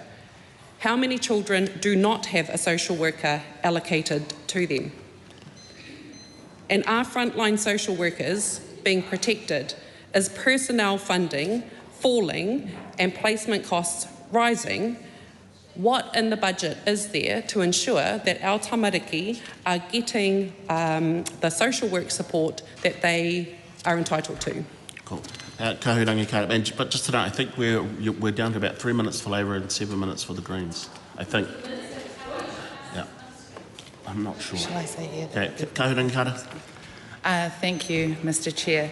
Minister, you've just confirmed that there has been an increase in the number of reports of concern, and I would like you to also confirm that uplifts of children has increased, actually almost doubled since 21-22. If you could confirm that. And could you just repeat that last bit when yeah, you sure. come through the speaker? Minister, can you confirm that uplifts of children from families has increased under your watch? In fact, almost doubled since 21-22. And of course, uplifts are when agents or police go and take a child from their guardians into state care. And could you please confirm that, Minister? Honourable Karen Shaw. I don't have the exact number of uplifts in front of me. If you put that in writing, I can get that answer to you. But what I would say is that if a young person needs to be taken into a safer environment, that is what needs to happen. I would never want to set a target that has a negative effect of leaving young people in homes where they're not safe. And so, whilst uplifts should be the last resort, if a young person is not safe, then they should not be left in an unsafe home. My reasoning behind that is these poor social workers are damned if they do and damned if they don't. They go into some environments where it's pretty environments where people could not comprehend what those social workers are seeing. They have to make a judgment call on making sure that a young person is safe. Sometimes that means an uplift. It should be the last resort, which is why I've worked so hard with Oranga Tamariki around our Enabling Communities program, where we allow communities to step in and do what they do best, which means that there is more of a community role to play than just government. Government alone cannot fix this problem. So we have a lot of pilots that have been established up and down the country at the moment, and one of them is around the reports of concern and making sure that the reports of concern actually get somebody at the doorstep finding out what that family needs. Often it might not meet the level of Oranga Tamariki intervention, but it doesn't mean that they don't need help. So by working with community, community can knock on that door and say, how can we help? So that we don't get those repeat reports of concern, that escalation of harm that leads to uplifts. And we're seeing some pretty positive results. Waikato Tainui has been working with government for quite a few years now, and we're seeing a massive decrease in young people coming into care because community is stepping up before the harm reaches that level. But I will say again, I will not set a target of not removing children from homes to meet a target. If they're unsafe, then I want them in a safe environment. Mr. Chair. Minister, during budget scrutiny, we got a chance to question you in the Social Services Select Committee, and I questioned you specifically around the increase in redirect it through the chair. Apologies, Mr. Chair. Mr. Chair, I had a chance to question the Minister of Children in budget scrutiny, and during that I did give the exact figures, which the Minister has just said that she hasn't heard and hasn't been available to her. So I would say that has been done, and it would be great if their officials could look into those, because an almost doubling of children being taken out of their homes and into state care, something that in budget scrutiny you also could not guarantee their safety once they are in state care. Minister, do you agree that being in state care does not mean more safety for children? Honourable Karen Shaw. Look, I can't say that I can stand here and say that I've fixed generations of problems in 3 years. There's been a massive problem across the state care system for many, many, many years, and you can't fix those problems in 3 years. But my focus is, if Oranga Tamariki is intervening and does have to uplift children, that those children are safer than they were before they were uplifted. I am once again going to say these children are not being kidnapped or taken, as you are wording it. We have to have a judge's agreement to remove those children. There's a high threshold that has to be proven that those children are at risk. It's not just an Oranga Tamariki decision, it's also a court decision. And so I just would hate to not say that, you know, Oranga Tamariki social workers are trying to keep these young people safe. The reason I won't guarantee that is because I can't make guarantees like that in life. I can't guarantee what every single person in this country is going to do behind closed doors. But what I can say is that I expect the agency to hold people accountable to the highest level if someone is hurting and harming our young people, and to make sure that we are putting all the preventions in place to minimise that risk for young people. Honourable Jane Prime. Thank you, Mr. Chair. I understand I have 10 minutes and the Minister has just under 40 minutes, so there's sufficient time to answer my question. Is the Minister confident that 95% target will be met for reports of concerns in 2026-27? I've already stated that out of the 4 priorities, there's been consistent rise, and I expect it to continue rising. Honourable Willow-Jean Prime. Thank you, Mr. Chair. That doesn't answer my question. Is the Minister confident that the 95% target for reports of concern will be met in the 2026-27 financial year? Thank you, Mr. Chair. The Minister has just talked about prevention, and we know that we look back over the Minister's term, and she has been very clear from the start that the focus was on statutory care, not on prevention. And in fact, 62.7 million was cut in that 2023 budget for safety and prevention organisations and support services who wrap around children, whānau and communities before harm occurs.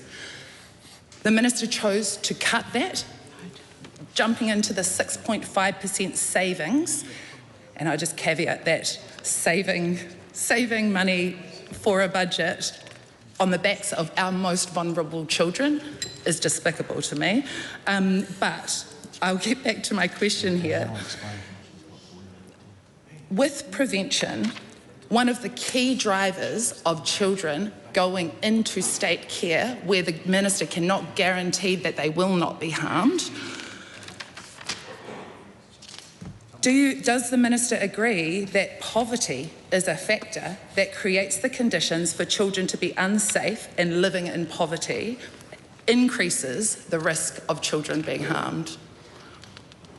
And Minister, would you come to the conclusion that the government's policies, which have increased children living in material hardship, let me just find those figures, 169,300 children in Aotearoa living in material hardship, that's 1 out of every 7.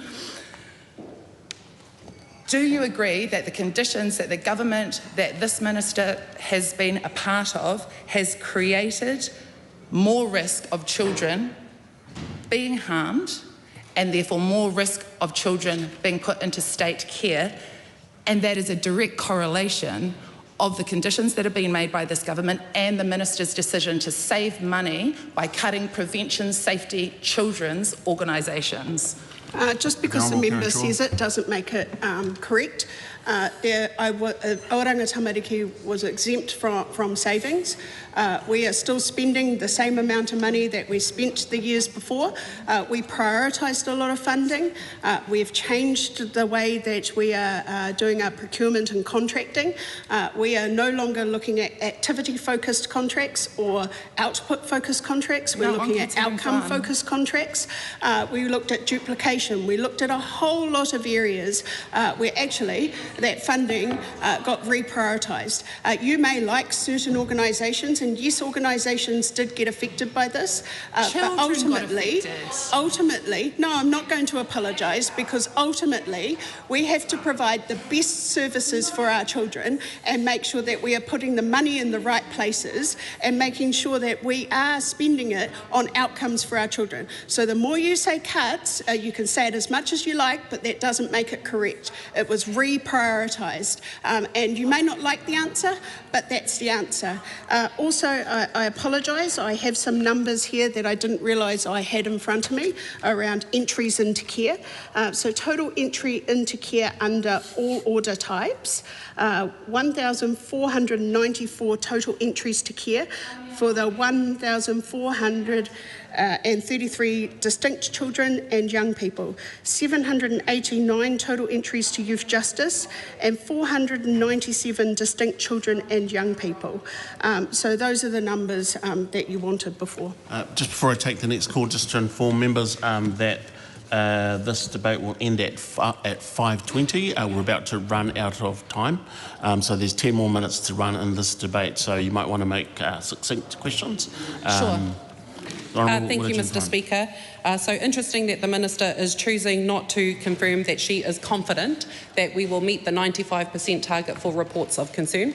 Secondly, interesting that the Minister talks about there not being a cost savings exercise, it was a reprioritisation, and where we had over $120 million of services for prevention and early intervention reprioritised, really cut and then given to fund something else. So I want to turn to something else that's being funded, significant funding, and that's in the youth justice space. That's the Military Style Academy. Can the Minister please tell the House how much has been budgeted per participant for the Military Style Academy? So funding for the future military style academies was confirmed in budget 2025 with $31.132 million operating costs allocated over 4 years.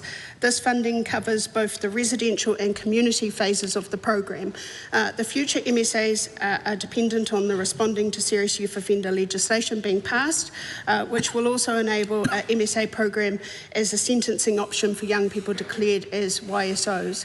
As Oranga Tamariki awaits the passing of the legislation, following discussions with myself and Treasury, funding was accessed to run a second MSA program over the 26-27 financial year. This second program built on the format of the pilot program with 10 young people commencing the program on a voluntary basis. These young people were selected because of their serious persistent offending, and they were likely to meet the criteria of the proposed YSO declaration.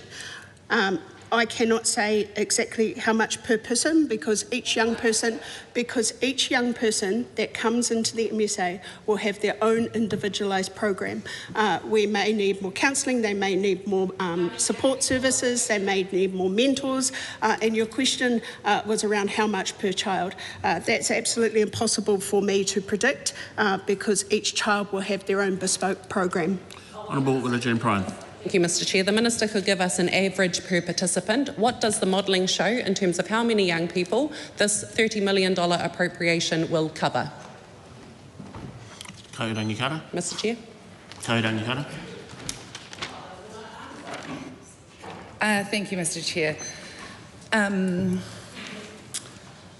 Minister, I really appreciate something that you have shared with all of us. Through the chair. I thank you, Mr. Chair. Apologies again. Mr. Chair, I appreciate that the Minister for Children has been focused on kids who are currently in state care, and that has created the conditions alongside other government policies for there to be an increase in the number of kids who are being uplifted without warning from families, something that is harmful. So children are being harmed, and that the Minister is not taking responsibility for cutting almost over $60 million funding to prevention safety care organisations, even after Te Aotearoa, the Independent Children's Monitor, has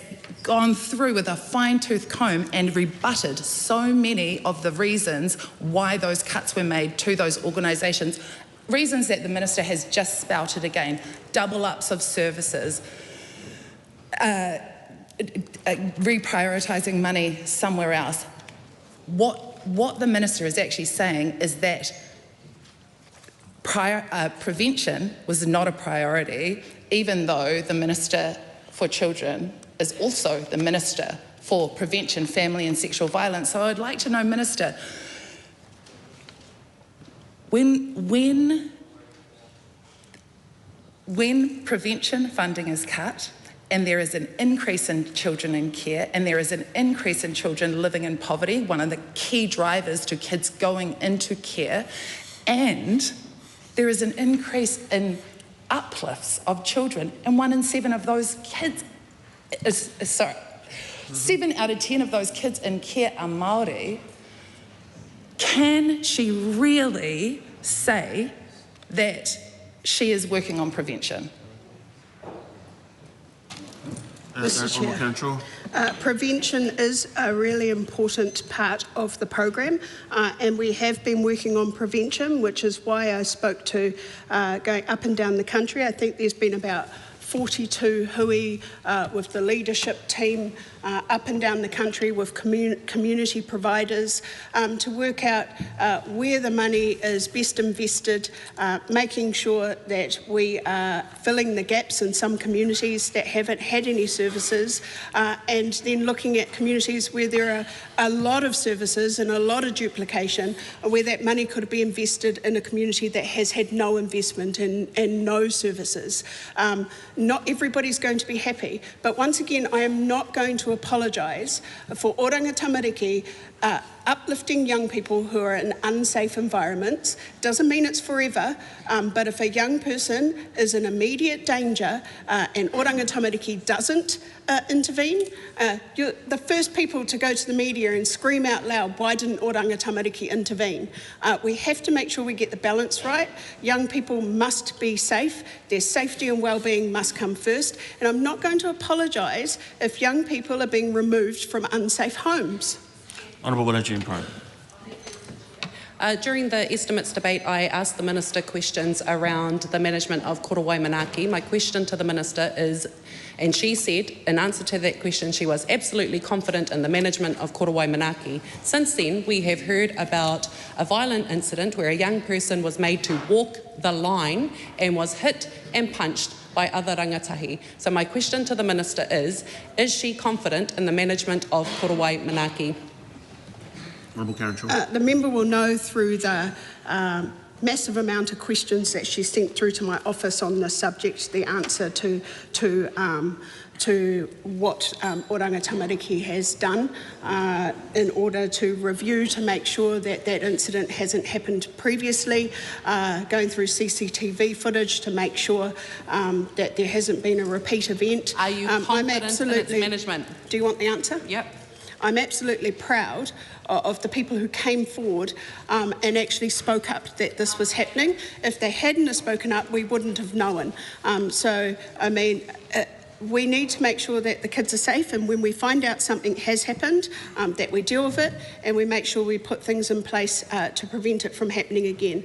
I have all confidence that Oranga Tamariki is investigating this, has dealt with the staff in question, but has also put in some training for staff in regards to boundaries and manipulation, skills to understand manipulation, to make sure that we don't get a repeat of what happened. Honourable Jane Prime.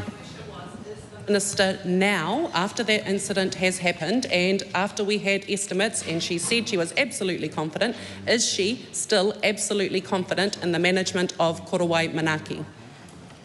Mr Chair, compared to what I inherited, absolutely. Mr Chair, is the Minister also confident in the management of the other youth justice facilities and that there are not other instances of harm occurring for our young people, Te Maioha being an example? Look, as I've said to a previous question, I cannot guarantee the behaviour of absolutely every single person that works for Oranga Tamariki. But what I can guarantee is we do everything that we can to prevent harm. Part of that was when I first came in as Minister, I couldn't believe that youth justice, after all these years, didn't even have any standard operating practices. Even McDonald's has standard operating practices, but no, nothing to tell these staff what was expected of them, and we wondered why it was as bad as it was. We've implemented standard operating practices. We've professionalised the workforce. We have an induction program now instead of chucking staff on the floor with young people and expecting things to not go wrong. So when you ask me, am I confident in youth justice, I'm a hell of a lot more confident now than I was when I first walked in. Mr Chair. Honourable Jane Prime. Is the Minister aware of a recent incident that occurred at Te Maioha where a rangatahi, I understand, was hospitalised due to an assault? Mr Chair, the member will be aware from being in government previously and being a minister previously that these incidences happen. Some of these young people are some of the most complex young people. That's why they're in youth justice in the first place. We can't guarantee that nothing is going to go wrong, and I will say that over and over again. If somebody sits in this chair and guarantees that, they're lying. You cannot guarantee that nothing is going to go wrong. What you can guarantee is you're going to do everything that you can to make the place better. Members, the time for this debate has now expired. The question is that the votes contained in the estimates of appropriation for 2026/27 stand part of the schedules. All those in favour say aye. Aye. To the contrary, no. The ayes have it. Party vote has been called for. The clerk will conduct a party vote. New Zealand National, 48 votes in favour. New Zealand Labour. Toru te kaumā whāngā pōti whakahe. Green Party of Aotearoa, New Zealand. Te kaumārimanga pōti e whakahe. Act New Zealand. 11 in favour. New Zealand First. 8 votes in favour. Te Pāti Māori. E whāngā pōti e whakahe ana. Takuta Ferris.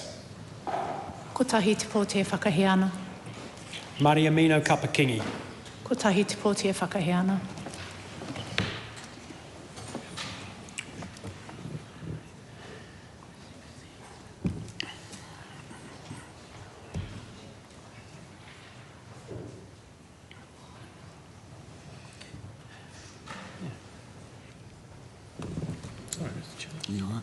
The ayes are 67, the noes are 55. The question is agreed to. The question is that clauses 1 to 10 and schedules 1 to 5 stand part. All those in favour say aye. Aye. To the contrary, no. The ayes have it. Party vote. Party vote has been called for. The clerk will conduct a party vote. New Zealand National. 48 votes in favour. New Zealand Labour. Toru te kaumā whāngā pōti whakahe. Green Party of Aotearoa, New Zealand. Te kaumārimanga pōti e whakahe ana. Act New Zealand. 11 in favour. New Zealand First. 8 votes in favour. Te Pāti Māori. E whāngā pōti e whakahe ana. Takuta Ferris. Ko tahi te pōti e whakahe ana. Mariamino Kapakingi. Ko tahi anō te pōti e whakahe ana.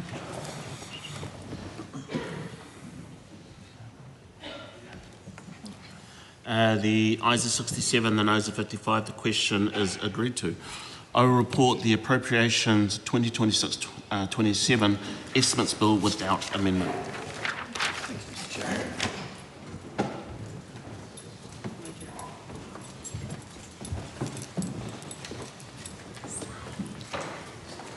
The House is resumed. Madam Speaker, the committee has further considered the Appropriation 2026-27 Estimates Bill and reports it without amendment. Madam Speaker, I move that the report be adopted. The question is that the report be adopted.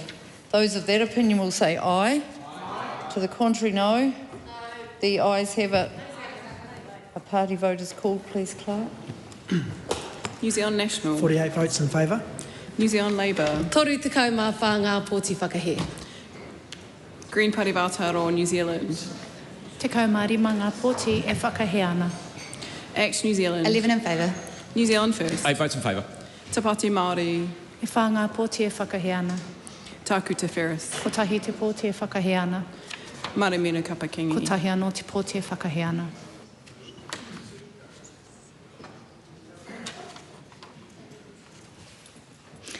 The ayes are 67, the noes are 55. The question is agreed.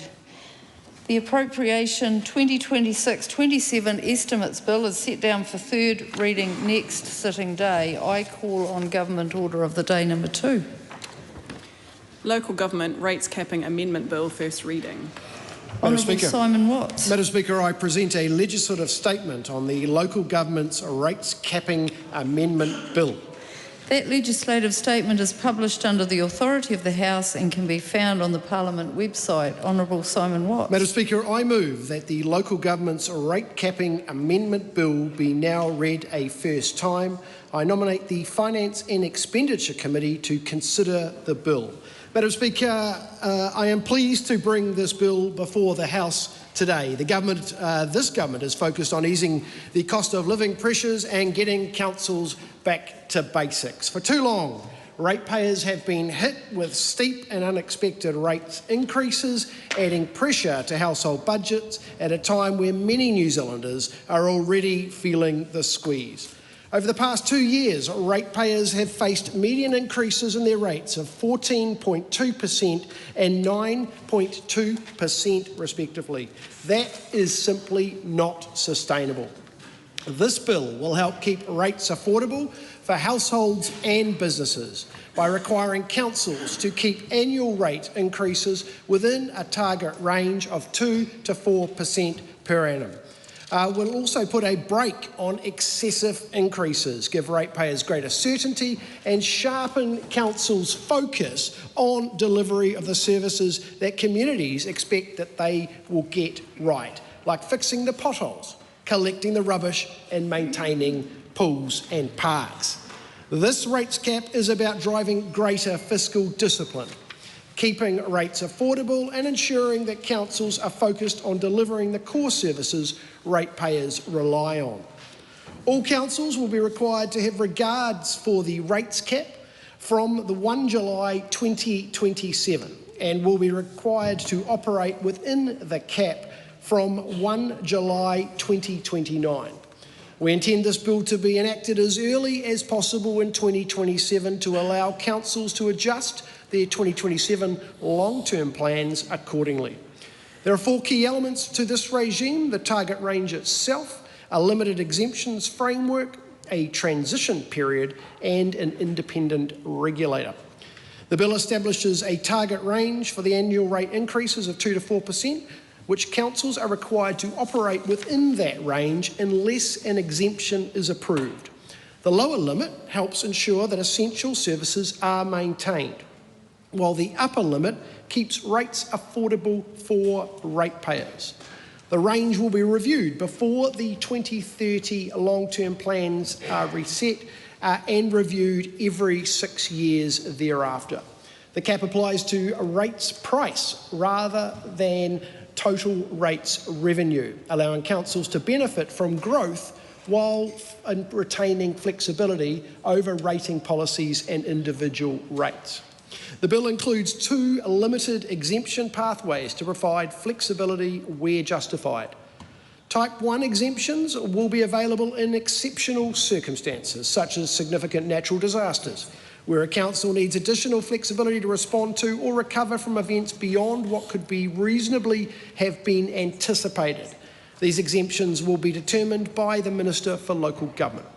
Type 2 exemptions will allow councils to apply to move above or below the target range as part of a long-term financial planning process. Councils will need to demonstrate prudent financial management and consult their communities.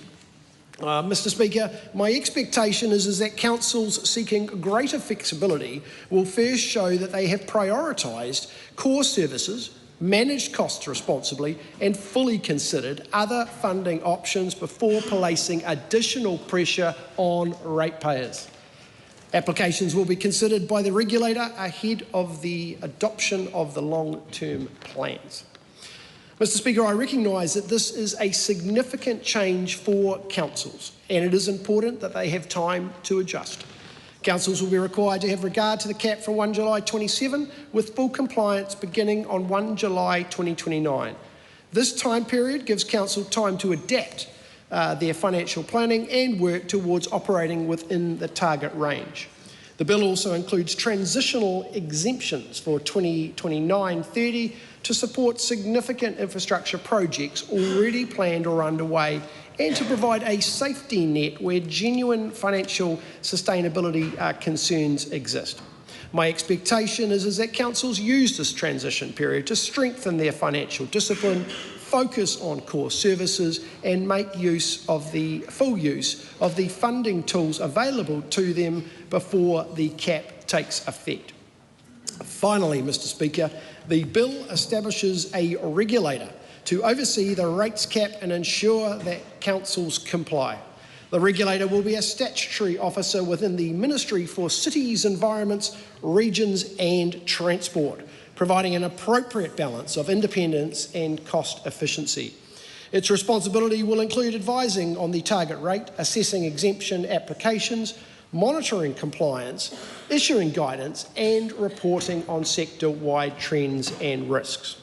A strong regulator will be critical to ensuring the long-term success of the rates cap regime. This government, Mr Speaker, is serious about bringing greater stability and predictability to rates, refocusing councils on core services and helping to keep costs down for ratepayers. Mr Speaker, before I finish, I want to acknowledge my good friend and colleague, Paulo Garcia. Paulo, you are an outstanding New Zealander. I thank you for your contribution and all the work that you've done for our country, and as a good friend, I wish you all the best for the future. Mr Speaker, I commend this bill to the House. The question is that the motion be agreed to. Mr Speaker. Kia ora, Mr Speaker. It's a pleasure to rise on behalf of the Labour Party to speak to this local government rates capping amendment bill. And, sir, what is very clear from this government is that they have a very precarious view of local government as a sector. And what is proposed here in front of the Parliament this afternoon is yet another example of a bill within the suite of changes that the government are seeking to progress without real, I think, understanding of the sector. Last year, Mr Speaker, we heard about the prospect of a rates cap being introduced by this government. We have waited for quite some time to see the specific details of this legislation, which finally landed just last week. And so we had been waiting for, I think, quite a significant amount of time to understand what the detail of the bill will contain. And having it just last week puts into context that delay in terms of wait over an extended period of time. What we did see last week, Mr Speaker, is a little bit of clarity that was provided, but nonetheless there are still a number of questions that remain. And at a time where cost of living is a significant issue on doorsteps and in kitchens all around this country, we just need to step back. The price of food is increasing, rent is increasing. If there are folks who have insurance, that is increasing. Petrol is increasing, and under this national government, they will continue to whack additional petrol taxes on in the future. That's their plan. And of course, rates are increasing. Currently, Mr Speaker, councils really only have two avenues by which they can generate revenue. The first, which we understand, is rates, and the second is through a traditional user fees and charges sort of approach. There is no other sustainable revenue streams that this government seek to be promoting or indeed understanding as part of this bill that's in front of us today. Mr Speaker, we've been very clear that we intend to support this bill going through to Select Committee, but there is no guarantee that that support will exist beyond that. It is important that councils are able to share with the Parliament what is the impact of this proposed bill in its current form. And that is extremely important because the government's own advice received from officials is that there has been an insignificant excuse me, amount of time available to them to actually indicate what that would look like. And so the Select Committee process will provide the Parliament with an opportunity to consider exactly what that looks like. Councils need to be able to share what is the impact. We hear from the Minister that this is about maintaining a range of things, including pools and parks. Well, if this bill is implemented, what will pools and parks in terms of access mean for communities all around the country? Will it mean that there will suddenly be a price that will need to be introduced to access parks that are currently enjoyed freely by communities? Will it mean that libraries, will it mean that pools and other recreational spaces will suddenly have a charge associated with it? So I do invite councils to share directly with members of Parliament through the Select Committee process what this change will mean for them, given that the government have not done their homework around this. Now, just recently, we've heard that the average savings float around $34 a year. $34 a year in some quarters. And so there needs to be a real consideration around, you know, are communities and households prepared to forgo $34 a year, but the increase in charges and other fees is going to be far outstripped in terms of that number. This is yet again from a government that promised to make the cost of living better, and it has only made things worse. It's very clear at the moment that New Zealand cannot afford another 3 years of national.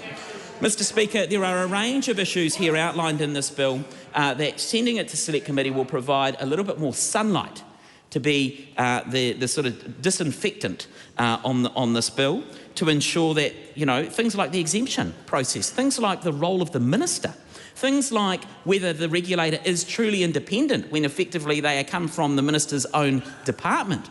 These are the sorts of things that need to be considered in the fullness of not just time, but of a clear and transparent Select Committee process, and it's on that basis that we support it going to Select Committee.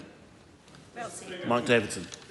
Speaker, and I acknowledge the Filipino community up in the gallery. I'm sure they're not here to listen to us at this point of time, but enjoy. I rise on behalf of the Green Party in opposition to this bill, and anti-democratic and completely at odds with the localism cry that this government campaigned on last election. Elected councils are accountable to their communities for the decisions they make. And if the residents don't feel their views are being heard, they certainly make that clear. What is also clear, Mr Speaker, are that the figures that the Minister gave last week during oral questions on rate cap in the House were misleading. The Waitaki District Council annual plan increase of 16.9% included water services, the very costs that are excluded from this bill. Waitaki water services were 31.4% of the rates bill, increased by 43% this year to meet their obligations under the government's approved water services plan. Without the water services, the savings would have been significantly less than the figure the Minister gave at oral questions. What we will see with rates cap is that communities will have lower levels of services and higher user charges. True. The price to enter pools will become more expensive.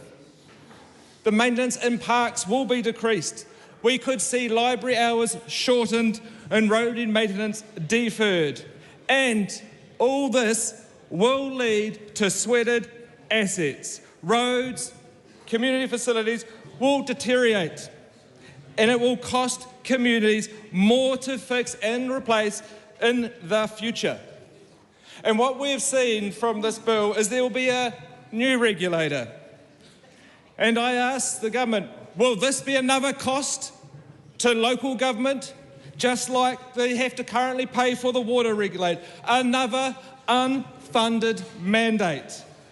And what we've seen over the years is a significant proportion of the cost to councils are completely out of control of the council themselves.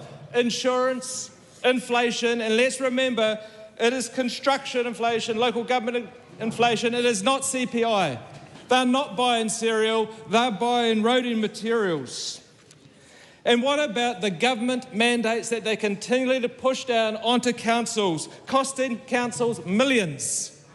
Whether that be changing road signs, speed signs, reorganisations, and the RMA changes, just to name a few. We have seen numerous government agencies and ministries outline the risks with a rates cap, and yet we have no idea of the evidence the minister has shows that the benefits of a rate cap outweighs the many risks that have been identified. And I'm guessing that's because there is no evidence. Rates caps coupled with the systems improvement bills will hurt communities across the motu. What we need to be talking about is actually the funding sources that local government has. Bed levies, GST sharing. Mayors and councillors across the country have had concerns and they are not being listened to. Councils do not push up rates just for fun, they do it because they have to. And as we have seen time and time again from this government, and those who will save the most are the wealthiest, and those who will save the least and will be most impacted by the higher charges are those who are the poorest. I'm sure that those who are wealthy and sorted with their multi-million-dollar homes and their multi-million-dollar holiday homes will be the biggest benefactors of this bill. The people, you heckle because you know it's true. The people that this government is here to serve, the wealthy and the sorted. This bill is a ministerial power grab that enables the Minister of Local Government to change the rate targets and micromanage council reporting at will through orders in council. So I ask, what happened to localism? It turns out that the Greens are its only champion. Kia ora. That's right. Cameron Luxon. Speaker, well, that last contribution was a little bit loose, wasn't it? But let's come back to the Local Government Systems Improvement Amendment Bill. And what this bill does, Mr Speaker, is making sure that the population of New Zealand can be confident in their rates increases in the future years. No more blowout of budgets, no more next year's going to be higher and higher and higher. It's putting a cap to that. We as a government are saying that local government should do fewer things, but do those things properly and deliver value for money. Mr Speaker, a rates cap is part of what the government is putting through right now, and it's a great thing to see this bill going to Select Committee with support across the House. But this government has also done other things to enable affordability, better infrastructure, and local government to be able to make its way in the world. We've done IFF reform, enabling infrastructure to be built and financed. We've got an infrastructure fund, $400 million, that incentivises local government to enable housing, one of the most important things for having a generational contract that makes New Zealand succeed in the future. We have got, in the ACT Party, an announcement of a tourism dividend, a local fund that pays when councils around the country have higher and higher accommodation use on the short term. It makes sense. It's a way to get it cheaply, affordably and quickly for local government, and is not another tax such as a bed tax. But this government's done other things this term, Mr Speaker. We have refocused the purpose of local government, and we've done that through the Minister's innovation of the Systems Improvement Amendment Bill. Local government has also had a champion in this House coming to you from a private member's bill in the name of St Stuart Smith, and what that has done is said that local government needs to be accountable but also be able to manage and govern, and people to know their roles in that space. If you are a councillor, it is not good enough for you not to have access to the information that means you can make the right decisions for your community. It is an absolute pack. Tauranga is a prime example, as Sam Offendale can attest. We need to have councillors that have the access to the information. We need to have clarity of roles. We need to have this bill now. Thank you, Mr Speaker. Thank you. So we come now to a point where we're not quite at the moment that we expected. I think. No, we don't. You can't get called twice. But have you got some point you want to make? Sorry. You want to go straight to the speech behind me? Because I don't want. I want to take 5. Mr Speaker, I want to take 5 minutes. If this debacle could just go on for another minute and a half. I think, Mr Speaker, you just want to take a little bit of time here. Just a minute, please. Just calm down, sit down. Where's Paulo? Is he here? Oh, my apologies. Look, in accordance with the decision of the Business Committee, I'll now call on Paulo Garcia to make his valedictory statement to the House. Thank you, Mr. Speaker.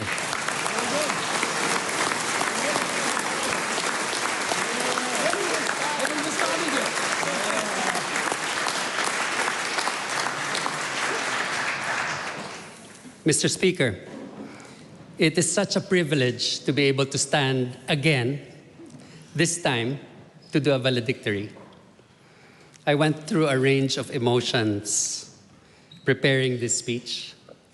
I hope to convey only the best of those emotions. My wonderment, my gratitude, and my joy. Wonderment at actually being a member of Parliament in New Zealand. My mother and father visiting in winter 2006. Soon after my family had just arrived, saw how we needed to ration heat in our rented home. 14 years ago, our family did a road trip to Wellington, and we parked at Molesworth, and we jumped out with our little kids, and we took photos in front of Parliament. So I wanted to begin by saying, Mom and Dad, Mom and Pop, thank you for advocating for us in heaven. Gratitude for the opportunity to take the Filipino migrant story in New Zealand all the way to Parliament. By God's grace and the trust and the hard work of many. As the first ever member of the New Zealand Parliament of Filipino descent, Melissa Lee, Peter Goodfellow, Simon Bridges, Alistair Bell, Andrew Hunt, Peter Kiley, thank you. I understand that I'm only the third Filipino adult migrant to have been elected into a legislature outside the Philippines in history. Gratitude for the privilege to experience working as an MP with my colleagues, the Parliament team, the clerks and staff, my outstanding EA, Winnie Wilson, and Sally, Diane, and Thomas, among others. My electorate office team with former MP Marie Hassler, Andre Bonilla, and James Rutherford. Lisa, Paul, and Ben at the library. The security team, in particular, Carl, Sam, and Gino, the cleaning staff, for your genuine smiles, nods of acknowledgement and encouragement, which helped so much, especially when I have been invisible to many. Joy in being able to return to the country of my birth, the Philippines, as a New Zealand Member of Parliament twice. During the 52nd Parliament on January 2020 for an official parliamentary bilateral visit to the Philippines with the National Party leadership team of Simon Bridges, Jerry Brownlee, and Mark Mitchell, to meet with our Philippine counterparts and the presidential candidates for the 2022 elections there. And a special visit with the Philippines Cardinal Luis Antonio Tagle. And again, during this parliament term in April 2024, for an investment mission to Singapore, Thailand, and the Philippines with the Prime Minister, Minister Simon Watts, and 25 CEOs of New Zealand. And at the behest of the Prime Minister, walked down the red carpet from the plane alongside him, which was not protocol. Thank you, Mr. Prime Minister. And then to Rome in October 2025, as I was invited to speak as the Filipino New Zealander MP at the Filipino Diaspora Conference during Pope Leo and Cardinal Tagle's Week of Prayer for Migrants. Gratitude for the amazing friendships and network built over these years, many of whom are in the gallery tonight. Our Newlyn Hoardings and Support Team, my campaign managers Romel Fernandez and Kevin Ryan, my psychiatrist friend, or should I say my friend psychiatrist, Dr. Tony Fernando, who I know has been watching over my mental health all this time. The many amazing constituents in Newlyn, the Kasamas, the National Core Group, Knights of Rizal, my Welly Fanao, and the very many hardworking Filipinos from Kaitaya to Invercargill, mga kabayan. The diplomatic corps in Wellington, especially the fantastic ambassador of the Philippines, Kira Azucena, and her embassy team, my former colleagues at the Auckland Consular Corps, Peter, Greg, and Boguslav. It is all about strong relationships. I am humbled in knowing each of you. This is community. Getting into politics has been like getting on a train that doesn't fully stop. You have to grab hold, battle others to get in, and take a seat as the train quickly enters into a very tight tunnel. If you pop your head out, unless you're Tom Cruise, it could well be knocked off. One of life's greatest challenges is not to think that we are bigger and better than who we really are.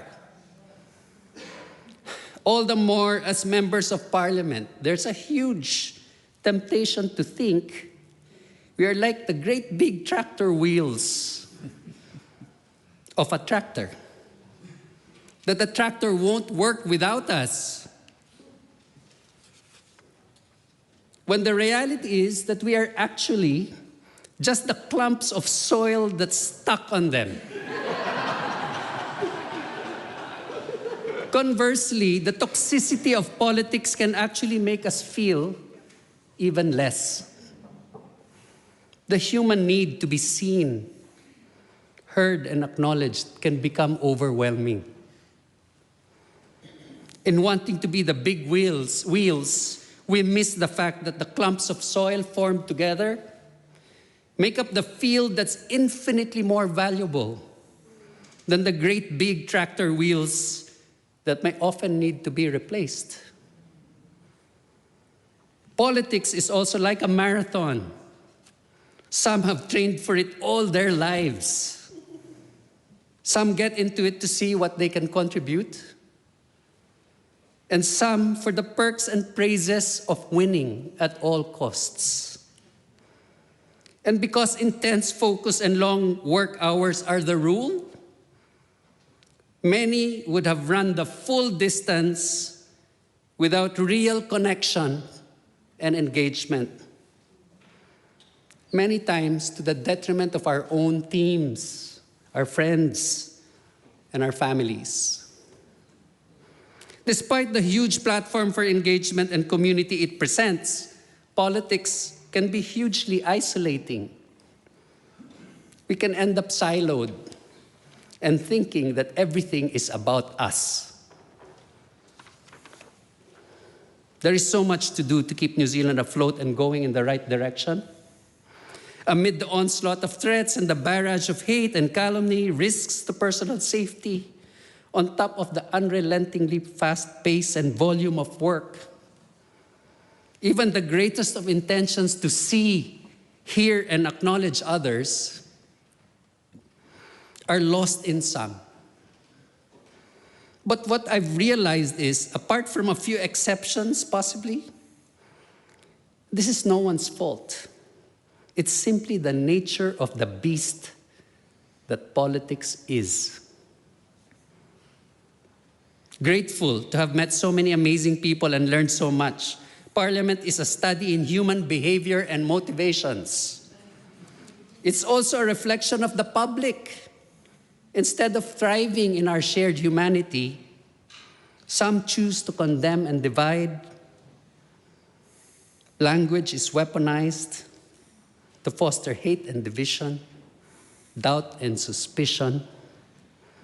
Many of the public, often the most vulnerable, hear words spoken in this house, take them and action that hate. I have had more than a lifetime's worth of profane gestures and nastiness through my time as a member of Parliament. I've always believed in a final judgment, not expecting that judgment happens here. For the first time in my life, I was screamed at over the phone over a sustained period where a friend walking beside me exclaimed, "Wow, who was that?" I've almost been run over, threatened, thrown cans at, attacked while in my car. My wife and I have had to move house. It isn't real until it happens to you. This takes an emotional toll for some more than others. It threatens our peace. I take from the words of a person I follow closely. Peace is not merely a political or institutional reality. It is the fruit of conscience, where resentment, indifference, and hatred can either be escalated or reconciled. Words can open paths or close them. They can illuminate reality or distort it to the point of making encounter impossible. I mentioned this in my maiden speech. Let hateful words be the undoing of those who wield them. We who hold public office have a special obligation to be mindful of our words in order to disarm language instead of weaponizing it. Firmness does not mean contempt. Disagreement does not affirm hate. Alleging the contrary is simply false and misleading. Respect cannot be demanded when it's not lived.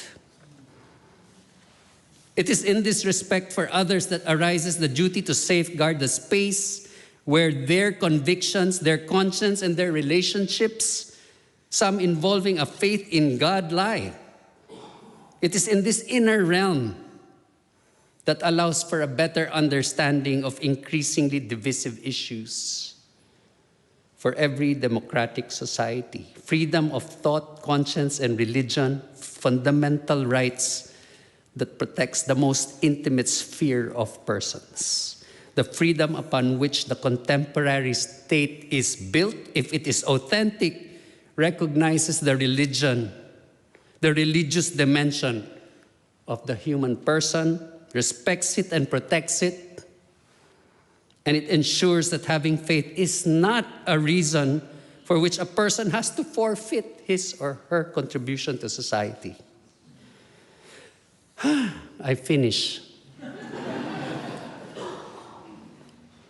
with a tribute to my family, my brother, Dr. Vicente Garcia, and his wife, Pearlie, who have taken time off their extremely very busy lives in Connecticut to be here with me tonight.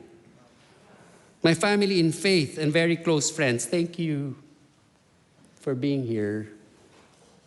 For my daughters, Mariana, Rocío, Lucia, and Anika, I learned from your example. Thank you for your wise counsel and your prayers. My father's heart wishes for you all to be here with me this evening. To the love of my life, Malu, the one vote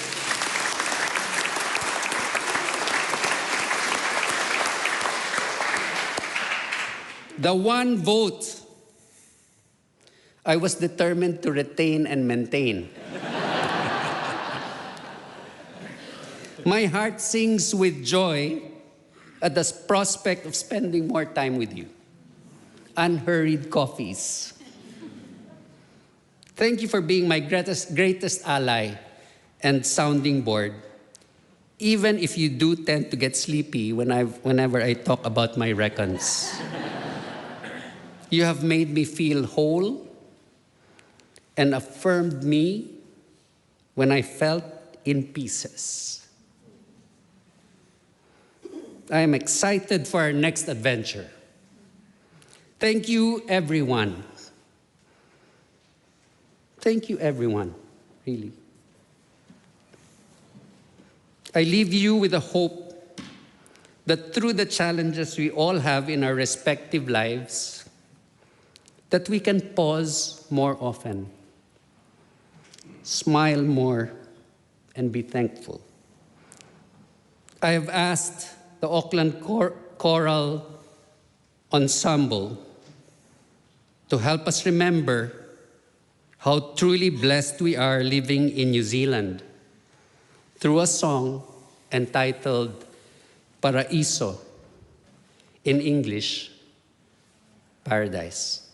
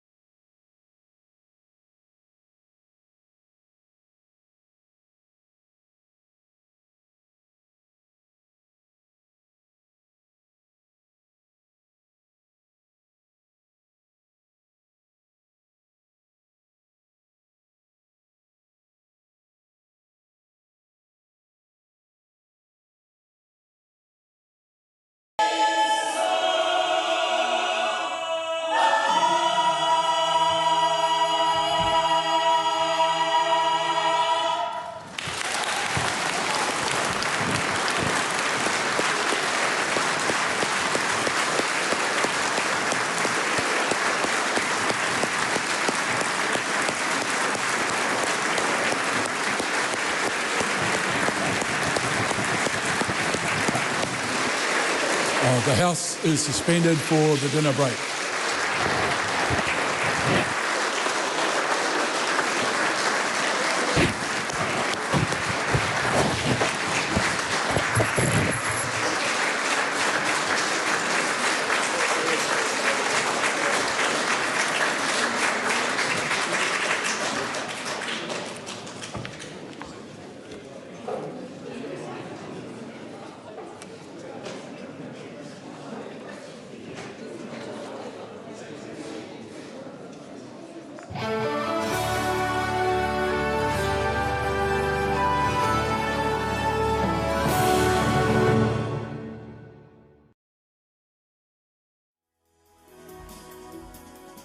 Live coverage from the House of Representatives will resume at 7:30 p.m. Until then, some of today's earlier proceedings will be repeated.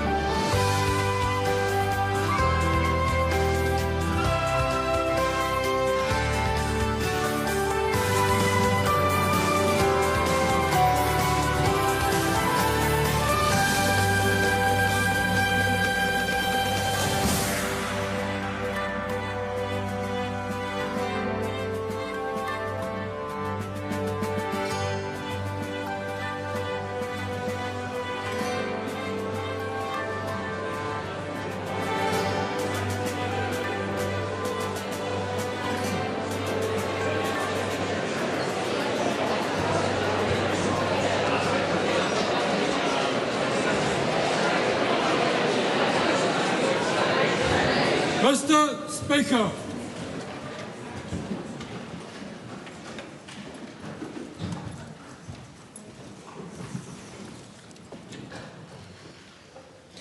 Almighty God, we give thanks for the blessings which have been bestowed on us. Laying aside all personal interests, we acknowledge the King and pray for guidance in our deliberations, that we may conduct the affairs of this House with wisdom, justice, mercy and humility, for the welfare and peace of New Zealand. Amen. Amen. Two petitions have been delivered to the clerk for presentation. Petition of Josiah Fui, requesting that the House legislate to make cost-effective artificial sound emitters mandatory on all electric and hybrid vehicles sold in New Zealand to warn blind and low vision pedestrians. Petition of Rolanda de Villiers, requesting that the House legislate to allow grieving fathers to receive parental leave equal to that of mothers after the birth and death of a stillborn child. Those petitions stand referred to the Petitions Committee. Ministers have delivered 5 papers. 2025-26 annual reports for the Office of the Judicial Conduct Commissioner and the Māori Purposes Fund Board. 2026-2030 strategic intentions for the Parliamentary Council Office. 2026 to 2030 Statement of Intent for Invest New Zealand, and the government response to the report of the Māori Affairs Committee on the briefing on the accountability, settings and outcomes for Māori. Those papers are published under the authority of the House. 18 Select Committee reports have been delivered for presentation. Reports of the Economic Development, Science and Innovation Committee on the briefing on intellectual property and current copyright legislation. Briefing on the upcoming reports of the Science System Advisory Group. Economic Development, Science and Innovation Committee Second Scrutiny Activities Report for the 54th Parliament. Review briefing on the 2024-25 Annual Review of New Zealand Growth Capital Partners Limited. Reports of the Education and Workforce Committee on the Modern Slavery Bill, the review briefing on the 2024-25 Annual Review of Education New Zealand, and the review briefing on the 2024-25 Annual Review of the Education Payroll Limited. Reports of the Health Committee on the petition of Cheryl Boys and the petition of Greg Shishnovetsky. Reports of the Justice Committee on the Corrections, Management of Prisoners and Prisoners' Property Amendment Bill and the inquiry into the 2025 local elections. Reports of the Petitions Committee on the briefing on government responses to committee recommendations, the petition of Jasmine Watson, the petition of Katja Feltman, the petition of Shane Clark Witahira, petition of Suzanne Edmonds and the petition of the Whai Oro Trust. Report of the Privileges Committee on the question of privilege concerning evidence given by the Ministry of Business, Innovation and Employment to the Education and Workforce Committee. The bills are set down for second reading. The question of privilege, inquiry, activities report and briefings are set down for consideration. Clerk's been informed of the introduction of two bills. KiwiSaver First Home or Farm Amendment Bill introduction. Anti-money laundering and countering financing of terrorism Omnibus Bill introduction. Those bills are set down for first reading. Come now to oral questions. The first in the name of the Right Honourable Chris Hipkins. Thank you, Mr Speaker. To the Prime Minister, does he stand by all of his government statements and actions? Right Honourable Prime Minister. Yes, and in particular our government's commitment not to introduce a capital gains tax because that would put a wrecking ball through the economy. Supplementary question. Does he accept that only employing 54 extra nurses over the last 2 years has contributed to a deepening crisis in our public health system? I'm actually very proud of the fact that we have added 2,100 extra nurses to the healthcare system in New Zealand, and we have 900 more extra doctors as well since we started in government. Supplementary question. Well, why did the number of nurses employed by Health New Zealand drop by 120 over the last year compared to the year before? Or how will he now concede that his government has had a hiring freeze in place? No, there has been no hiring freeze, and I can reassure the member we have added 2,100 extra nurses from when we started in government. Supplementary question. If there is no hiring freeze, why were there 120 fewer nurses in our hospitals last year than the year before? Well, we're recruiting for 2,300 from memory, but I just want to reassure the member, the good news is that we inherited a terrible state in the healthcare system, and we have actually added 2,100 more nurses. We've expanded 120 places for nurse prescribers, 120 places for nurse practitioners, and we've also hired 900 extra doctors. That's a good thing. Supplementary question, Mr Speaker. Which of the 13 Health New Zealand districts that have fewer nurses now than 2 years ago does he think had too many nurses to start with? Well, I just say to the member, we've got 2,100 extra nurses in the healthcare system. That's a good thing. And I'll tell you, the member, I know he might be interested in some numbers, but let me give him some because we are very focused on improving the outcomes in the healthcare system, as you would well appreciate. Here we go. Improved childhood immunisations. When that member took over, it was 92%. It's now, he left at 67.5. We're improving that to 74.2. When we look at shorter immunisation, shorter stays in emergency departments, it was 89% when he took government, and it was 67.5% when he left. A supplementary question. So why are hundreds of New Zealand-trained graduate nurses waiting without jobs now, while our hospitals run short in terms of their nursing rosters? Well, I said we're hiring a huge number of nurses. We've got 2,300 full-time nursing roles being recruited for. We've already got 2,100 additional nurses in the system. I think the member should just accept that's a good thing for our healthcare system. It's in all of our interest to improve the outcomes, and isn't it fantastic this government's added 2,100 extra nurses, 900 extra doctors in 2 and a bit years. Supplementary question, Mr Speaker. Has Health New Zealand been holding more than 1,300 nursing roles vacant for over 2 years now? And if so, isn't that just more evidence that New Zealand cannot afford 3 more years of a national government? Well, I'll tell you what, in answer to the second leg of the question, I mean, what they cannot afford is actually worse cancer treatment times, child immunisations that are worse, wait times in emergency departments that are worse, first specialist assessments and elective treatments are being worse. And that's what happened under a Labour government. And New Zealanders don't want to go back to Labour running the healthcare system. For God help us. Question number 2, Chloe Swarbrick.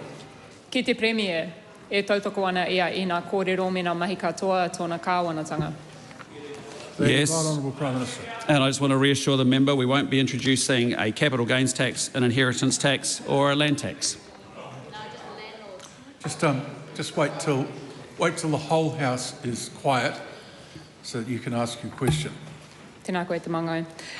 Why did the Prime Minister just 2 weeks ago so confidently declare in response to our questions that no one had their main benefit suspended and that he was, quote, very supportive, end quote, of the mandatory reviews, now that we know that those mandatory reviews actually did wrongfully suspend benefits for seriously injured, sick and disabled New Zealanders? Well, those statements were correct at the time with the facts that we had at that time, but subsequently what's important is that the issue has been resolved. It's important that it gets fixed, and that's what we do in this government. We fix the problems that we encounter.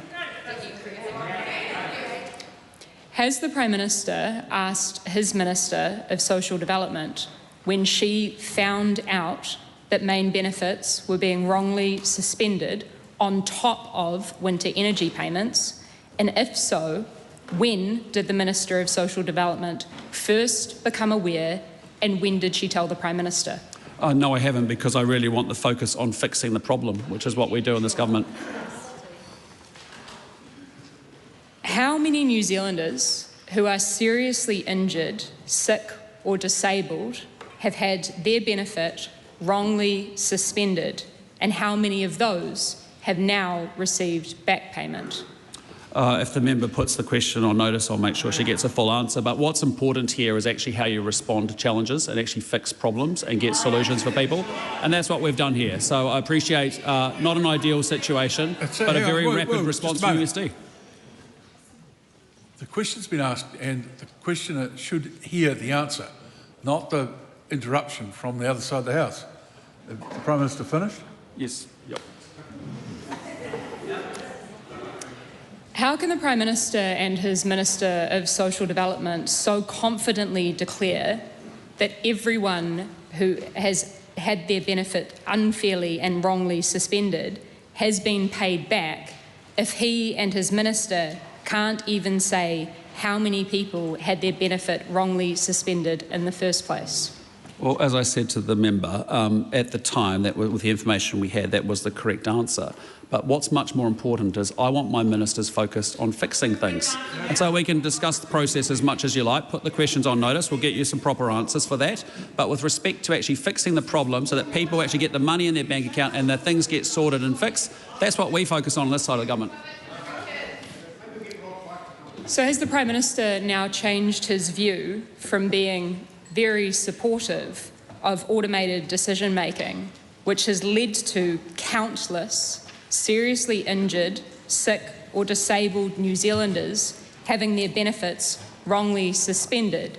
And if so, what is he actually going to do about it? Well, in answer to the last leg of the question, we're fixing it.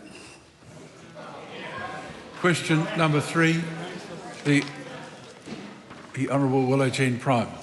Tēnā koe te manga te whare. My question is to the Minister for Social Development and Employment and asks, how many beneficiaries have had their benefit payments wrongly suspended since the Social Security Mandatory Reviews Amendment Act 2025 came into force? Mr. The Speaker. Honourable Louise Upson. Mr. Speaker, I acknowledge that a number of beneficiaries have had their benefit payments affected since the Mandatory Reviews Act came into force, and I apologise to those affected. Some benefits have been wrongly suspended. What we don't know at this stage is how many. The situation is extremely unsatisfactory. MSD's focus has been on ensuring payments are resumed. I've directed MSD to conduct a review and to look into the issue and how many people have had their benefits affected. I'm expecting the outcome of the review on the 10th of September and we'll have more to say then. Supplementary. How many people receiving a disability allowance have had their payments wrongly suspended since her changes? Mr. Speaker, I answered that in my primary question and I said that the number we don't know at this stage, and I will have a full review and report available on the 10th of September. Mr. Speaker, 1.3 million New Zealanders are paid regularly by MSD. I accept that this is a significant problem and the situation is extremely unsatisfactory. That's why we are looking into exactly what has happened, why, and how many people are affected. Supplementary. How many carers receiving a supported living payment have had their payments wrongly suspended since her changes? Mr. Speaker, I've answered the question on primary question, which basically said we don't have the detail of the numbers involved. Supplementary. How can it simultaneously be true that the government doesn't know how many people were affected, but it does know they were all paid back? Mr. Speaker, there's two separate issues here which probably helps if I identify two of them. One was a policy error that led to people not getting the winter energy payment. I was notified that on the Thursday night, and by Saturday morning all of those payments had been repaid. The second is delays around processing, which is not a policy issue. It is an operational issue that MSD have apologised for. They have been working at pace to identify those that have had their payments stopped and repaid them back. But I want to be confident that there is a full review of this and that the issues have been resolved, which is why I am waiting until the 10th of September to ensure that I provide accurate information to the House. Supplementary. Will she concede that it was her rushed law changes that meant seniors and veterans missed out on their winter energy payments and that other vulnerable people also didn't receive the support they need? Mr. Speaker, no. I have just gone through the two issues. The first is an issue of policy, which was a mistake. That was nothing to do with the legislative process because it was the error and omission in the policy. No, I do know how laws are made in this House. That member might not, but I do. And the second is an operational issue, which is processing delays. And as I said, Mr. Speaker, I'm committed to getting to the bottom of this, and that's why I've asked for a review, which will have more details on the 10th of September. When did she first find out that processing delays resulted in main benefits being wrongfully suspended, and when did she disclose that information to the public? Mr. Speaker, that information was provided to the public with an apology by MSD on the 17th of August. It is. Point of order, Ricardo Mendes-March. Thank you so much, Mr. Speaker. I know that ministers are required to correct information as soon as possible. The apology from MSD was not in relationship to main benefits, but in relationship to the winter energy payments that were cut. So I find it baffling as to why the minister would make such a claim when she knows it's not factually correct. Well, I thought that was the question. Does the minister want to make any comment on that? The question was on main benefits being suspended. The commentary from MSD was on supplementary assistance. Ask the question again. Okay. When did she first find out that processing delays resulted in main benefits being wrongfully suspended, and when did she disclose that information to the public? 17th of August, MSD apologised and made a statement. No, the member is incorrect. What he is referring to was a question in the estimates debate where I was asked about policy and policy having any impacts on benefits being not paid. And I said, no, it was not the policy that was the mistake. It was the operating delays.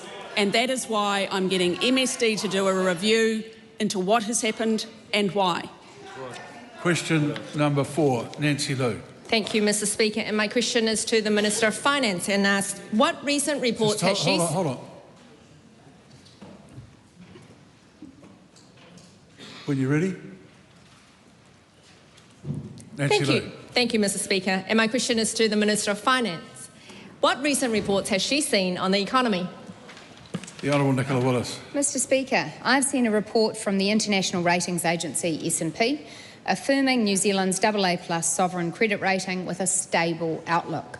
AA+ is a high rating. Only 18 economies in the world are rated AA+ or AAA.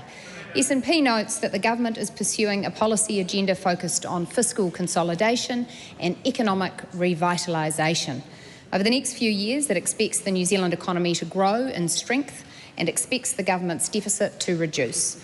I know many people are still doing it tough, but S&P's report is further evidence that Kiwis can look forward to a growing economy and a better set of government books. Supplementary question. Are there other signs that the economy is recovering? Well, Mr. Speaker, the latest ANZ Business Outlook survey came out yesterday, showing that business confidence and firms' own outlook for the future remain at high levels. Perhaps most importantly, a growing proportion of firms also reported that their own real business activity has increased markedly over the past year. ANZ's conclusion from the survey is that, quote, there is widespread optimism that the worst is past and that the economy is getting back on track. Risks are easy to point out, certainly, but we share that optimism. The lift in past activity suggests the bounce back is already underway. Supplementary. What could put the economy recovery at risk? Well, Mr. Speaker, higher taxes would hurt business and hurt the economy. I am thinking here, for example, of a capital gains tax on commercial and industrial property. Factories, sheds, warehouses, garages, office buildings, labs, shops and other buildings are an intrinsic part of productive businesses that employ people and pay wages.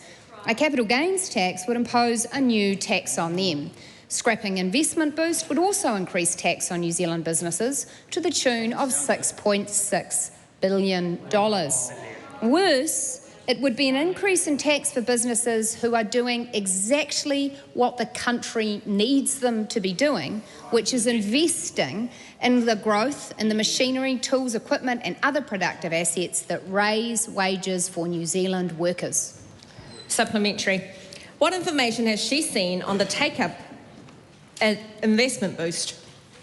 Mr. Speaker, as I said previously, we'll get the first proper idea of that next year when all businesses have filed their 2026 tax returns.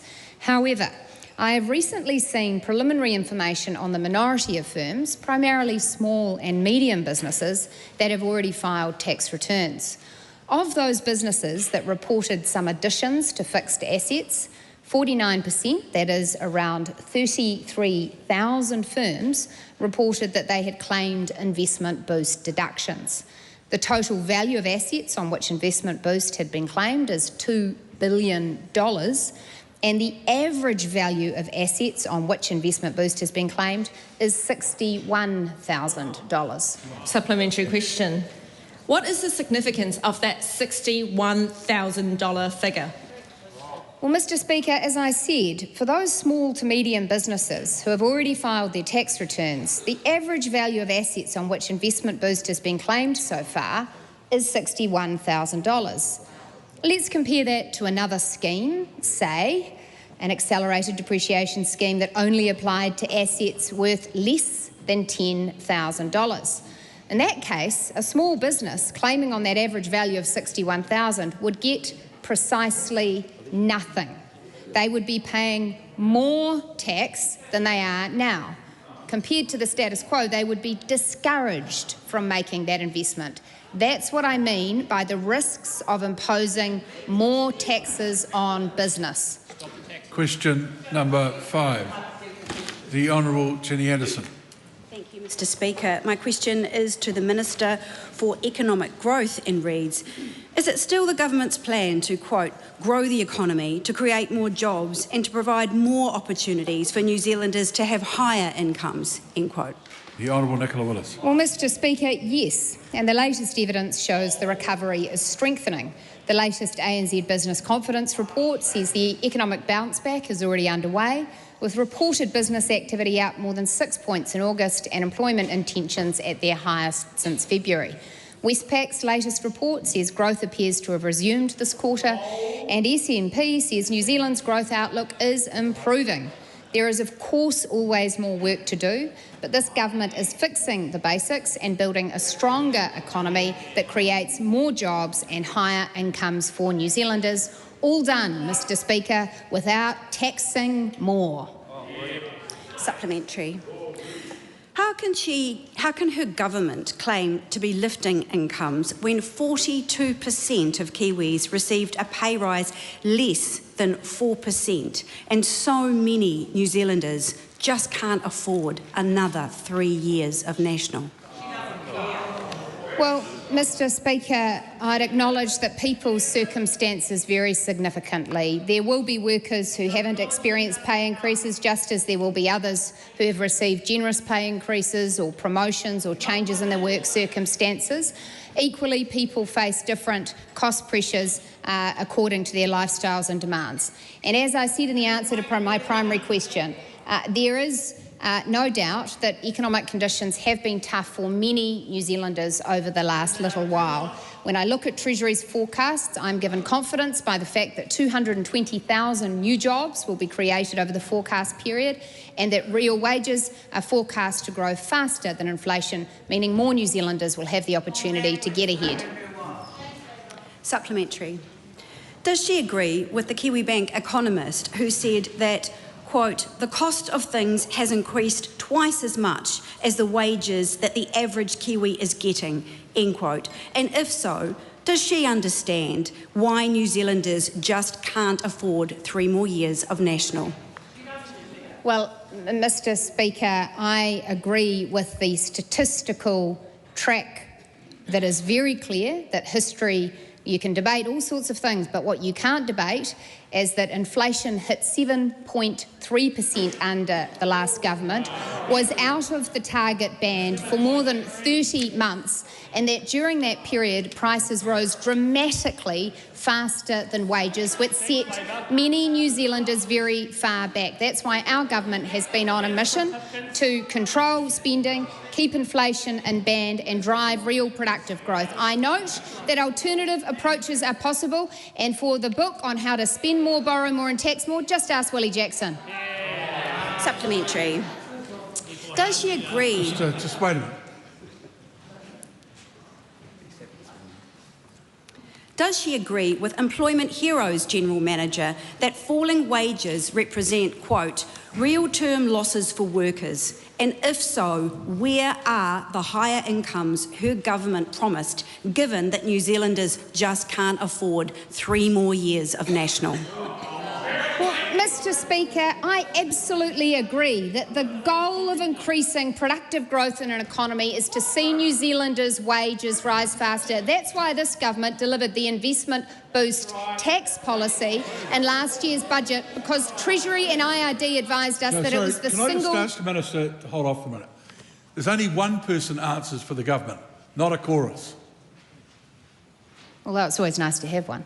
But it would be all right if they were in tune. I'm not sure they were. Which is why we advanced the investment boost tax policy, because in the view of our independent officials, that policy would see real wages grow faster than would otherwise be the case without that policy. Why? Because it would encourage productive investment that would raise productivity and allow firms to pay their workers more. This government has a track record of delivering policies that will actually increase wages, rather than just leaning back on the old trope that Willie Jackson wants to go back to of spending more and taxing more. Why should struggling Kiwis endure 3 more years of working harder and falling further behind when a change of government means that better starts now? Because, Mr. Speaker, a change of government would mean more borrowing, more spending and more taxing, and sticking with this lot means no new taxes.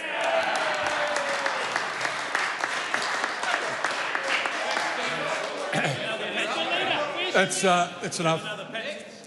I hope that's the end of the advertorial session in today's Parliament. Dr Hamish Campbell, question number 6. To the Minister of Housing, is the government considering removing interest deductibility on residential property? The Honourable Chris Bishop. Mr Speaker, unlike others, no. Supplementary. What evidence has he seen on the relationship between removal of interest deductibility for residential property and rent prices?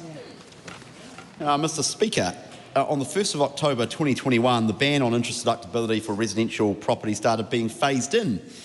Between October 2021 and March 2024, median rents for new tenancies went up by $80 per week, or over $4,000 per year. On March 2024, the Coalition Government announced the reversal on the ban on interest deductibility, and since then, rents increases have fallen to a 25-year low.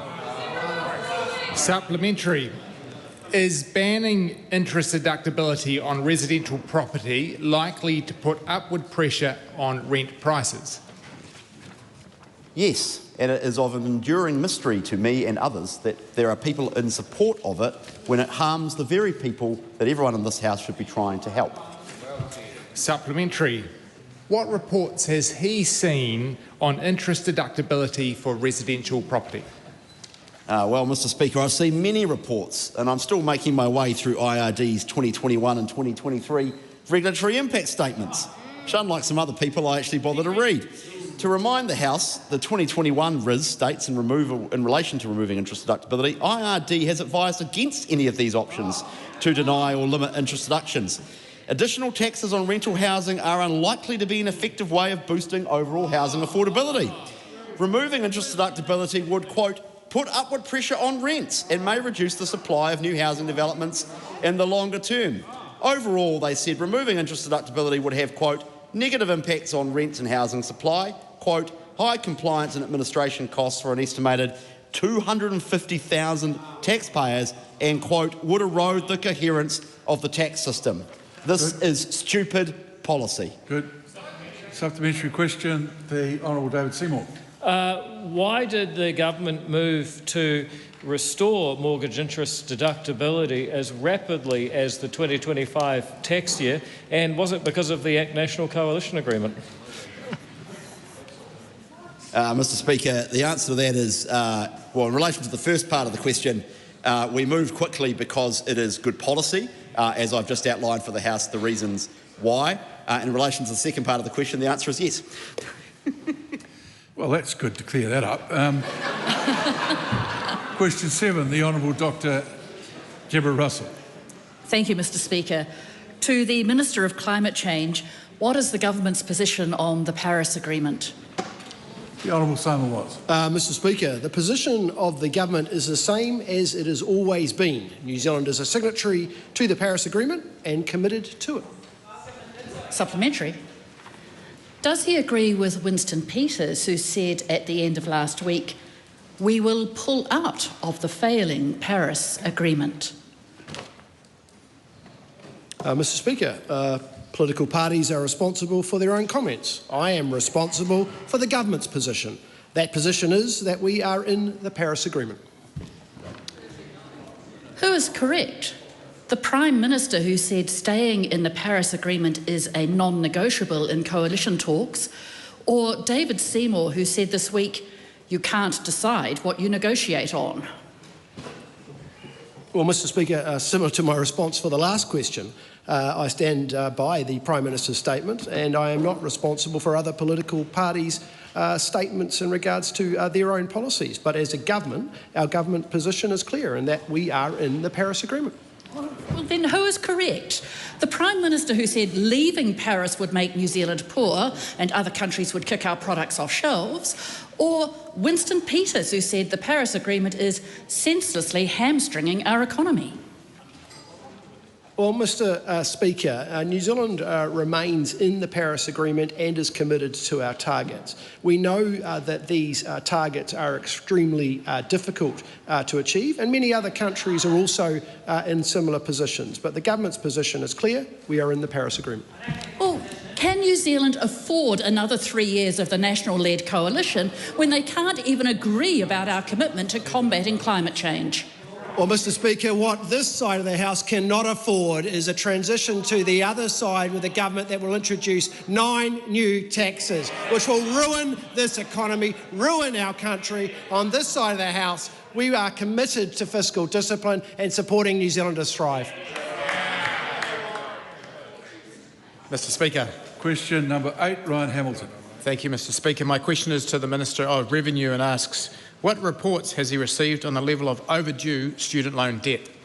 The Honourable Simon Watts. Well, Mr Speaker, I've received Inland Revenue's latest student loan quarterly report, which shows that as of the 31st of March 2026, overdue student loan repayments total $2.7 billion. That is a huge amount of money owed to New Zealand taxpayers, and there is a real cost when that is not repaid.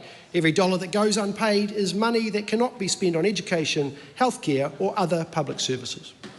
Supplementary. How much of the overdue student loan debt is owed by borrowers who have left New Zealand?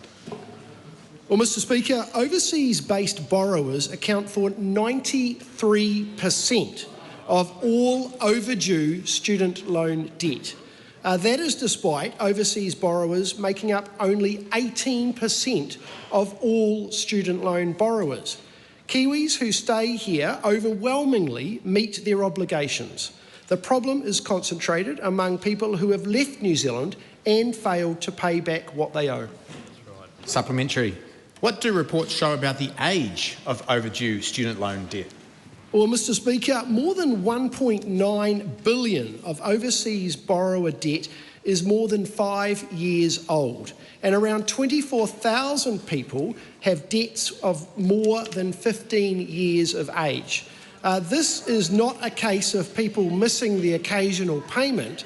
A significant amount of this debt has been outstanding for years. That is why recovering overdue debt from overseas borrowers is so important. Supplementary. What action is the government taking to recover overdue student loan debt from overseas borrowers? Well, Mr. Speaker, this government has significantly increased funding for Inland Revenue's compliance and collection work, including $29 million through Budget 2024 and a further $35 million through Budget 2025. Inland Revenue is using a broader mechanisms to collect overseas debt and student loan debt, including overseas collection agencies and legal enforcement to pursue borrowers who do not meet their obligations. That action is working, with more than $243 million collected from overseas borrowers in 2024-25, and in the last year, Mr. Speaker, we saw an increase in collections of over 20%. We know there's more to do, and we have a plan to achieve it. Well done. Question number 9, the Honourable Marama Davidson. Ngā mihi te māngai, ki te Premier, e tautoko ana ia I ngā kōrero me ngā mahi katoa a tōna kāwanatanga. The Right Honourable Prime Minister.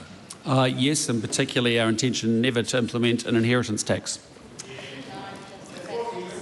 Does he stand by his statement made at Waitangi this year that, quote, iwi and hapu have a significant contribution to make to the protection of our natural environment. It is why our reforms to resource management law contain strict provisions to uphold treaty settlements and always will. Yes. Who benefits from last-minute amendments to the new resource management legislation, which allow another 6 years of degradation to the Waikato River, and why is he prioritising one industry over treaty settlement commitments? Well, I reject the characterisation of the question. What role has his government given industry polluters in influencing whether treaty settlements are overridden? Well, we don't give them any role, we uphold our obligations under law. You make the law. Supplementary question, the Honourable Chris Bishop. Can the Prime Minister confirm that Plan Change 1, which gives effect to Te Ture Whaimana, which is the settlement referred to in the previous question, will be the basis for the new Natural Environment Plan developed by Waikato Regional Council in the coming years? Yes, I can, and that's why we actually need to make sure that it's aligned with the new RMA laws that have becoming law now. Did any members of Cabinet recuse themselves from discussions on amendments to the Planning Bill or the Natural Environment Bill? I can assure the member that we manage any potential or real conflicts appropriately. Donations. Question number 10, Arana Williams. And no one else. Supplementary? Oh, my apologies. Taku Te Ferris, sorry, I didn't see there. Supplementary question, Taku Te Ferris. Tēnā koe te pika. Can the Prime Minister confirm that during this parliamentary term alone, the Waitangi Tribunal has faced an unprecedented burden of work with 9 urgent inquiries and 1 priority inquiry into policies and actions of his government? And if so, what does this say about his government's ability to demonstrate being a good treaty partner? What it says is we're a very busy government getting things done. Supplementary. Taku Te Ferris. Point of order. Hesitate to interrupt the flow of questions. Point of order, the Honourable David Seymour. I hesitate, Mr. Speaker, but as the Prime Minister resumed his seat from the earlier question about conflicts of interest, Chloe Swarbrick yelled out, "Tell us about those donations." Now, it's tempting to ignore her, but it's not just angry and immature behaviour. It actually brings the whole House into disrepute to have those sort of epithets shouted her out. And I think you should ask her to withdraw and apologise. I did hear that. This afternoon has been a politically charged afternoon where various parties in both questions and answers have put political questions. We're obviously going into that season. I appreciate that the member may have found that comment to be concerning. I didn't hear it. I'm not asking for a withdrawal because it shouldn't be on the record. If she said it. We'll go to Supplementary. Takuta Ferris. Of the nine urgent inquiries, can the Prime Minister identify one where the tribunal found his government had strengthened rather than weakened its obligations under Te Tiriti o Waitangi? And if not, does he accept his government has taken Crown Māori relationships backwards? Oh, absolutely not. I mean, look at the 13 treaty settlements that have been advanced. Look at the fact that we've improved regular attendance with Māori students from 51 to 54%. Look at the reduction in Māori youth offending, down 28%. Look at the 4,000 fewer Māori victims of violent crime. On this side of in this government, we're interested in improving outcomes for Māori and non-Māori. Appreciate you're not. Supplementary. How does the Prime Minister explain the Tribunal's repeated intervention into his government's actions across treaty principles, Māori wards, oranga tamariki, takutai moana, te reo Māori, the regulatory standards, citizenship and education, and what solutions does he have to protect Te Tiriti o Waitangi in all future lawmaking? Well, we understand our obligations, and as I said, we're a busy government, so it's not a surprise they'll have a response to lots of things we're doing. Supplementary. Will the Prime Minister commit to requiring MPs to be capable of demonstrating at least an intermediate level of knowledge and understanding of Te Tiriti o Waitangi and the country's history, in line with the current body of evidence, to ensure Parliament and government decision-making is consistent with Te Tiriti o Waitangi? If not, why not? Well, what I commit to is ministers who actually get things done and sort this country out, and that's what this side of the Parliament's been doing. Question number 10, Aotearoa Williams. Thank you, Mr Speaker. To the Minister of Commerce and Consumer Affairs, is his statement that the government is all about more sustainable food price increases consistent with the Minister of Finance's promise to reduce food prices for Kiwis? If so, how? The Honourable Cameron Brewer. Mr Speaker, yes. What we're saying is very straightforward. We're getting food prices under control. Food inflation is now 1.9%, compared to 12.3% 3 years ago. If the Minister's goal is sustainable food price increases, how is a Māngere family of 2 working parents and 5 children with just $123 a week left for food supposed to afford enough bread, rice and noodles to eat, let alone meat and vegetables? Mr Speaker, again, as I said last week, we acknowledge overall Kiwis pay too much for their groceries, and that is why this government is focused on competition reform. That is why we're focused on reducing the barriers for new entrants, increasing penalties for fair trading breaches, and supporting the Commerce Commission in its compliance work. If the Minister's goal is sustainable food price increases, which meal does he expect the 38% of Victoria University students who are already skipping 1 meal a week because they cannot afford food to skip next?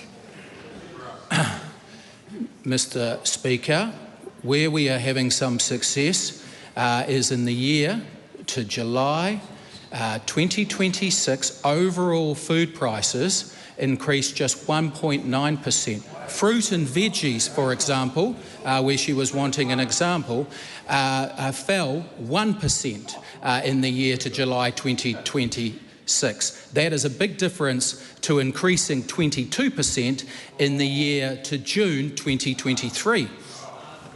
Is the reason this government has changed its policy from reducing food prices 15 months ago to now being all about more sustainable increases because it has failed to deliver on the cost of living and it's now changing the definition of success?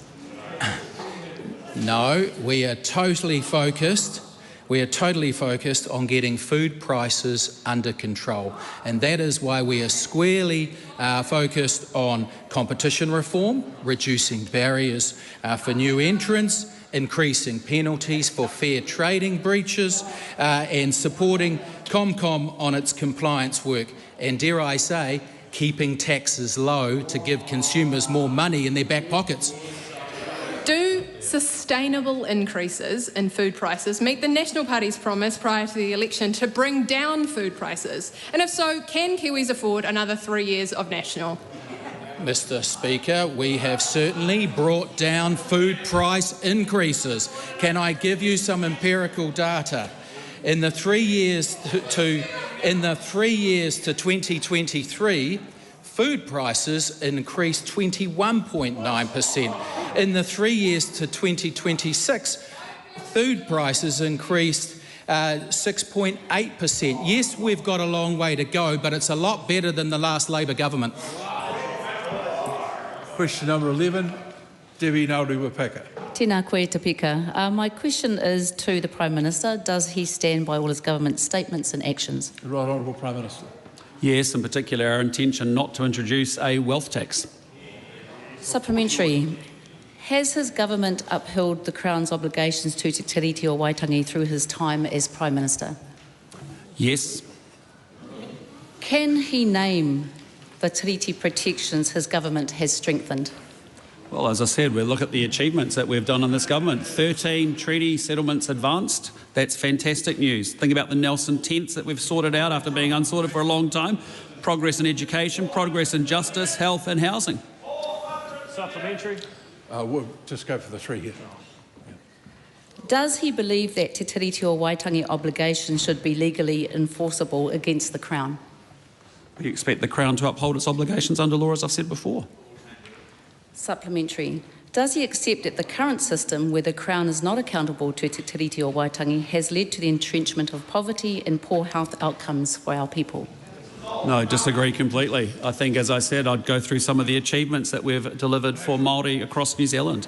Go look at the improvement in regular attendance. Go look at the investment in Māori education. Go look at the reduction in youth offending, the reduction of Māori victims of violent crime. That stuff matters, really does matter to people who are going through pain and suffering as a result of that.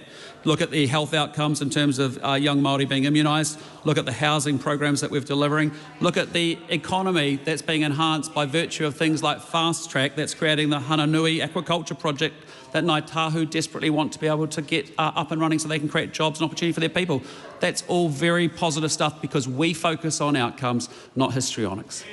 The Honourable David Seymour.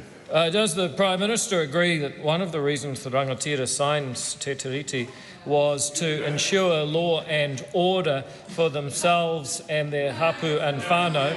And if so, has the government delivered by reducing violent crime by 25%? Sorry, Mr. Seymour. No one speaks while a question is being asked. Well, it might be a terrible question, Mr. Jackson. Remove yourself from the House if you don't want to listen to it. So quietly, we'll now hear the Honourable David Seymour. Is Willie Jackson going to leave first? No. Don't ruin the situation that we've just managed to settle down. Mr. Speaker, to the Prime Minister, does he agree that one of the reasons the Rangatira signed Te Tiriti was because they wanted to secure law and order for themselves, their hapu and whānau? And if so, has the government reducing violent crime by 25% been a very good example of it upholding its obligations under the treaty? I fully agree. I think every New Zealander wants to feel safe in their home, in their business, in their community. I'm proud of the 46,000 victims of serious... Point of order, Mr. Speaker. Point of order, Rawiri Waititi. It'll be interesting for that person to just ask that question to provide the evidence as to what backs that question, because it's misinformation and it's telling fibs. Sorry, just everyone else needs to just be quiet.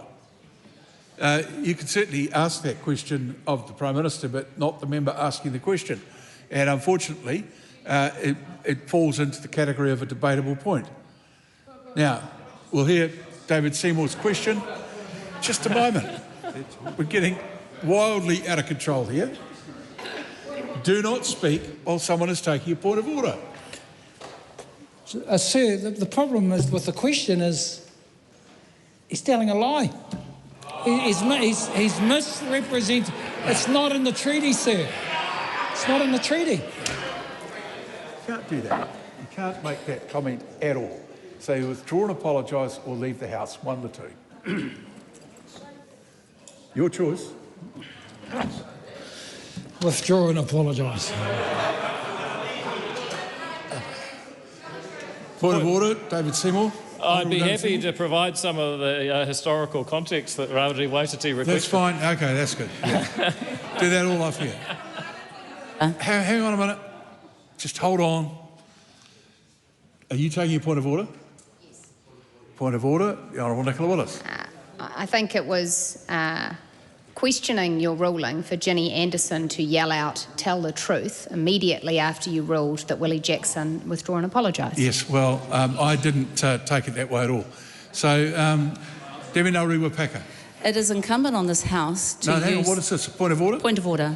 Okay, well, don't start by telling me what you think I should be doing. Ask a question or put a point of order according to standing orders. I think it is important to the Speaker that you ensure that the ministers are telling facts, especially facts that are known in every academic researcher, in every settlement, in the tribunal, and we know why Te Tiriti was gifted to Aotearoa. It was because to manage the manuhiri who'd come from Britain who could not behave well. That's what it was about. Sit down. It is not a point of order. It is once again a debating point. And if we're going to continue down this, line, then people will be able to continue it outside of the House.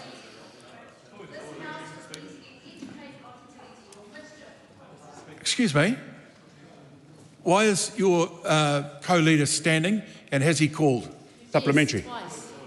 Point of order here, the Honourable David Seymour. But, Mr. Speaker, after all that disruption, I still haven't been able to get an answer to my question from the Prime Minister. And we're coming back to a point where the question can be answered, hopefully briefly. I'm very proud of the progress on restoring law and order for both Māori and non-Māori, because 46,000 fewer victims of serious violent crime is a good thing. A 22% reduction in serious youth offending is a good thing. An 85% reduction in ram raids is a good thing. 100% increase in police out on the beat is a good thing. And New Zealanders feel safer under this coalition government, period. Supplementary. Rawiri Waititi. Has the Prime Minister read the Matike Mai Aotearoa report? And what specific recommendations, if any, is his government prepared to progress? Sorry, can you repeat the question? With absolute pleasure. Has the Prime Minister read the Matike Mai Aotearoa report, and what specific recommendations, if any, is his government prepared to progress? I don't believe I have read that report. Supplementary question. The Honourable David Seymour. Is the Prime Minister proud of the government significantly reducing the number of Māori students who leave school without a qualification after that very number rose shamefully under the previous government? And if so, has he seen any recent television interviews where someone who perhaps should have known that didn't? Well, I'm proud of the record. I mean, we've seen that. We've seen higher proportions of Māori leaving with qualifications under this government, under the previous centre-right government as well, and that's a good thing. Rawiri Waititi. Sorry, Mr. Waititi, we'll just wait while people finish there. Really, if I was to take any action, it would be to send the whole lot of the House out of the place, but that really wouldn't be much helpful to anyone. Rawiri Waititi and no one else. Does he accept that the Crown has an obligation to consider constitutional arrangements that give practical effect to both kāwanatanga and tino rangatiratanga? And the way we do that is we deliver better outcomes for Māori. And as I've said, we have lower Māori youth offending, fewer Māori victims of violent crime, more tamariki Māori immunised at 24 months. We have a number of social housing projects and providers activating social housing. We get things done. We don't just talk about it and do performative histrionics on this side of the government. Parliamentary. Does he consider The present constitutional arrangements adequately protects tino rangatiratanga. Yes. How? Because this is a government that actually gets things done for Māori rather than just doing performative rubbish like we see from that side. Question number 12, Rima Nuckley. Thank you, Mr. Speaker. My question is to the Minister of Local Government and asks, what difference will the government's rates cap make for New Zealand ratepayers? The Honourable Seymour Watts. Just a moment, Mr. Watts. There's just generally too much conversation going on, particularly on the side of the House to my right. Simon Watts, the Honourable Simon Watts. Mr. Speaker, for too long, ratepayers have been hit with steep and unexpected rate increases, including median increases of 14% and 9% over the past 2 years.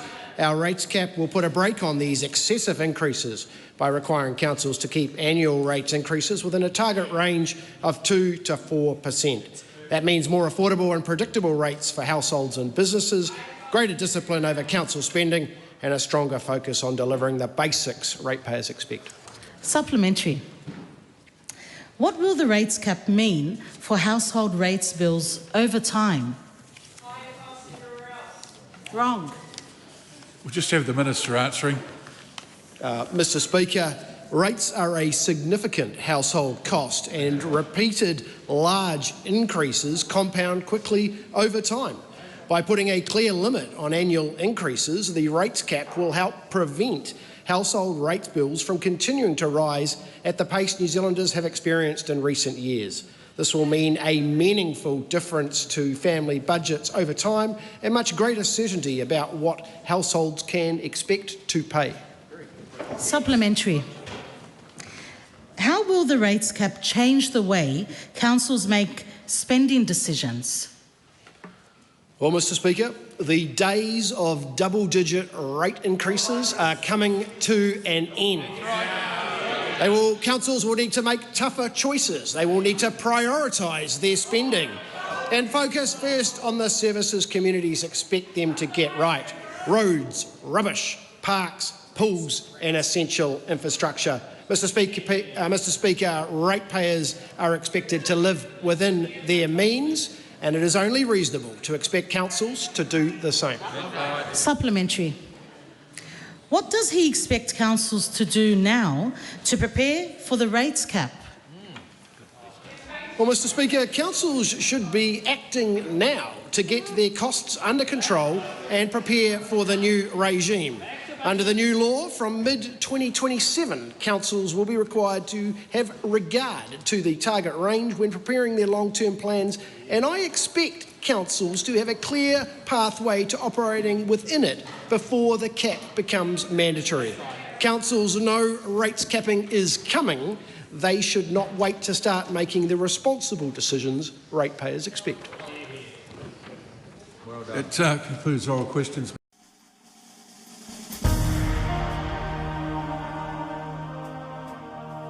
Live coverage from the House of Representatives will resume at 7:30 p.m. An uncorrected transcript of today's oral questions is available at www.parliament.nz.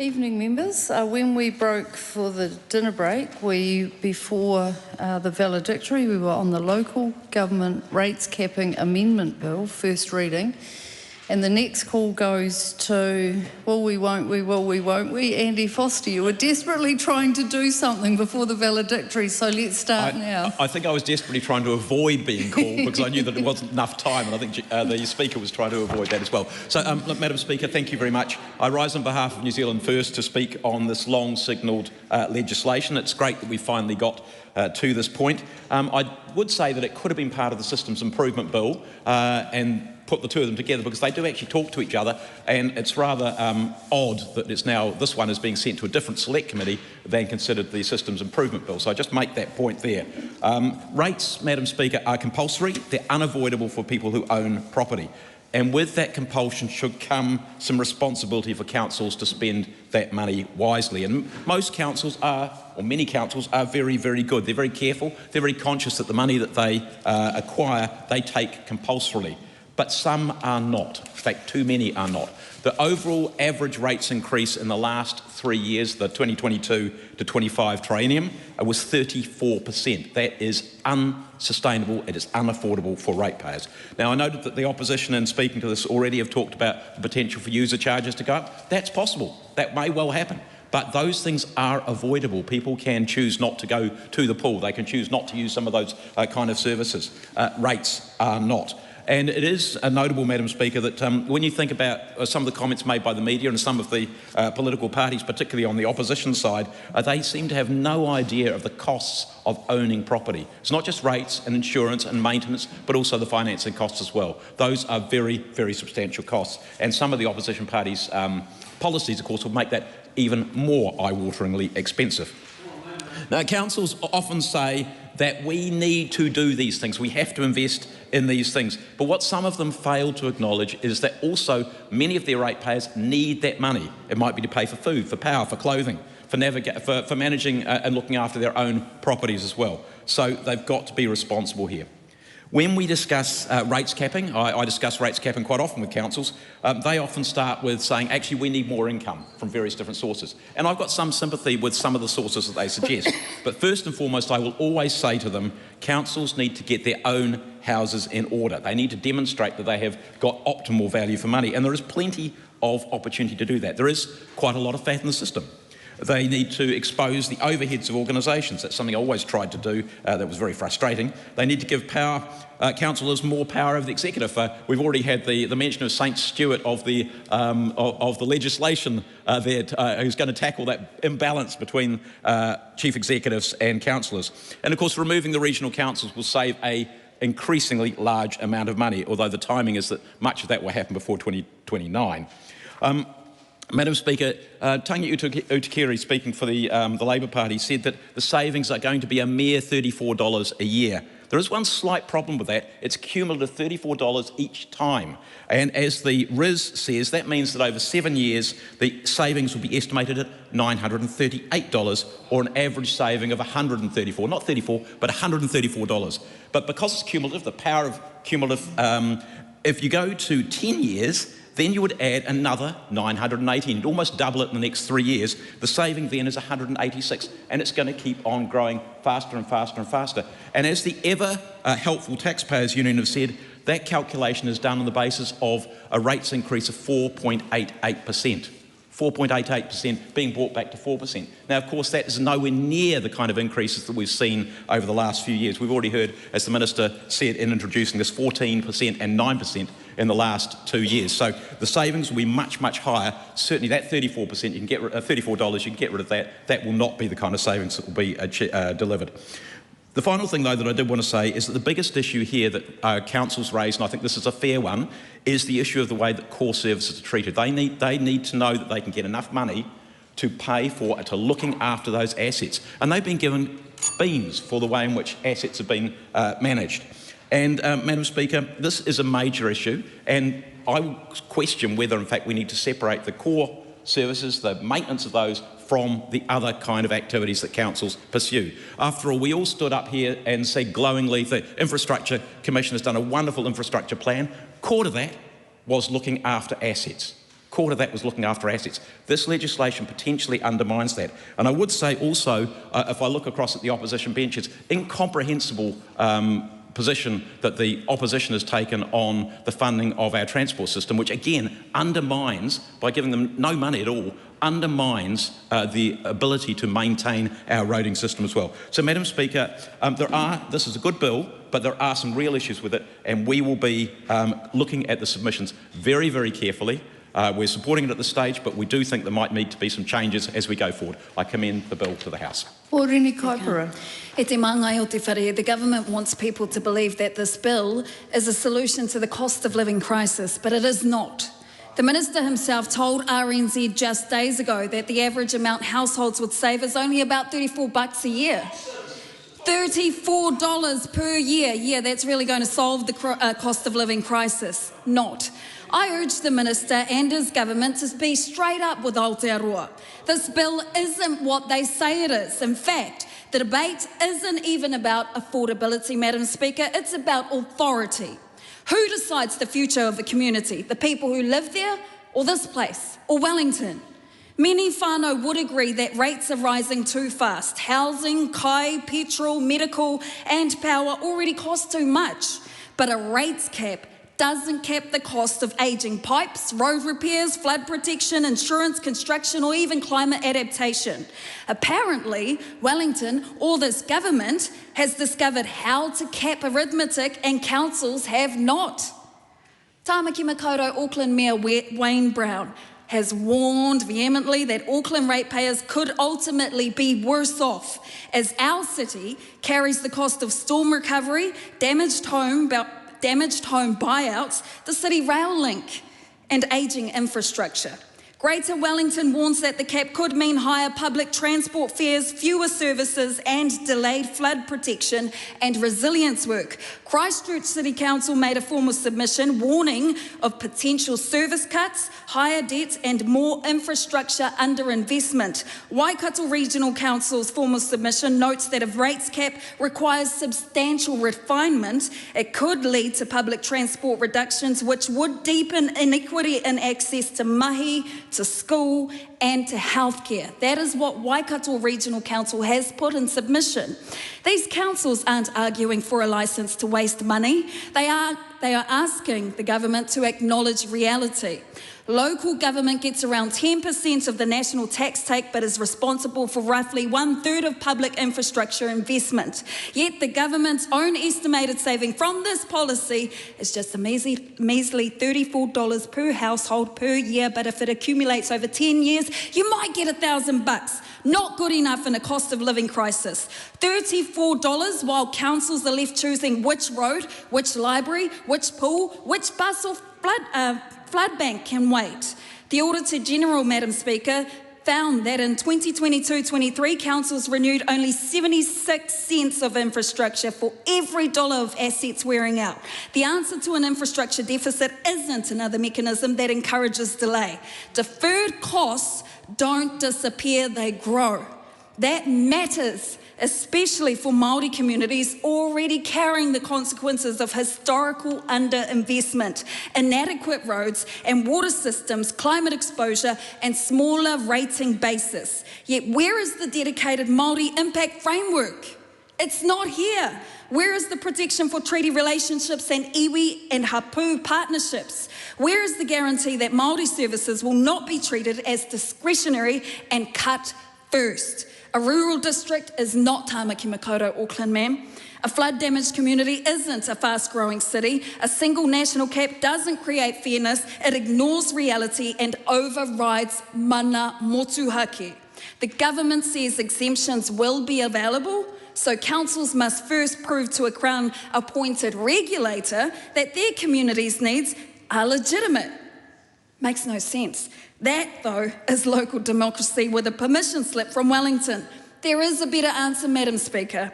Withdraw this blunt cap and negotiate a durable local government funding accord. Central government must fund every new responsibility that it imposes. Return a fair share of GST on rates to communities, pay rates on Crown land, provide long-term infrastructure and climate resilience. There are a lot of other solutions. A rates cap of 4% is not it. Build a specific TDT framework with iwi and hapu so that Māori priorities and partnerships are protected, not first in line to be cut. Give the ratepayers transparency, give councils discipline, but give communities, our communities, the power and the funding to solve the problems that are in front of them right now. Te Pāti Māori will support genuine affordability, but we will not support manufactured savings today that become broken infrastructure and bigger bills tomorrow. This bill caps local choice, not local costs. We oppose it. Melissa Lee. Thank you, Madam Speaker. I'm really pleased that she actually says that she likes to support, if it's a good plan, then she will actually support it. Well, this is in fact a good plan. Local communities around the country have been paying far too much in rates. In the last 2 years, increases have been 14.2% and 9.2%. That is astronomical increase. People are paying thousands and thousands of dollars in rates. And you know what? When homeowners actually pay rates, even renters have to pay higher rents. This bill will cap rates between 2% and 4%, and I think it's a great thing, and I commend the bill to the House. Speaker, thank you for the opportunity to be able to rise and speak on the Local Government Rates Capping Amendment Bill. And Madam Speaker, we've heard from the House, we heard from speakers beforehand where we heard the Minister and other speakers across the House speak on this bill and why it's important at this day and age, particularly with the cost of living as the #1 issue across Aotearoa. Labour will be supporting this bill to the Select Committee because we recognise the importance of the Select Committee being able to hear public submissions of communities across Aotearoa and councils being able to speak and consult their communities to enable what are the solutions, what is the legislation trying to achieve, and we've heard other speakers talk about the most that you will pay is probably 4% annually. What I want to emphasise on is the importance of consultation because communities across Aotearoa are grappling with cost of living, and so the rates capping provides a set of tools, the legislation, but it needs to be emphasised that whatever the changes are that have been proposed in the RIS, in the legislation and draft, it's really important that households understand what this means in terms of local services for local government. So local government, councils across Aotearoa have to make really fundamental decisions that are going to affect their communities. And I want to emphasise local things like libraries, like local parks, like local services that communities across Aotearoa. What is the impact that this legislation will have on councils in terms of trying to achieve the financials of keeping those specifically assets and services for local communities. And the local communities rely on councils providing those services. So there will definitely be decisions that are affected to where services may be cut or reduced because they're trying to stay within that financial envelope. So Labour is aware of additional funding streams that are available to local government and specifically open to rates caps and principles. But we do not accept that central government keeps handing local councils with responsibilities but not providing the budget to pay for those extra services. And any workable cap must be matched by sustainable funding for those specific jobs or roles being passed down. The cap that will apply to councils, there's a wide average on people's rates bills, but it doesn't actually guarantee the service until the legislation has been through this House and approved by normal parliamentary processes. It's really important, I come back to consultation, Madam Speaker, because any rates cap will have an effect on the local communities. And so councils must use the financial instruments and explain clearly to the community what those effects will be. Because currently there is quite a different approach for councils right across Aotearoa. So communities will be expected to read documentation, and they will be expected to understand what policies and processes in the local South Auckland community, when there are public consultation documents. Sometimes the language is not clear, sometimes the effects or the methods that are explained by elected members is not understood clearly. So it is the hope that whatever the consultation that goes through the councils, that councils will then have the ability to put forward their submissions through the select committee. Just on, as I finish up my time, the target range, I just wanted to pick on that in terms of general rates, a uniform annual charge and penalties on unpaid rates. So unpaid rates is a big thing in communities like South Auckland, particularly when you haven't got the ability to pay your rates. And then you've got penalties on top of that. The enablement of being a compliant rate payer will have an effect on the local community. So it's important that the instruments in the legislation, that examples are explained clearly, so that when councils, through elected members, their officials, make those decisions in their submissions, that it's clearly understood by the communities they represent. I commend this bill to the House. Honourable Dr Shane Reti. Thank you, Madam Speaker. Look, this bill is relatively simple. The problems we're trying to solve are to promote local authority fiscal responsibility and, two, the predictability of costs to ratepayers. The main mechanism of action, the core solution, is to establish a target range for annual rate increases between a maximum and a minimum. Saying that, I commend this bill to the House. Queen Bennett. Kia ora, Madam Speaker, and thanks for the opportunity to contribute on this piece of legislation. And as I listen to the debate and think about our councils and where they sit, it is about localism, and it is about them often being, I want to say the eyes and ears, but being the voices of our communities and speaking up and speaking out and needing good mechanisms to fund themselves to do the work they do of localisms, of supporting local voices when it comes to communities. I also think of local councils in terms of resiliency and emergency management. And when a disaster strikes in a community, it is always the councils who have their teams who work alongside civil defence to stand up support, to stand up rescues, to stand up rescues and resilience in terms of local communities. And that's why it is so important that we actually support local councils. And this legislation is a struggle, but it is something that we are going to look at what comes from the select committee process and from hearing submissions and gathering a better understanding of where things are at. But Madam Speaker, I was just recently, or just before the break, I was at a tourism summit and on a panel discussing all things tourism leading into the election. Jamie Arbuckle was also there, my colleague across the House there. And very much in that room was a bunch of RTOs, regional tourism organisations. There are 31 in the country. Now, the majority of those RTOs are funded by local councils. And it's a challenge because those RTOs often rise and fall at the whim of a local council when they're trying to balance their books or trying to figure out a way to pay for all the things that are required of them or that they want to do. And the problem is that often RTOs are seen as nice to haves. They're seen as something that we can kind of cut the funding from if we don't have quite enough to fulfil the next long-term plan. But actually they are part of the engine room of a local economy and a local community. Because our tourism industry, and particularly in some of our smaller regions, it is around the income that tourism brings. It is also around the jobs that tourism brings. And so we need to find ways to better ensure that our councils are equipped, resourced, and able to gather the revenue they need.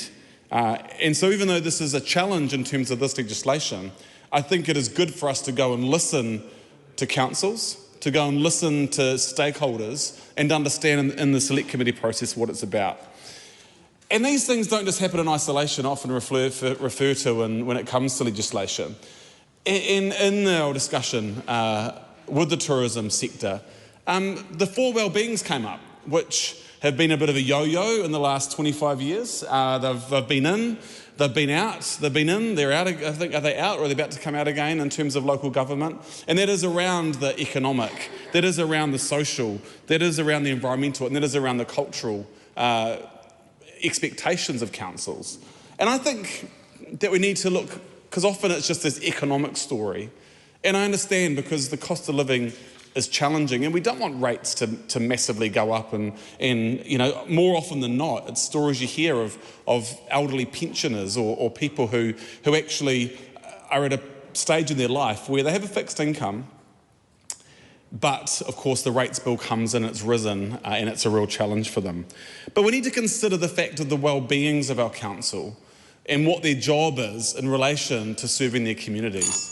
And I come back to resiliency and emergency management and support, and that environmental piece around how do they manage those situations. I think of the social space in terms of creating vibrant communities, as my colleague just said, around libraries and museums, art galleries, places that, yeah, they seem like nice to haves, but actually they are part of the fabric and well-being of a good community. I spent a lot of time talking to councils in my previous life. I spent a short amount of time working for a council. I know that the funding isn't flowing and the cash isn't just sort of there and they're being ridiculous with their rates. I understand that they have to find mechanisms and ways of paying for the well-being, to pay for resiliency, to pay for all of the things that central government expects of them. Madam Speaker, this is a challenging piece of legislation. I support it so it can go to select committee so we can hear the full story when it comes to local council funding. Katie Nimmin. Madam Speaker, the ultimate well-being for a household is being able to afford to pay their rates. And when rates go up 23% for households, and what do they have to show for it? I think a rates cap of 4% is a very welcome change. And with that, Madam Speaker, I commend the bill to the House. The question is that the motion be agreed to. Those of that opinion will say aye. Aye. To the contrary, no. The ayes have it. The Local Government Rates Capping Amendment Bill, first reading. The question is that the Local Government Rates Capping Amendment Bill be considered by the Finance and Expenditure Committee. Those of that opinion will say aye. Aye. To the contrary, no. The ayes have it.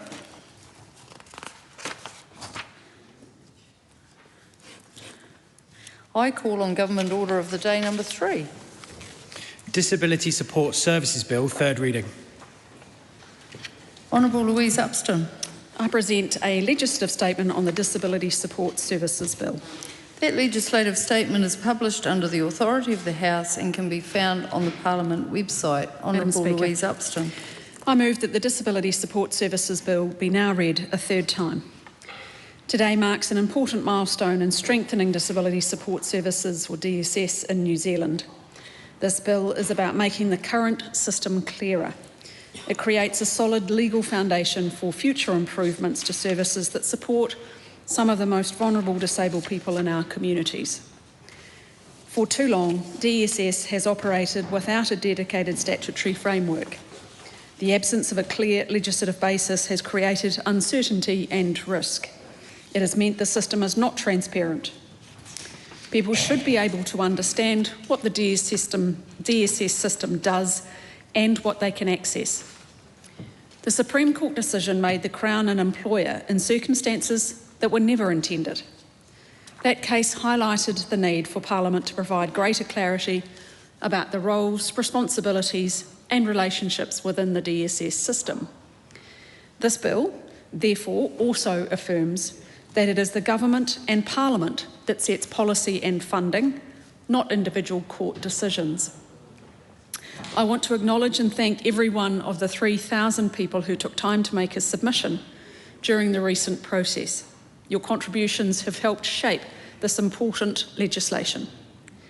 The bill makes it much clearer that choice, individual needs and circumstances, safety and outcomes for disabled people are important elements that the responsible minister must take into account when developing a support program.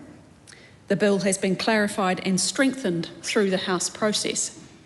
Changes have been made to provide greater assurance and certainty for families who play such a critical role in supporting disabled people.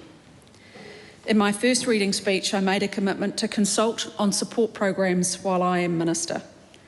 I am pleased that changes made during the House process have formalised my commitment. The bill now includes a consultation provision that reflects the language of the United Nations Convention on the Rights of Persons with Disabilities. I would like to thank the members of the Select Committee for their careful consideration of the legislation. Their scrutiny has improved the bill and helped ensure that it better reflects the needs and expectations of those who rely on DSS. Madam Speaker, I also want to put on record my thanks to the officials who have worked incredibly hard on these improvements. DSS funds essential supports for some of our most vulnerable disabled New Zealanders. The bill continues to reflect current practice and settings. It clarifies that the key purpose of DSS is to contribute towards disabled people being able to live their everyday life. A key premise of DSS is that disabled people have different needs and circumstances. I know that disabled people want choice, control and independence. It isn't a one-size-fits-all system, but one that needs to be flexible. Under this bill, the principles of choice, safety and dignity are at the centre of all decisions about disabled people's disability support services. A 2024 independent review confirmed long-standing issues with DSS, and the government took action to stabilise it. All recommendations from that review have been implemented. In the last two budgets, we have invested $2.1 billion over 5 years to address DSS demand and cost pressures. Through this bill, we now need to lay the foundations for a better future. There is more work to do. I intend a further phase of legislation that will consider matters such as review and appeal processes and other aspects of the DSS system.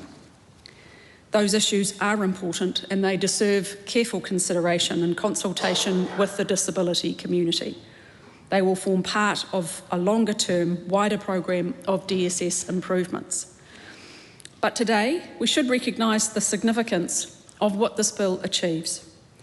This legislation represents a step change for DSS. It moves the system from a series of ad hoc arrangements to a clear and transparent framework. It provides greater certainty for disabled people, their families, providers and government. Most importantly, over time, it will make it easier for those who use DSS to understand and engage with the system. I want to respond to remarks made during the Committee of the Whole that suggested this bill merely reflects the status quo and is not transformative. I respectfully disagree. While this bill reflects the way the system currently operates, it also represents a significant step forward. It provides a legislative framework with clear statutory principles, a higher level of oversight, and the formal requirement to consult with disabled people through their respective organisations. Waiting for a perfect bill would mean leaving the current system exactly as it is, which I've not been prepared to do.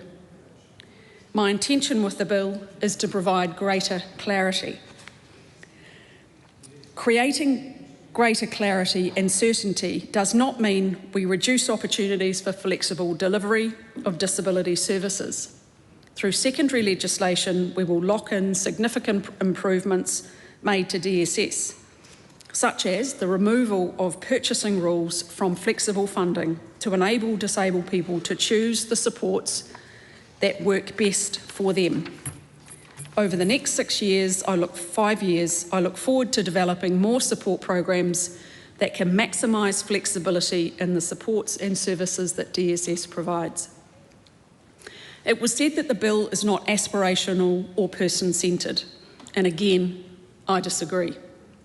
It puts disabled people front and centre. It clearly reflects the EGL principles.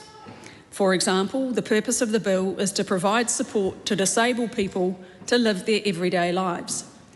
It also makes it explicit that decisions must take into account a person's choice, safety and dignity. Madam Speaker, I agree that more work is required. This bill gives DSS the legislative foundation necessary to support eligible people and a platform to improve that support. It is intended to be the first step in a broader legislative and policy program to strengthen the system. The bill provides clarity where there has been uncertainty, transparency where there has been ambiguity, and a stronger basis for the delivery of essential supports. It has been strengthened by the voices heard during the Select Committee process. Madam Speaker, I commend this bill to the House. The question is that the motion be agreed to. Honourable Priyanka Radhakrishnan. Madam Speaker, we're here for the third reading of a bill that has been rushed through Parliament with a truncated Select Committee process, and despite that, over 19,000 people made their voices heard, over 3,000 in submissions to the bill, and over 16,000 to a petition to scrap the bill.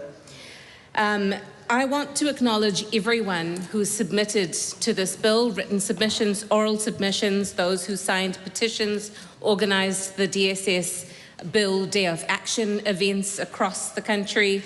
And I also want to take a moment to acknowledge that many of the oral submissions that the Select Committee heard contained very deeply personal and painful accounts of people's lives. And it wouldn't have been easy for them to share that, let alone within a short period of time or with short notice. So I want to acknowledge them for that. The depth and the breadth of submissions reiterated just how diverse disability communities are, but how united they are when it comes to calling for a better disability support system, one that promotes their rights and enables them to live with dignity, like their non-disabled counterparts. And when it comes to calling for a society that stops disabling them. The Minister has consistently said, and she has reiterated in the House today, that her intention with this bill is to provide clarity, to provide certainty and transparency to disabled people.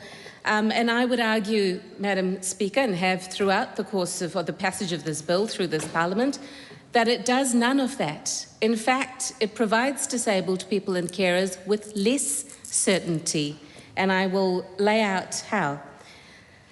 She has also said that this bill reflects current practice through her contributions in this House, and that is the problem. So back in the 2020 to 2023 term, when Labour was in government, we had progressed work to transform the disability support system, to align it much more closely with the Enabling Good Lives principle that gives disabled people greater choice and certainty over the services that they access. Through Budget 22, there was $100 million budgeted for that work program. This government had a choice when they took office to continue that work, which was a step change towards transforming a system that gives disabled people more choice and control, but they chose not to. They chose instead to stop the transformation work that would have shifted us towards Enabling Good Lives principles and to use that money for other things instead. That would have been a significant step towards a national rollout of EGL that disability communities have been calling for. Instead, the direction of travel has been derailed. At the committee stage, the Minister said it was just a different approach adopted by this government. I would argue it is a substandard approach that is adopted by this government. It is unambitious because what she has chosen to do is instead to codify into law a system that is fragmented and wasn't working for disabled people and carers. It provides less certainty because there is too little detail in primary legislation and too much of a reliance of detail in secondary legislation. She has argued that that is because it will then afford future ministers greater flexibility because one size doesn't fit all, and I accept that. However, it also allows future ministers to tighten eligibility criteria, for example. I asked the Minister during the Committee of the Whole stage why basic details like who's able to access this funding, who is eligible to access this funding. This is criteria that has been in place since 1996. Why wasn't that then written into this legislation if it is meant to reflect the current state of play? She didn't respond. I put to her that that allows a future minister to tighten eligibility criteria for certain types of disability funding. She neither confirmed that nor denied that. And I believe that that speaks volumes. Even if it allows a future minister to widen eligibility criteria for certain types of disability support funding, if that is not matched with funding uplifts, then that does a disservice to disabled people as well. And we have seen that happen in the past when autism was included into eligibility criteria back in 2013 from memory. This is in the context of a constant state of flux due to changes, pauses and freezes that this government has put into place, to the point that disabled people and carers came to Select Committee and talked to us about the state of exhaustion that they are in and the fact that they are living in a state of anxiety because they don't know what changes are coming next. And this bill does nothing to give them certainty that there will not be further changes that will take away funding from them. It also has the potential to expand income and means testing beyond current settings. That was a worry for many who came to Select Committee. It legislates that families have a duty of care without including any safeguards or complaints mechanisms or appeals mechanisms, and that is leading to a heightened state of anxiety as well. Submitters were clear that they are exhausted and worried about the bill's emphasis on family supports without safeguards. And while the Select Committee did suggest some changes that the government has adopted because of the significant outrage to these particular clauses, there is no clarity in the bill that states explicitly that family support is complementary to funded support and that it will not be relied upon before funded support is provided. The bill does not reference Te Tiriti o Waitangi, the Enabling Good Lives principles, or the UNCRPD. Changes made by the Select Committee just lift and shift some words from the UNCRPD and EGL, but it does not change the fundamental bill to make it a rights-based foundation for disability support services. And as CCS Disability notes, and I quote, "The bill rewrites the relationship between disabled people and the government, and it does it without Māori," unquote. In fact, it didn't ask anyone. Nothing about us without us was out the window because there was no consultation on the changes to legislation at all.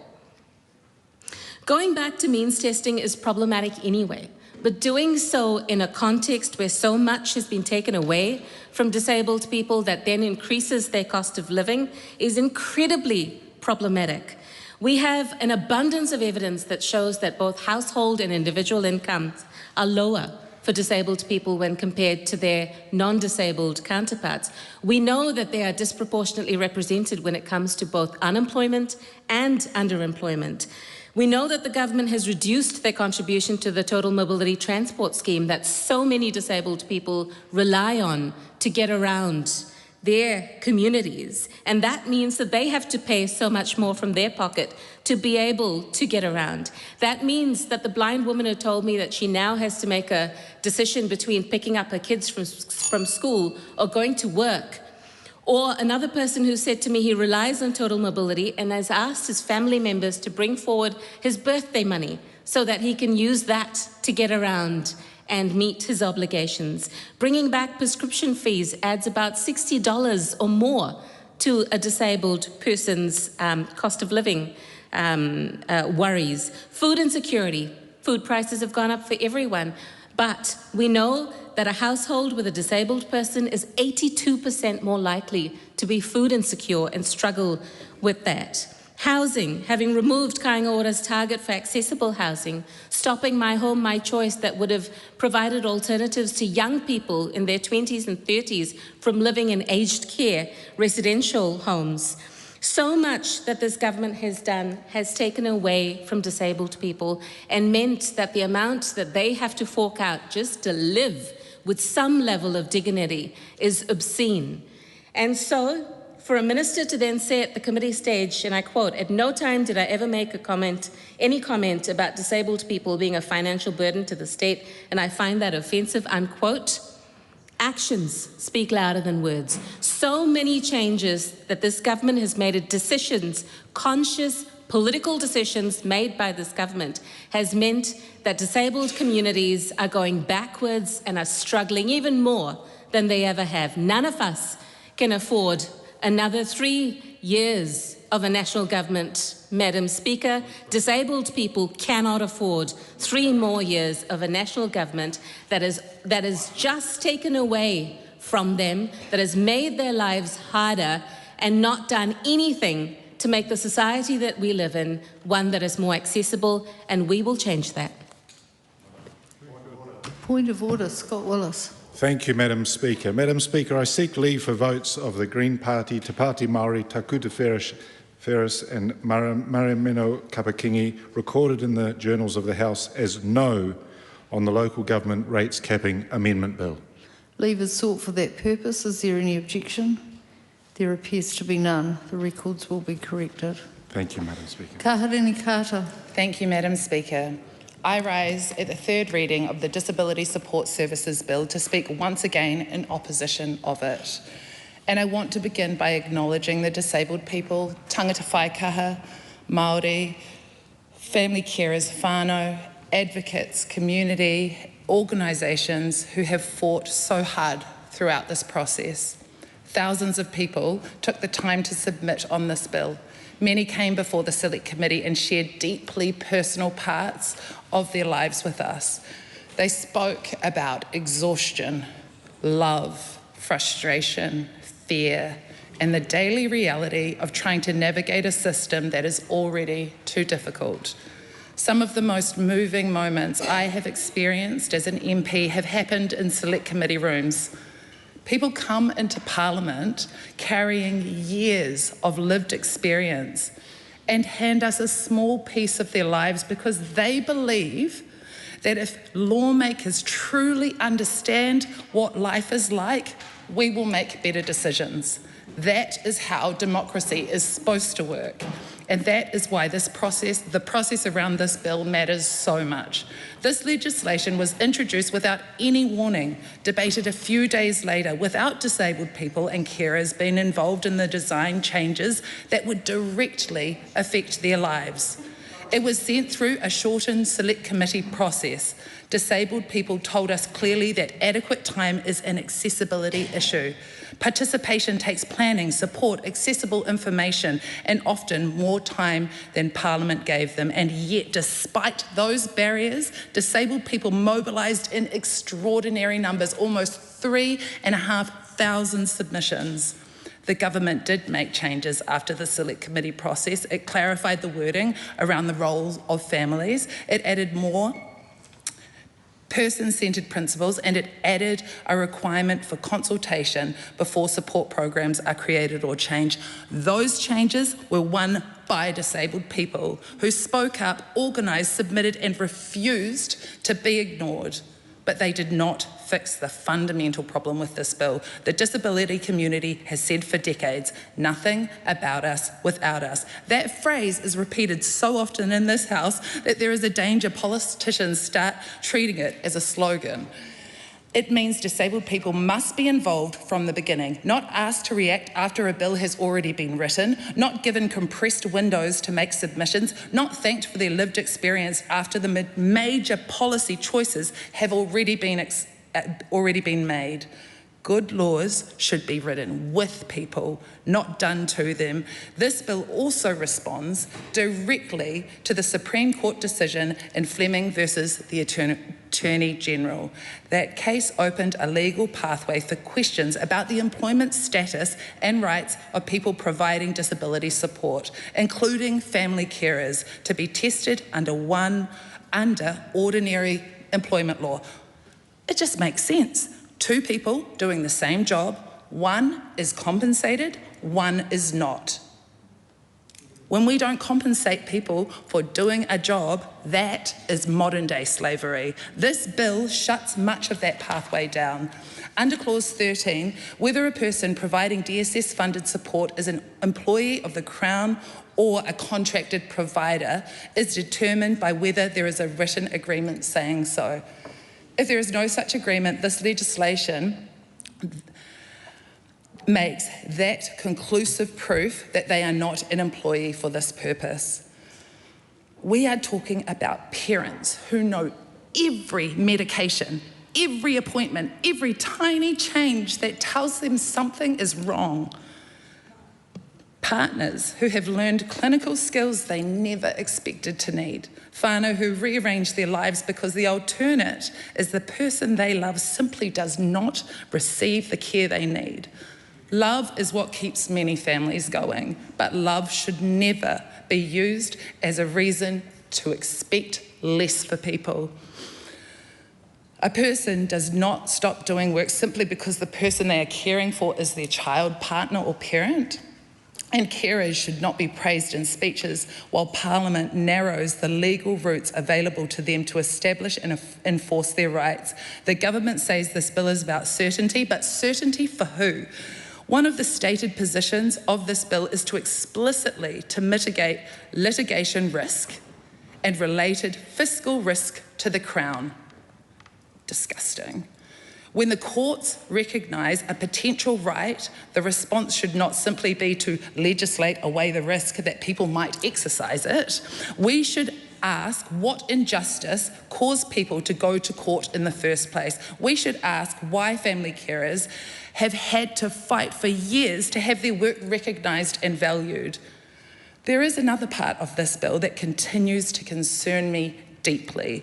The legislation allows future support programs to use income-based or asset-based criteria. The Minister has repeatedly told the House that she does not intend to introduce new means testing. I have heard that reassurance. But ministers change, governments change, intentions change, laws remain. If the government genuinely intends that supports which are not means tested today will remain protected, then put that protection into the primary legislation. Disabled people should not have to rely on the goodwill of whoever happens to hold the disability portfolio in 5 or 10 years' time. Rights should not depend on ministerial reassurance. That brings me to the international human rights questions raised throughout this process. I wrote to the Minister of Foreign Affairs seeking clarity about New Zealand's international obligation. Back in July, I think. I still haven't heard back. I also asked the Select Committee to seek further advice on these international human rights commitments from MFAT and the Attorney General. That was denied. The committee recommended this bill proceed. I find that deeply troubling. When serious questions are raised about legislation affecting people whose rights in New Zealand has committed internationally to uphold, Parliament should be hungry for more scrutiny, not less. We should want the advice. We should want to be absolutely confident that what we are passing respects the dignity, equality and rights of disabled people, because disabled people are not a fiscal risk to be managed. They are not a problem for families to absorb. They are citizens with the same rights as everyone else to participate fully in their communities, to make choices about their lives, to live with dignity and to receive support that makes that possible. And families are not an inexhaustible free resource. Families love, families support, families show up every single day, but families also work jobs, raise children, they get sick, they get tired, they age, and sometimes they reach breaking point. A sustainable disability support system cannot be built on an expectation that whānau will keep filling every gap left by the government.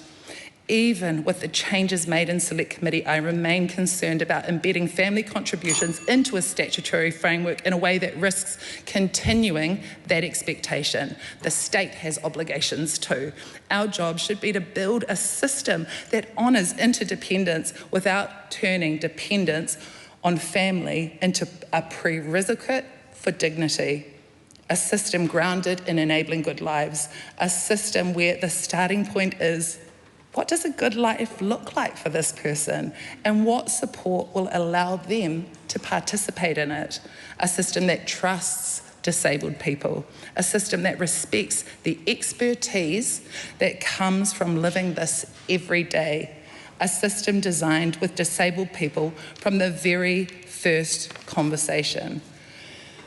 As my colleague Ricardo Mendes-March did in his second reading speech, I also want to acknowledge that there is no single disability community with one political view. Disabled people are members of every political party. They hold different views about policy, services, and the role of government. That diversity should be respected.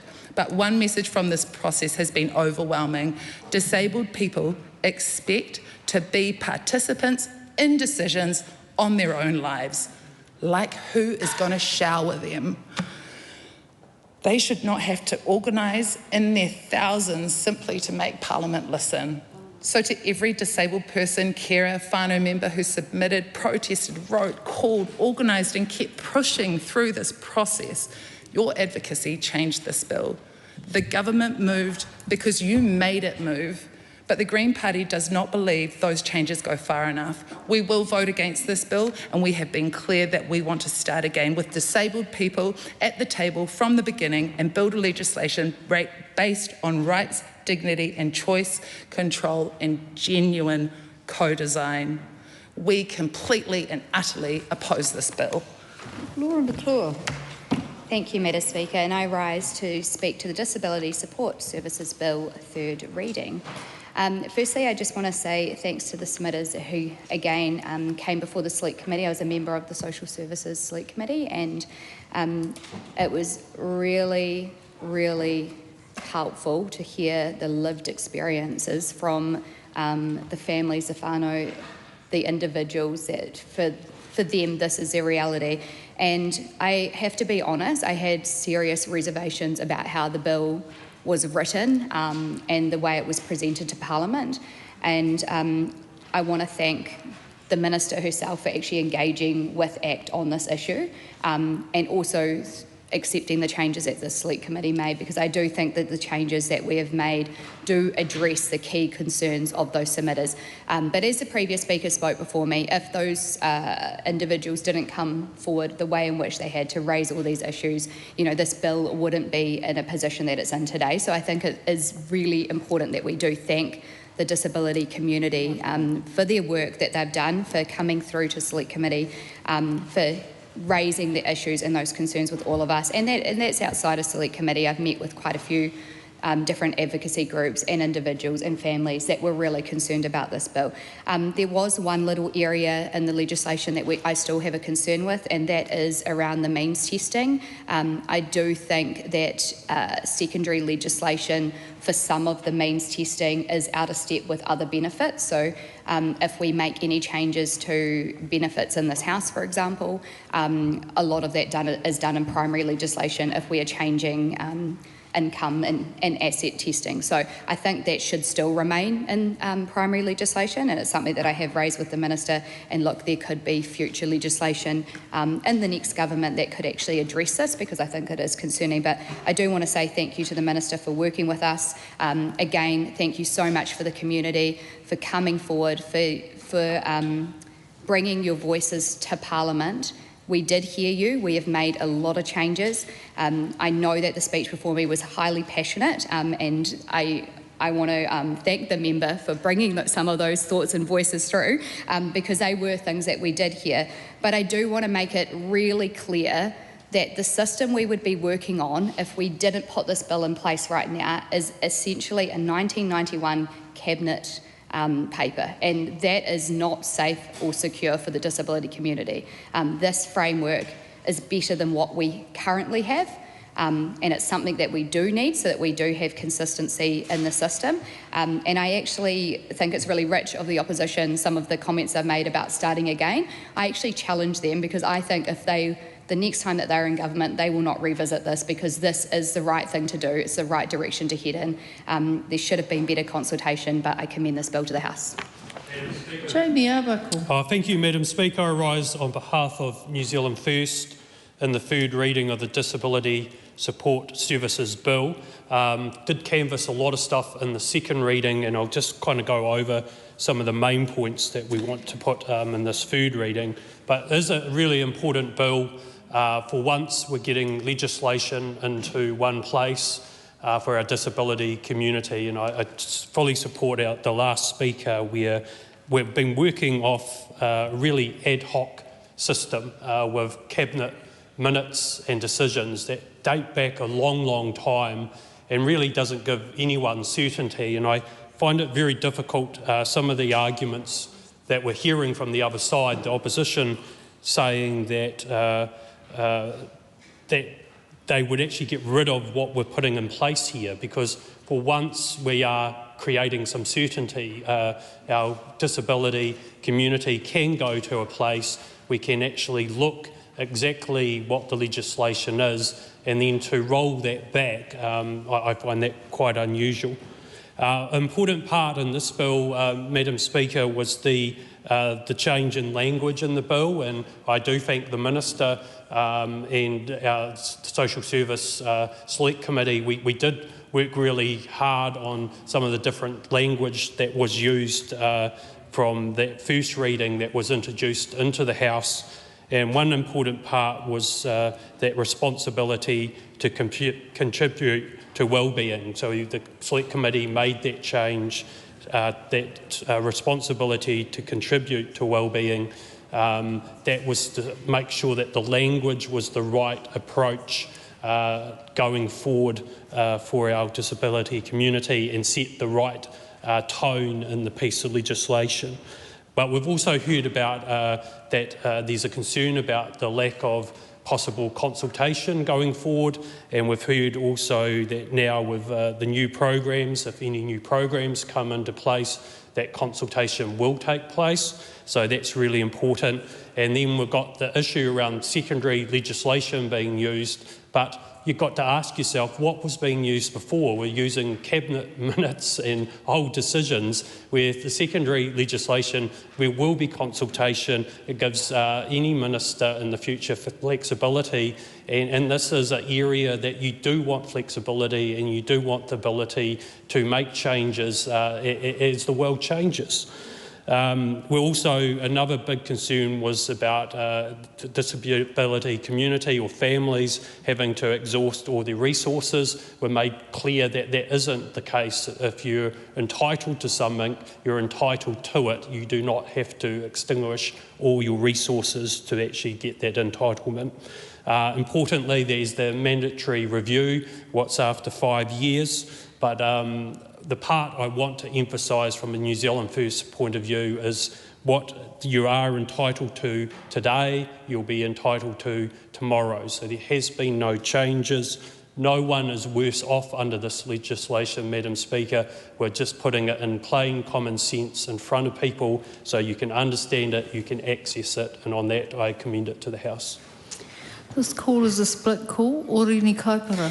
E te pika, I rise on behalf of Te Pāti Māori to oppose this bill, and I want to start with the people this government seems determined not to see. The mama and papa caring for their disabled tamaiti throughout the night, the nana and the koro who have become full-time carers for their mokopuna, the aunties and uncles, husbands and wives, daughters and sons, and other members of whānau who rearrange their entire lives around the needs of someone that they love. People who administer medication, people who attend appointments, people who assist with feeding, bathing, transport and daily living. People whose lives are built around manaaki, care. Tonight, the House is being asked to pass legislation that tells those kaimanaki or carers that their contribution deserves less recognition, fewer rights and less protection than other forms of work. One of the primary purposes of this bill is to make clear that caregivers are not government employees and to deal with the risk of lawsuits related to paid family care. Thousands saw exactly what this bill was doing. Around 3,500 submissions were received and the overwhelming majority opposed the bill. Madam Speaker, Māori know what this means because Māori are disproportionately affected by disability. The advice before us notes that Māori experience disability at higher rates than non-Māori and face compounded barriers in health, housing, employment, education and income. It acknowledges that disability policy has too often ignored whakapapa, whanaungatanga and collective responsibility. So when this government undermines carers, it's whānau Māori who will carry a disproportionate share of that burden. In our communities, Madam Speaker, care isn't a transaction. We know it to be manaakitanga. Care is aroha. Care is whanaungatanga. Care is what happens when whānau step up for one another when nobody else will. But just because that care is motivated by aroha or by love doesn't mean it has no value. That's the fundamental injustice at the heart of this bill. The government talks about cost, carers talk about people. The government talks about liability, carers talk about dignity. The government talks about fiscal risk, carers talk about aroha. One of the strongest voices opposing this legislation has been Dr. Huhana Hiki. She reminds us that disability support is not a luxury. Support allows people to study, raise children, attend appointments, participate in community life, and live safely and independently. Without adequate support, she says, human rights become meaningless words on paper. And that is the reality that this bill ignores, because disability support is not some abstract budget line. It's the difference between independence and isolation, between participation and exclusion, between dignity and struggle. And Dr. Huhana Hiki also warned the DSS bill will affect real people in real homes and communities across Aotearoa. Parliament needs to hear that reality direct from us, end quote. Well, we should listen. We should listen to carers like Victoria Coleman, the full-time carer of her disabled son, who described the government's amendments as tokenistic and said they failed to address the parts of the bill causing the most harm. We should listen to disability advocate Jane Carrigan, who said family carers are taking responsibilities that belong to the government and who described this legislation as, and I quote, the worst piece of legislation I've ever seen, end quote. As the member for Tāmaki Makaurau, Madam Chair, I can't ignore what is happening in my own city right now. Just days ago, RNZ reported that more than 1,200 Auckland home support workers could lose their jobs following a Health New Zealand contracting decision. Those providers currently support approximately around 4,500 older and disabled Aucklanders. One provider spoke of workers who had supported the same people for decades. Another revealed that 30% of its workforce had been caring for people for more than 10 years. Think about that. A decade, 2 decades, relationships built on trust. People who know their clients so well they can tell something is wrong even without a word. That is what real care looks like, and that is the real care that needs investment, not this bill. Te Pāti Māori believes all work has value. If someone is carrying out responsibilities that would otherwise fall to the state, then they deserve dignity, recognition and protection. That principle is reflected throughout our analysis of this legislation, and we will proudly oppose this bill. Ricardo Menendez-Marsh. Disabled people deserve a life with dignity and full participation in their communities. Legislation should reflect that. And one of the greatest failures of this bill is not only that, in my view, does not genuinely take a rights-based approach, but that it was designed without the full participation of disabled people across the country. And it wasn't just because there wasn't adequate consultation prior to the bill being introduced, or just even a truncated select committee process that excluded countless of disabled people in oral submissions. It is because even in the bill itself, the co-design of these programs is not really entrenched, not even a real requirement. And I find it galling to hear on the other side people who claim otherwise, because even if you look at part 2 of the bill, if you look at, clause 11, 4A and 4B, it's made so clear in front of us that apparently, before approving and establishing a program under subsection 1, the minister must also consult such representatives of disabled persons as the minister considers appropriate. However, the minister may amend a program approved and established under subsection 1 without complying with subsection 4A if the minister is satisfied that the amendment is minor in effect or corrects minor technical errors, or no eligible person will be adversely affected by the amendment. Or B, a failure to comply with and here's a keep it, a failure to comply with subsection 4A does not affect the validity of any program approved and established under subsection 1. So apparently, consultation must happen, but nothing happens if it doesn't go ahead. So again, how are disabled people supposed to have confidence in a minister and a government that says they care about hearing about the lived experiences of disabled people while at the same time writing in a bill and voting for a bill that can completely disregard co-design and participation of disabled people? And again, you don't have to believe me, Madam Speaker, because this is the bill as written. And so when we have disabled people coming to the Select Committee pleading for the government to start over and genuinely take this right to full participation on board, they mean it. They mean it because people are seeing a bill that completely disregards the participation of disabled people. The Green Party also wants to acknowledge that care work is work and should be recognized as such. The economy is made up of all of us, and care work is some of the most undervalued, under-remunerated work out there. It sustains life, not just of disabled people, of all of us. And so when we have bills that prevent caregivers being able to further expand their rights or seek conditions that reflect the modern times that they may be living in through the courts, I also see a disregard for the well-being of caregivers in this legislation.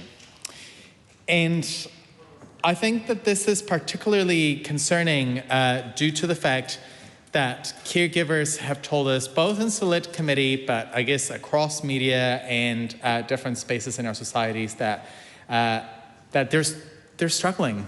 Caregivers are, many of them, burnt out, unable to do the work they want to do to live interdependent lives with the disabled people that are part of their family structures and livelihoods. And that risks the safety and the well-being of the disabled people that they're interdependent with. And so this bill, in my view, both fails the right that disabled people have to full participation, as well as the recognition that care work is critical to upholding our lives and the economy that we are all part of. The Green Party has made it clear that if in government, we would redesign and restart the process of this bill, making sure that disabled people have a fulsome say on what the future of disability support services should look like. And we should all care about this, able-bodied or otherwise, because all of us could become disabled at any point of our lives. And so dismantling ableism across our legislative frameworks ultimately benefits us all. It improves the living conditions of us all, and we would do better to heed the calls of disabled people for us to genuinely hear them, make them, support them with participation, and redesign this bill. Joseph Mooney. Thank you very much, Madam Speaker. I rise to speak on the third reading of the Disability Support Services Bill, Madam Speaker, and I just want to acknowledge and just make a shout out really to all of the disability support folk all across New Zealand and all of the communities and people who are living with different disabilities, which this government strongly supports. Madam Speaker, this bill establishes for the very first time in New Zealand a legislative framework for disability support services that's aimed to improve the consistency, the fairness, the transparency and the sustainability of the system. This is the first phase of establishing a foundational legislative framework, and this will be the first time it can be really clear for people what that framework is and accessible for them to see for themselves. And it also introduces a mandatory review of this law within 5 years to ensure it is doing that. That adds, obviously, Madam Speaker, to this government's agenda to support people with disability support services, and actions speak louder than words, Madam Speaker. This government has committed $2.1 billion in additional funding in its term in government to the disability support sector. So I commend this bill to the House. Honourable Willow Jean Prime. Tēnā koe te maangai o te whare. What's really clear from the speeches that we have heard from this side of the House tonight, and a few more remaining, is that tangata whaikaha and their whānau cannot afford 3 more years of this national government. Madam Speaker, I will be repeating some of the main points that others have made in their contribution, not just for the sake of repeating them, but because they actually came through so strongly in the submission process. I was one of the members on that select committee and had the privilege of listening to the many submitters that submitted on this bill. With a shortened time frame, there were still more than 3,000 submissions on this bill, showing just how important this bill is to tangata whaikaha and their whānau. And our committee heard from over 120 oral submissions. I have been in Parliament for 9 years. I have sat on many select committees, many serious issues that come before our select committees. But this bill is one that had me often emotional, listening to the harrowing stories of tangata whaikaha and their whānau, and just what it takes for them to be able to live, to survive, and the genuine fear amongst them about what the changes in this bill could mean for them as tangata whaikaha and for their whānau. I highly recommend that others go back and watch those submissions to understand straight from those who are most impacted by this bill what it means to them. We met many of them outside who came to Parliament to be able to express what these changes mean. And I do think that by them coming here and their advocacy and unwavering belief and challenge in this, that some changes were made through the select committee process. But I want to highlight a couple of points and submissions, and I referred to the submission by Tama, Te Ao Marama Aotearoa, in the committee stage and also in my second reading speech, because they represent pan-iwi, pan-impairment umbrella disabled people's organisation for tangata whaikaha Māori, me o rātou whānau, disabled Māori and their families. And they make excellent submissions and points on the various parts of the legislation and a number of recommendations. But I want to read out 1.4, where Tama says they impose this bill in its entirety. They said, "We have long called for a clear legislative foundation for disability support, a legislative foundation built without disabled people, encoding open-ended whānau obligation, overriding employment law, and a unanimous Supreme Court decision barring access to human rights accountability and directing the architecture of means testing by ministerial notice is not a foundation. It is a regression and tangata whaikaha Māori will bear its heaviest weight.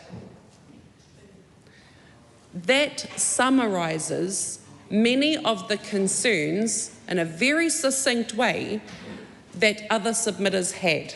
So not only tangata whaikaha Māori, but all tangata whaikaha.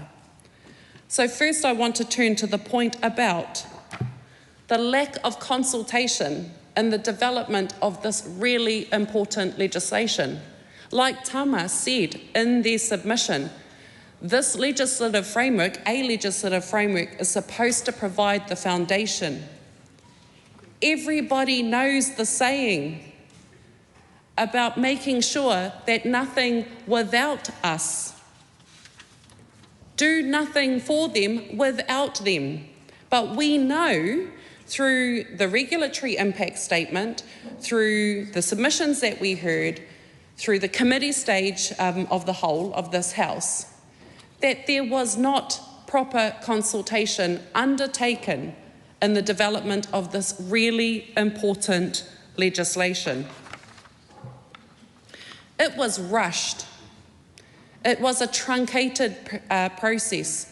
For something as important and significant as this, that truncated process means that it was not developed with the sector, and it was not co-designed as many of them had called for it to be, that people were having to rush to be able to make their submissions and have their voices heard. Nothing for us without us, completely disregarded and thrown out the window. And Mr. Speaker, we know what happens when legislation is rushed. We've had examples of it today. The winter energy payment, 15,000 superannuitants and veterans did not receive their winter energy payment in the coldest months of this year because legislation was rushed through urgency. Here is another piece of rushed legislation. Mr. Speaker, we also heard from submitters that this undermines te tiriti o Waitangi, and whānau Māori are concerned about that. That was highlighted by many submitters and by the Human Rights Commission and other organisations.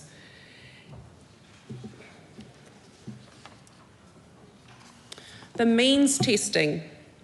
We heard presentations in the House tonight that is not the intention of this, but that is the very real fear that families shared with us.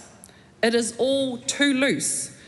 In fact, the most common fear raised across the submissions was the concern regarding who means testing could extend to. Aotearoa Disability Law's submission asked the questions that the Minister can't seem to answer.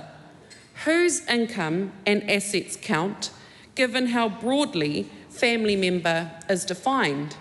We tried to tease that out in the committee of the whole stage in the House, Mr. Speaker, and I raised the point for Māori and Pacific families, where family structures tend to be wider and more collective, they face legislation that does not adequately define means testing, layered on top of an undefined whānau responsibility principle. And so this leaves families with significant amounts of uncertainty and fear about what is expected of them and how they will cope. Carers. The government likes to talk about fairness for carers, yet its own figures don't compare well with the schemes of others where family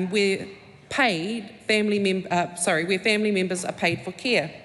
This bill narrows the protection of the Minimum Wage Act for these workers. And submitters were right, Mr. Speaker, to be uneasy that already vulnerable workers are being placed in even more precarious position. The Minister has not explained why paid family carers under this system should have fewer protections than others doing the same work. Mr. Speaker, there was no good reason to rush this bill through. As I said, we've seen what happens when you rush legislation through. On this bill, disabled people, carers, advocates and experts asked for more time, for genuine partnership to co-design this framework, but they did not get it. The government did not listen to that request. They did not heed that advice. And so, Mr. Speaker, I stand here tonight and I cannot commend this bill to the House. And I reiterate the message that tangata whaikaha and their whānau cannot afford 3 more years of this national government. Rima Nakle. Speaker, it's very sad witnessing members of the opposition once again using our disabled community as a political football. Yes, there were aspects of the bill that, as first introduced, raised concern, but the Minister has endorsed the changes made in Select Committee. Changes made because of the feedback received from public submissions. Changes which addresses many of the concerns raised by opposition members as well. And yet they continue to spread fear and misinformation for their political point scoring, and that's a shame, Mr. Speaker. This bill will essentially establish a legislative framework for disability support services that's fair, consistent and transparent, and I commend this bill to the House. Well done. Georgie Danzi. Tēnā koe te manga te whare. I stand to speak in opposition to the Disability Support Services Bill. Labor does not support this bill. What we have had from this government since they came into office is more uncertainty, more exhaustion and more anxiety from our disabled communities. I am not a member of the disabled community and I won't speak as if I know what they are going through, but what I can tell you is that I have had multiple conversations with many people and part of the disabled communities who have expressed their concerns to me with this bill. What we reflect here today is not our view of how legislation should be created for disabled communities, but the view of our communities. Having had countless conversations with them over many years about what it would mean for them to live with dignity from a legislation point of view. Mr. Speaker, this process has been truncated and disabled communities have not had adequate time to consider the legislation that is being proposed. Despite that, we have had thousands of submissions, and I commend our communities, our disabled communities, for standing up and putting their views forward in the face of adversity. Mr. Speaker, the cost of living is affecting everybody. Luxon promised to fix it, but he has made it worse. New Zealanders cannot afford 3 more years of national, and our disabled communities cannot afford 3 more years of national. From coming into government, this government has taken an axe to the dignity of disabled people, their self-determination and the control that they have over their own lives. In March 2024, the changes to flexible funding meant no consultation with disabled people or their carers were implemented with immediate effect. There was no consultation and it left disabled people and their whānau uncertain, exhausted and anxious about the future and what that meant. This was followed by the reduction in the Total Mobility Scheme fare subsidy. So many disabled whānau rely on this subsidy and it was reduced in a cost of living crisis by this government. Then they decided to abandon the Enabling Good Lives rollout, which gives disabled people more choice and control over their lives. Now, with a truncated select committee process and an undemocratic process, this bill has been introduced. It's important that we look at the context of this bill and what our disabled communities have faced over the last 3 years in order to consider what this bill and what this legislation really means. This bill was not drafted with input from disabled communities. It doesn't count to draft the bill and then go and ask them what they think. I understand and accept and agree that many changes have been made through the select committee process, and I commend the disabled community for standing up and making their views heard. However, that doesn't go far enough to fully address the issues within the bills. This bill creates reduced flexibility for disabled people who want to live with dignity. It provides less certainty for disabled people and their carers. And it codifies into law a fragmented and uncertain process. The bill does not consider te tiriti o Waitangi, nor does it consider the concepts of enabling good lives, self-determination and person-centred decision-making. The government have decided that they know what is best for disabled people and carers and have ignored the community's rallying cry. Today I stand to be clear that Labour will not support this bill in its current form. We support disabled communities living with dignity. Grant McCullum. Thank you, Mr Speaker. It's a real privilege to rise to take a call on the third reading of the Disability Support Services Bill. I do not have the privilege of serving on the Select Committee, but listening tonight, it is obvious that it was a very emotive and well thought through process, and the submitters were listened to and changes were made, and I commend the committee and the Minister for that. And I think just to be clear, just make it very clear, the bill doesn't change existing services, funding allocations or who can receive disability support services. Eligible disabled people, their whānau and carers will continue to receive the support they rely on. And the bill makes it clearer what disability support services provides and how it fits with other supports. It confirms family and whānau remain an important source of support alongside publicly funded services. And with that, I commend this bill to the House. Ingrid Leary. Well, the disabled community cannot afford another 3 years under this government, and New Zealanders cannot afford another 3 years of being gaslit in the way that these members are doing tonight. Mr Speaker, I sat on a panel just before coming down to the House with members from the government who spoke on another health matter and talked so earnestly about putting people at the centre. They talked about caring for the carers.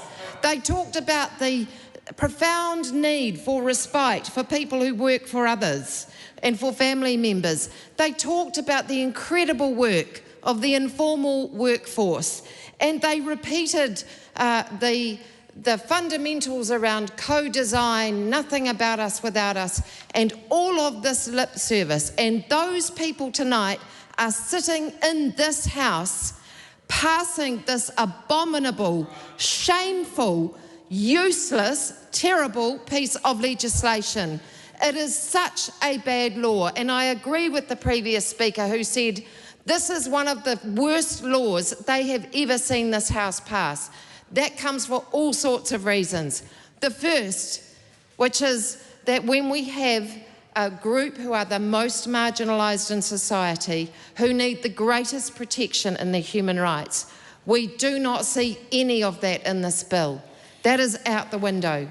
Secondly, that group who you think would then get the respect of being able to be consulted and to have the time to be able to be consulted because of the special needs they might have, that was utterly thrown out the window.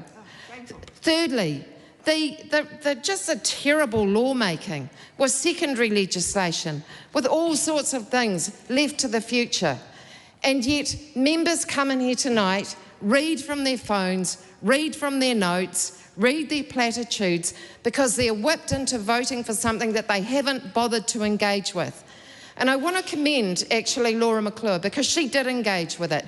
And she actually said what her reservations were. She has decided to come out and support, but she's at least thought about it. And she's at least thought about what changes were made at Select Committee. Now that's her judgment to say that she can live with those changes. And that is her judgment to say that those changes go far enough to appease a disabled community. And I do want to tautoko the community for getting that far. But on this side of the House, we know they don't go far enough, because they open the door so wide to future changes that are keeping the disabled community up at night, worrying about what is going to happen, worrying about their children when they pass away, worrying about what another government might do through that secondary legislation to make their family burden and responsibility bigger, to asset test and to change and diminish the dignity and the lives of their loved ones. And that is what we are doing in this House tonight. Make no mistake. This is not some flimsy little thing that deserves just a little bit of time and will shorten the Select Committee process and will whack it through before the election. We are making a very, very big mistake tonight passing this legislation. And I am so pleased that when we change this government and when Labor comes in, we will repeal this. We will repeal this, because we cannot have our disabled community living for another 3 years under this law. Mr. Speaker, we've heard that this bill is about certainty. But how much certainty is there when the fundamentals of it are put into secondary legislation? That's no certainty. We have heard about the rights and the voices of disabled people and the wonderful submissions they made. But there is nothing in this bill that gives them safeguarding. We've heard platitudes that have come from some of the international instruments, but they don't translate to legislative safeguards. They're just words put into window dress a fundamentally bad bill so that it will be a little bit more acceptable to the community that is going to be impacted by it. The same community that wasn't consulted, the same community that came and did petitions outside this Parliament, even though it took them a huge amount of effort for many of them to get here, because they do have additional challenges than the rest of us, and yet they did that.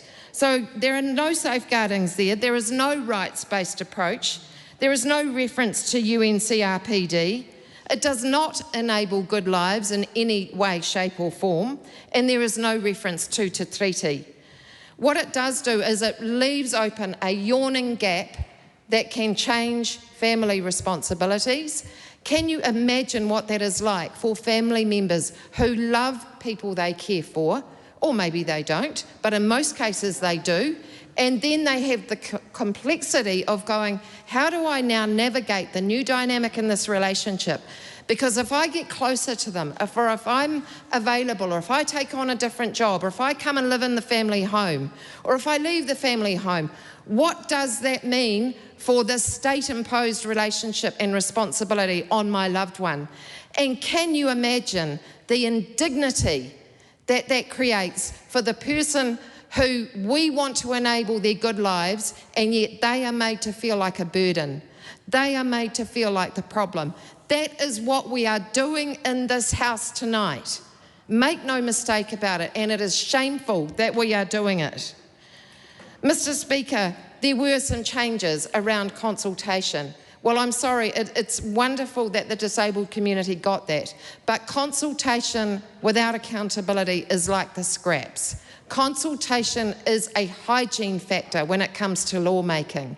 Consultation is the bare minimum, and yet there wasn't consultation on this bill, and yet when they said, please, can we have some more time for the truncated Select Committee process, nobody bothered to think about the additional challenges that they had. If anything, the disabled community should have had a lengthened consultation period just to have an equity lens on the ability to be able to submit. But they put in a marathon effort and they did submit, more than 3,000 of them. That shows the level of feeling across that diverse community. They are worried about means testing. They are worried about asset testing. They are worried about their weakened human rights, about their weakened sense of control over their own lives. They are worried about choice to make their own decisions, about equipment that they use. They are worried about their participation, and they are very, very worried about what this will mean for the relationships within their whānau and their extended whānau. And Mr. Speaker, to think of the wording that has been used to describe disabled people and the fiscal risk that they create is just so undignified. To think that the Minister sat in this House and accused that community of scaremongering, or that one of the members tonight has said that all of the real fears of this community is scaremongering, that is such an undignified approach. It is so out of touch, and it is disdainful of people who live with these realities every single day. It has been an arrogant process, and it has been a process that has turned people into a burden rather than into people who we see as our fellow citizens who deserve the same good lives that all of us enjoy through an enabling environment.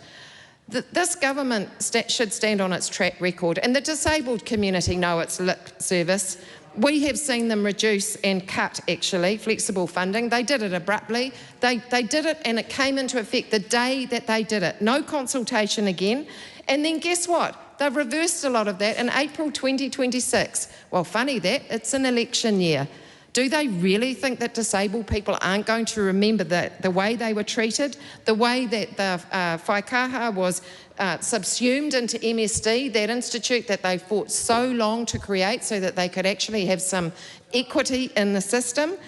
We have seen the pausing of the nationwide rollout of Enabling Good Lives. We've seen the freeze on residential disability care funding rates, even when some of the homes were sitting idle and empty, and yet people could not access them. We have seen restrictions kept on equipment and housing modifications so that other people get to tell our disabled whānau what equipment is best for them and how they should do their homes, because it's not as if they know how to do it themselves. They've lived with themselves their whole life, but no. This government knows better. Mr. Speaker, this is a shameful, shameful night. I feel apologetic to the people at home that are watching. I want to say to them, sorry that we're doing this. Sorry for your fight. Sorry for the gaslighting. Thank you for your care. Thank you for your kaha and your aroha and your patience. And please keep believing in us, because we cannot afford another 3 years of this government. But when Labor comes in, we will repeal this terrible bill. Dr. Hamish Campbell. There's probably only 2 points there that the previous speaker mentioned that actually I agree with, and that is that this population is the most vulnerable and does need protection, and they also need certainty. And apart from that, I think the rest was unbelievable. This bill, at its very heart, seeks to do something very important and overdue. It produces for the first time a clear statutory framework for our disability support services. Prior to this, Mr. Speaker, it is based on a patchwork of policies and guidelines. How can we protect our most vulnerable that need the most protection, give them certainty, when we have a framework based on a patchwork of guidelines, cabinet papers? We need a statutory framework. Therefore, I commend this bill to the House. Yeah, good. The question is that the motion be agreed to. Those of that opinion will say aye. To the contrary, no. The noes have it. Party vote is called for. Please conduct a party vote. New Zealand National. 48 votes in favour. New Zealand Labour. 34 votes opposed. Green Party of Aotearoa, New Zealand. 15 votes opposed. ACT New Zealand. 11 in favour. New Zealand. 8 in favour. Te Pāti Māori. 4 votes opposed. Tāku Te Whereas. 1 vote opposed. Maramina Kapakingi. 1 vote opposed.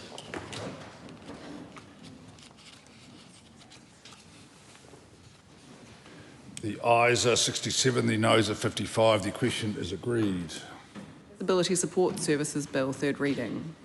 Call on Government Order of the Day number 4. interrupted debate on the third reading of the Serious Fraud Office Amendment Bill. I believe New Zealand First have the next call 5. The Honourable Casey Costello. Thank you, Mr Speaker. I rise on behalf of New Zealand First to speak on the third reading of the Serious Fraud Office Amendment Bill. This is about modernising legislation to give the right powers where they need to be. I think broadly across the House we have recognised the importance of moving with the technology and moving with the criminal activity and ensuring that the right powers, the right capabilities are sitting where they need to be. This is largely process-driven legislation which is ensuring that the SFO has fit-for-purpose legislation moving forward, and New Zealand First commends the bill to the House. Celia White-Brown.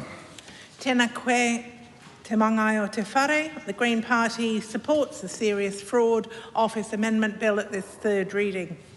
This bill updates the 36-year-old Act. It aligns SFO search warrants with the Search and Surveillance Act and bringing evidence admissibility into line with the Evidence Act. Sensible, overdue, we support this modernisation. Fraud costs this country billions every year. Charities are hollowed out, businesses become insolvent, and people lose trust in banks. New Zealand used to sit equal first in the world on Transparency International's Corruption Perceptions Index. We've slipped to 4th, but I believe we may be improving again. However, that corruption perceptions is as much about political donations as fraud, and the two are not unrelated. The Serious Fraud Office made allegations of improper donation management to both National and New Zealand First parties. The Court of Appeal dismissed all the charges. However, it explicitly noted in its judgment that these cases exposed major structural weaknesses and legal loopholes in New Zealand's Electoral Act regarding how political money is tracked. So today we are fixing some of the Serious Fraud Office issues, but we are not fixing political donations. Real democracy means limiting political donations to restore public faith that we can make decisions without bias, without thinking about corporate donors. And the Greens have consistently advocated for honest politics free of the stench of corruption. When this government talks tough on crime, it's almost never about serious fraud. It's about someone sleeping in a doorway who won't move on.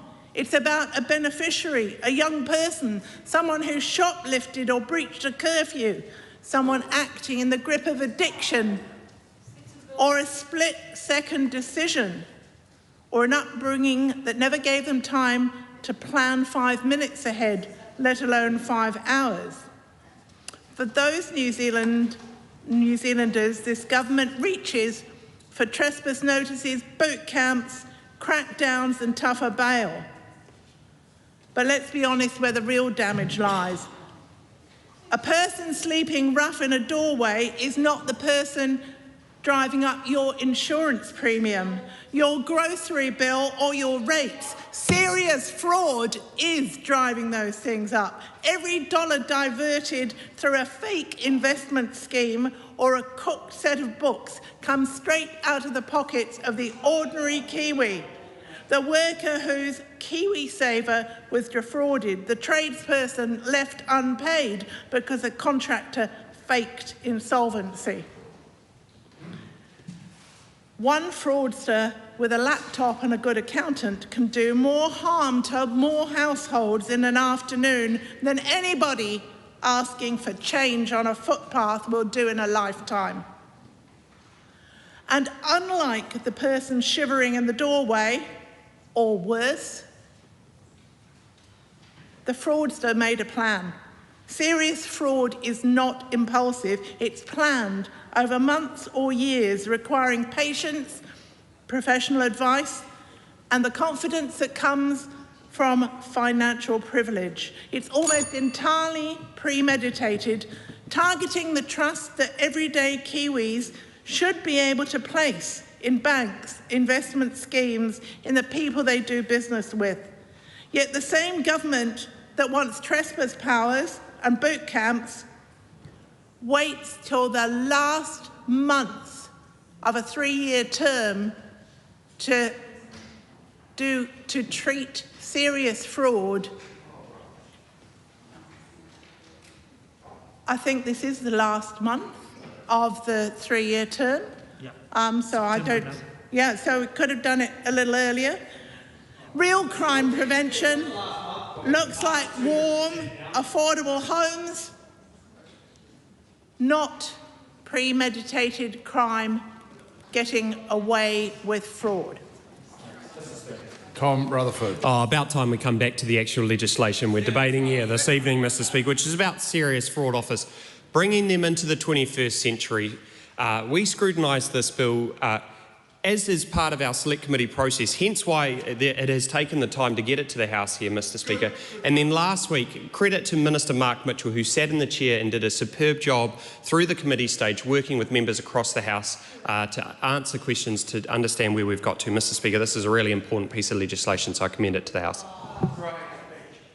Kamala Belich. Thank you, Mr. Speaker, and it's great to be able to take this call on the Serious Fraud Office Amendment Bill. I wasn't sure if I'd get the chance because I wasn't in the House at the end of urgency, and but there the government pulled urgency and didn't get through all of its bills, and so well done to the opposition for not letting the government get through all of its agenda. That's something we always try and do. And so in this case, it's allowed me to speak to you for 10 minutes on the Serious Fraud Office Amendment Bill, which is a very important bill and one that I was on the Select Committee for and has a really interesting history. So I will take my time to go through. That's a very interesting opinion to put forward, Mr. Bates, and I thank you for your contribution to my 10-minute call through your introduction. I wanted to go back to the beginning of this bill, which is the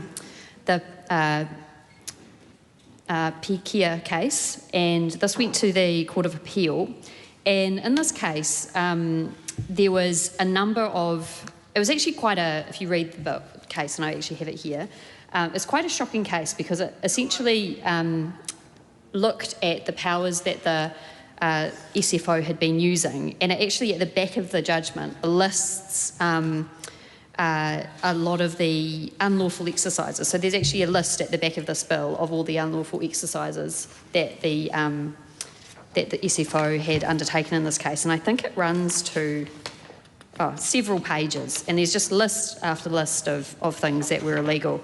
And so this is a case really where the practices of the Serious Fraud Office were not consistent with the legislative framework that they were working in. And to be fair to the Serious Fraud Office, this was about their primary piece of legislation was written in 1990. And Mr. Speaker, I remember 1990, sesquicentenary. It was an amazing year, and I enjoyed it very much, 1990. But I have to say, it was quite the different environment in terms of the technology that is available, and this is the key issue in this bill, which is do the SFO's powers and the powers that they had to investigate fraud. And I have to say, and it really goes without saying, but maybe we should say it, fraud is a terrible, terrible crime. It is damaging, it can ruin lives, it can destroy lives in much the same way as a physical crime that can be committed against someone. So the objective that the Serious Fraud Office is attempting to prevent is one that everyone in this House would agree is a noble objective and something that we should support. But the Act was not fit for purpose, and that was clearly set out in the Court of Appeal, and something needed to change. And so we do have this bill in front of us that we did take to Select Committee, and this bill does seek to update some of those practices. But I do think it is a question really for the House to consider, is we are living in an age where technology is advancing so quickly that I do think there is a serious question for the way that we draft legislation. Can we legislate in a way which is fast enough to keep pace with modern technology? The Serious Fraud Office Bill, one of the changes that it puts in is changing the word, instead of searching a physical, a named item, it actually uses the word thing. I mean, such an open term for searching. You can just search a thing, and that, in a way, that is future-proof because, you know, who knows the type of technology that we'll be using in a few years' time, whether we'll all be in the house and we won't be looking at our phones, but we'll be wearing our special glasses that allow us to kind of search the internet or have our speech. Look, I don't know. It's well, that I accept that that's your submission, Mr. Rutherford. But it's the point really is that the technology is moving so fast, and this is a clear example. I mean, this was in 1990. This was a long time ago. But I predict that changes will be needed. Not just to this Act, but other similar acts in the search and surveillance area sooner than in another 30 years' time. I think that this is a challenge that we are facing due to the incredible technological advances that we are facing at the moment. So this certainly will help, and I think all of the changes at Select Committee were agreed unanimously. That doesn't always happen. And many of them, I have to say, Mr. Speaker, because there is a lesson here for the Serious Fraud Office, which is, firstly, of course, we want them to have ability to do search and surveillance in a way which is commiserate with modern technology. But the second point is, and I think an important lesson, is the Serious Fraud Office or any agency of the law should never be using powers which are above those which are prescribed at law. And in this case, that has clearly been the case. And whether that's a failure of SFO or that's a failure of Parliament to keep the legislation up to date, it's certainly a failure. No one should be able to act outside of the law, and certainly no one is above the law, and that also applies to our law enforcement agencies.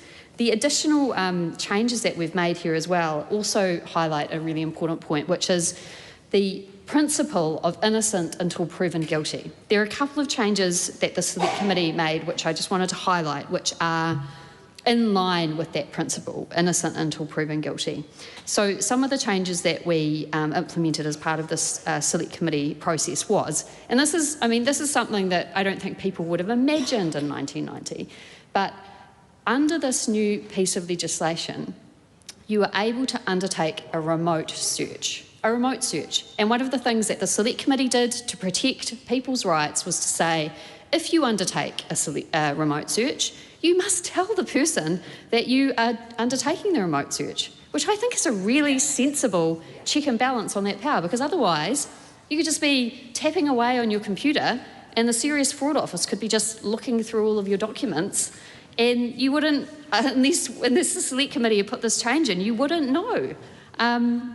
It is incredible to think what they can do these days, and certainly remote searching is an inevitability of the modern way that technology exists, because we know we are not just looking at physical objects now, we are looking at clouds, we are looking at storage facilities, cloud storage, things that may not actually be physically able to be taken by the Serious Fraud Office, but need to be searched. So that was one of the changes that we put in place. The other thing that I think was an important change, which respected the rights of the people who were involved in the search, and of course, very famously, a number of these cases have not been successful by the Serious Fraud Office over the recent years. So one of them is that return and disposal requirements. So when the Serious Fraud Office does have a situation where they're taking phones, they're taking laptops, I don't know, anything else that they need to search from someone, they must provide that back to the person, and that was a change that we made to 13 and 13A. The other thing that we also addressed, and I think this was something that the Law Society put in their submission. We didn't hear an oral submission from them, but they did put forward a very detailed written submission, and the fact that we have considered it as evidence that it's still worthwhile to put in a written submission that can be very, very helpful to select committees as well, is they talked about the amount of time that documents were being kept by the Serious Fraud Office. So in this particular case that we were looking at that led to this bill, we had a situation where there was a retention of documents by the Serious Fraud Office, as I understand, for an indefinite period of time. And actually, I think in this bill, we've changed that to 2 years, which is actually shorter than the usual period of time that you would keep something, which would be 7 years. That was something I was going to look into a wee bit at the committee stage if I'd been here. But anyway, it certainly is a protection on those documents which may be quite personal. They may have there may be situations where highly personal documents are relevant to a fraud case, and there's a legitimate reason for the Serious Fraud Office to retain those. But we did put in at Select Committee a time limit on that. So I don't think anyone disputes the need for this bill. There are lessons in here for the Serious Fraud Office. There are lessons for Parliament in the way that we approach lawmaking and the way that we deal with new technologies. And there is certainly a serious lesson here that anyone who attempts fraud or serious fraud in New Zealand, there'll be consequences. Carl Bates. Mr. Speaker, I had a conversation with my constituents' office earlier today, my electorate office, and over the course of this term as a hard-working local MP, we've dealt with 1,478 constituency cases. Now, included in those were a number of constituent cases where they had occurred or been involved in scams, Mr. Speaker. And these are heartbreaking when they happen because they can cost an individual a huge amount of money. And this bill helps the Serious Fraud Office fight financial crime like that. It's all part of the work that we're doing to fix the basics of law and order, Mr. Speaker. And it made me imagine what those constituents could have done with that money had it not been taken from them through a scam, what they would have used that for. And, you know, even a couple of those cases were people in the process of thinking about starting a business. The investment boost process there, Mr. Speaker, would have been very helpful to them. So I commend this bill to the future as we build the future here in New Zealand. A 5-minute split call, Ruben Davidson. Thank you, Mr. Speaker, and it's a privilege to stand and take a call on the Serious Fraud Office Amendment Bill. Something I haven't done since last Friday night, just before midnight, as we worked in urgency through almost all the stages. Not quite as many as I think the government wanted, but we did manage to progress things. Now, the really important thing with this bill, Mr. Speaker, is that legislation does need to move with the times. Not all political parties can. The one across the way, definitely a good example of that. But legislation needs to move with the times, and it needs to be future-proof. So I guess the things that stuck out for me when I was looking through the bill and the summary of the bill was that the need to modernise, which included extending the warrant regime so that the Serious Fraud Office can search things. And there was much discussion in previous stages and in the committee stage where the Minister and the Chair did generously share his time and his answers with us, just around that shift from being, you know, the traditional search warrant. You imagine a bookshelf all astray after people have rifled through it. But now what we're talking about in the modern context of investigating serious fraud is actually executing search warrant on intangible things. So the need to modernise the legislation certainly essential there. One of the other really good examples was around the need for speed. So the need for the Serious Fraud Office to sometimes be able to get a warrant simply through the oral applications for search warrants, so that those warrants can be received in enough time for them to still be valid and relevant. Now, a number of speakers have talked about the process at Select Committee, about the number of, or the constructive way in which the Select Committee worked together to ensure that they actually were able to improve this and ultimately end up with a bill that I believe we're all supporting through its third reading in the House this evening. One of those was around the remote access searches, and one of my colleagues, Camilla Balich, has referenced that in her contribution to this bill earlier.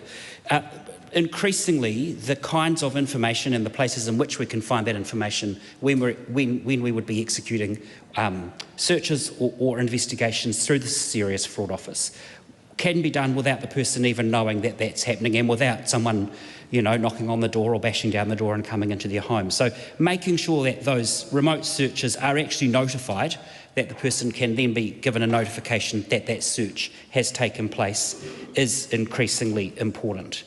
And one of the other pieces of it was around when you capture data, or when you capture devices such as hard drives that store data or access those in cloud storage, there's a risk that you're not just picking up a stack of bank statements, you might be picking up all sorts of other personal items or all sorts of other personal information, much of which may not, on investigation, be relevant to the prosecution being undertaken.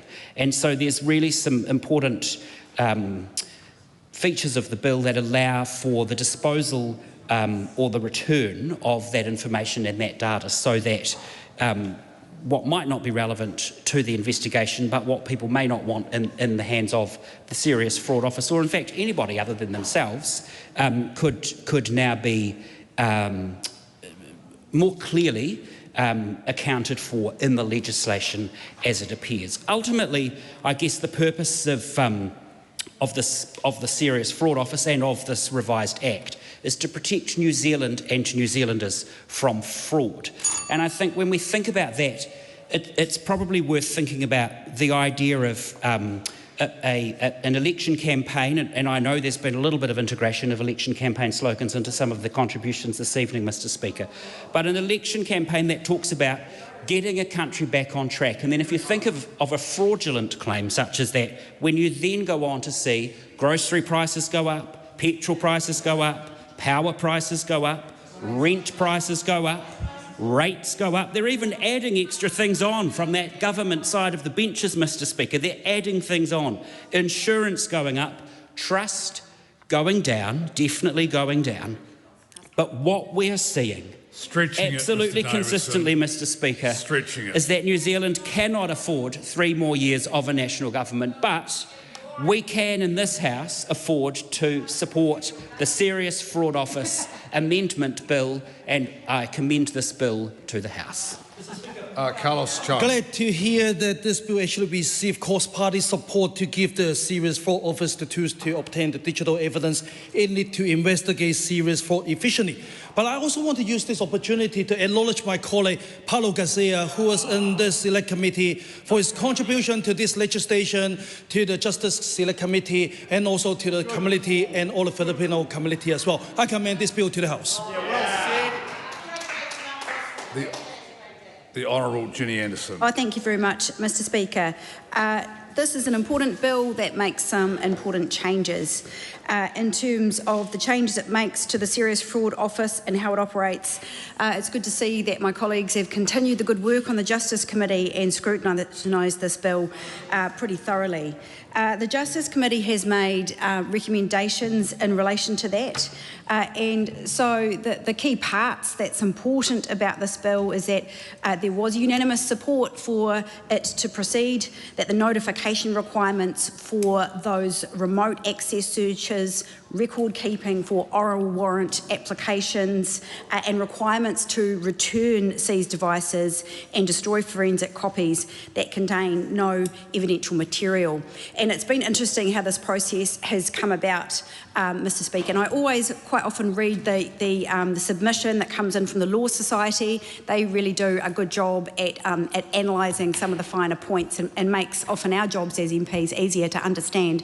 And the submission that we did get from the Law Law Society supported the bill's intention to modernise this Act in response to Te Pikiao, which said it showed that the SFO regime was outdated and that the approach that they took to notices and search warrants involved significant overreach.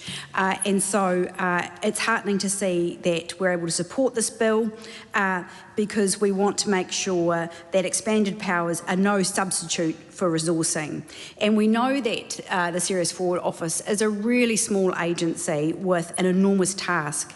And when I was the Minister of Police and had responsibility also, I was amazed at how much the Serious Fraud Office was actually able to do on such a small budget. And of course, since this government has come in, all those departments lost funding, and the Serious Fraud Office was one of those that had to find, I think, 6% in their baseline. I don't know if there's anything left for the Serious Fraud Office after losing that much. They'll be kind of like trying to keep the lights on. So the cuts that we've seen under National affected the Serious Fraud Office too. And so, yes, while it's important to make sure that they've got the right powers, it's just as important to make sure that our public service is adequately funded to make sure they can actually do the work that they're needed to. And I do have some concerns as to whether there is sufficient funding for the Serious Fraud Office to actually fully do the work that they need to do to keep fraud in check in New Zealand. And so we do know that with all of the cuts that we've seen, that it makes potentially our country less safe if they're not able to do their job. And so the question does have to be asked, Mr. Speaker, can New Zealand afford another 3 years of National when we're seeing things like this happen? And my answer would have to be no, we can't. We have to make sure that we have public services that operate and deliver the things that we need to. So it's good that we're now enabling the SFO to apply for search warrants directly to an issuing officer. We think that's an improvement rather than only a judge. And we also think it's good that the extending the warrant regime so SFO can search things, as it's described, as well as places. So that's really a modernising approach, including intangible things such as email addresses and access to information for, say, information that might even be on the cloud or accessible those ways, and data storage. And also recognising that evidence of fraud is increasingly digital. And that's really where we need those great skills of digital experts, forensic accountants, those people that have those skills and are able to follow the money when we know that organised criminal networks and those who are conducting online fraud are able to hide the trail of money in different ways. So it's incredibly important that we have those people within the Serious Fraud Office able to do that work. And we know that those skills are in hot demand internationally. It's a huge task sometimes for the Serious Fraud Office to be able to always be able to attract the type of people that can keep on top of the latest ability for hacking, for getting in behind data sets, for impersonation, for identity fraud, all of those things that are continually morphing and changing. And we also know that with the increase in the ability to use artificial intelligence, that is also an area that's increasing the reach of online fraud and impersonating identities with the use of AI. So providing a modern scene management powers, securing the site, excluding people who would obstruct or hinder the search, and bringing in the use of equipment and electricity on site, they are all changes that this bill has put into place. It's also made clear that police assisting the SFO to execute a warrant can use their usual powers under Part 4 of the SSA, and that's important. It replaces the admissibility test in Section 22 of the Act with the balancing test in Section 30 of the EA, so that courts weigh a wider range of factors, such as the seriousness of the offending, such as, for example, the quality of the evidence and whether urgency or safety was a factor in how it was obtained. A transitional provision means that the new admissibility test will not apply to criminal proceedings already commenced before the bill comes into force, and it was good to see that that was in place.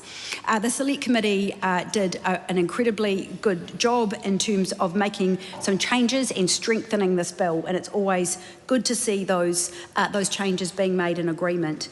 So the key changes that were made at the Select Committee was that notification of remote access searches, and that is, Mr. Speaker, because remote searches can be executed without the user's knowledge. And that's, for example, digital searches, where that might be happening on terms of someone's online access and being able to access things that are stored on the cloud, or even what they've sent over emails. The Serious Fraud Office must, on completing a search, email a copy of the warrant and the details of the search to the account that has been searched, or take all reasonable steps to identify and notify the user by other means. And that's a new section. So essentially just modernising for the fact that we've got new means in terms of how the Serious Fraud Office will be operating. Another change that the Select Committee saw in this bill was the additional requirements for remote access warrants. They can now only be issued if the issuing officer is in fact satisfied that the thing is not located at a physical address a person can enter and search. And so good to see that change. There was also changes to the safeguards for oral search warrant applications. So in this instance, the issuing officer must record the grounds for an oral application as soon as practicable. All the information required for a written application is still required, so that must happen. And applications must be retained by the District Court Registrar until proceedings are complete for 2 years. And the SFO has always been renowned for having those really far and wide-reaching powers, so some of these safeguards are important improvements to modernise the legislation. The Select Committee also made the change to Section 14 of the Act, which was repealed, and that just simply removed duplication. It removed the new requirement that to disclose any applications made within the previous 3 months in respect of the same place or the same thing. So that require to disclose being put into legislation. There's also provision there for the return and the disposal requirements, so seized documents and things as described in the legislation, which would be devices, laptops, phones, smartphones, tablets. They must be returned as soon as practicable. And forensic copies must be destroyed where the data contains no evidential material. Really important to specify how long data can be stored. It also tidies up those force powers. Wording is aligned with the modern language of the SSA, and the bill confirms these powers do not authorise the application of force to any person. It's an important improvement in this area. Mr. Speaker, we know that the way that organised criminal networks operate is very much shifting into an online space, and it's important that our key entity in New Zealand for serious fraud has all of the abilities to be able to do that.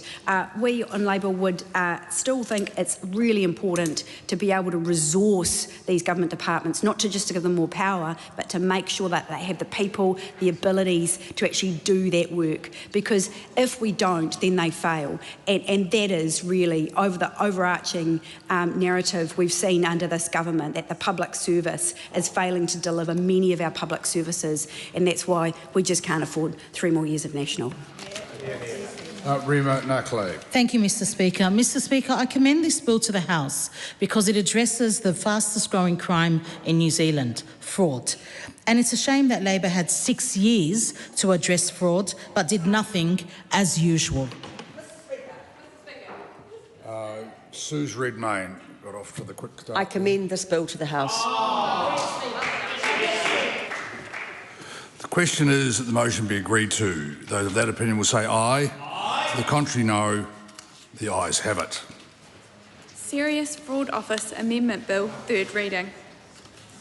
Call on Government Order of the Day number 5. Oranga Tamariki, responding to serious youth offending amendment bill, committee stage continued. I declare the House in committee for further considerations of the Oranga Tamariki responding to serious youth offending amendment bill.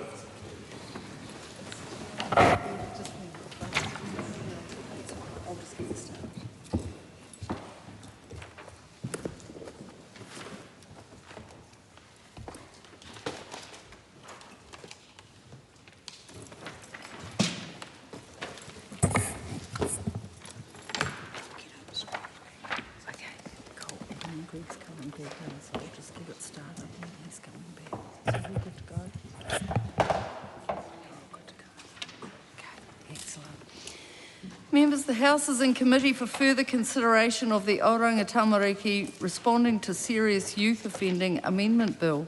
When we last considered the bill, we were debating part 1. Part 1 is the debate on clauses 4 to 40, substantive amendments to the Principal Act. And once again, the question is that part 1 stand part. Honourable Karen Chua. Thank you, Madam Chair. Starting off where we left off previously, I was just listening. I'm just going to speak to Duncan Webb's amendment paper that he was speaking to in our last session.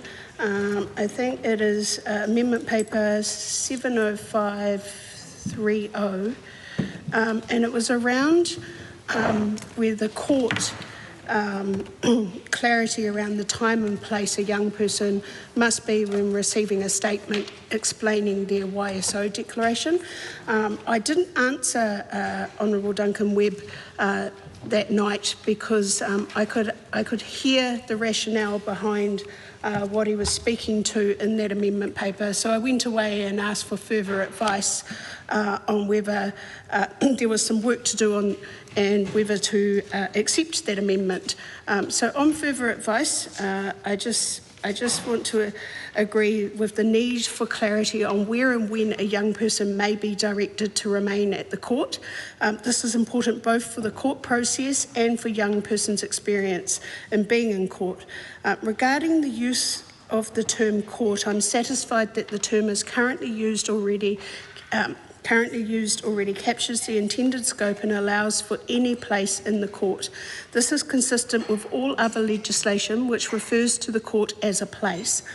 In practice, a judge will direct the young person that the young person should wait to receive the written statement. This will depend on the individual circumstances of the young person, where they are to wait, whether they are subject to an order authorising detention, and other operational factors relating to the administration of court facilities or other proceedings. On the issue of timing, I consider that this is sufficiently clear from existing drafting in section 320L. As noted in 320L bracket 1, the timing is clearly identified as 1 hour after the time at which the court makes the young serious offender declaration. And for these reasons, while I agree with the intent and purpose of the amendment, I do not consider it necessary to achieve the stated aim. The Honourable William Prime. Oh, thank you, Mr. Chair, and I just want to acknowledge the Minister took the opportunity to go away and take further advice on that particular amendment paper from the Honourable Dr. Duncan Webb. I just wonder if the Minister bothered to do that for any of the other amendment papers. I can't make eye contact with the Minister to confirm that. So that's still talking. Okay, yep, that's a question. So, Honourable William Prime. well, I'll give the Minister a moment or two to consider whether she's going to answer that one after just signalling for me to sit down so she could answer it and then not answer it.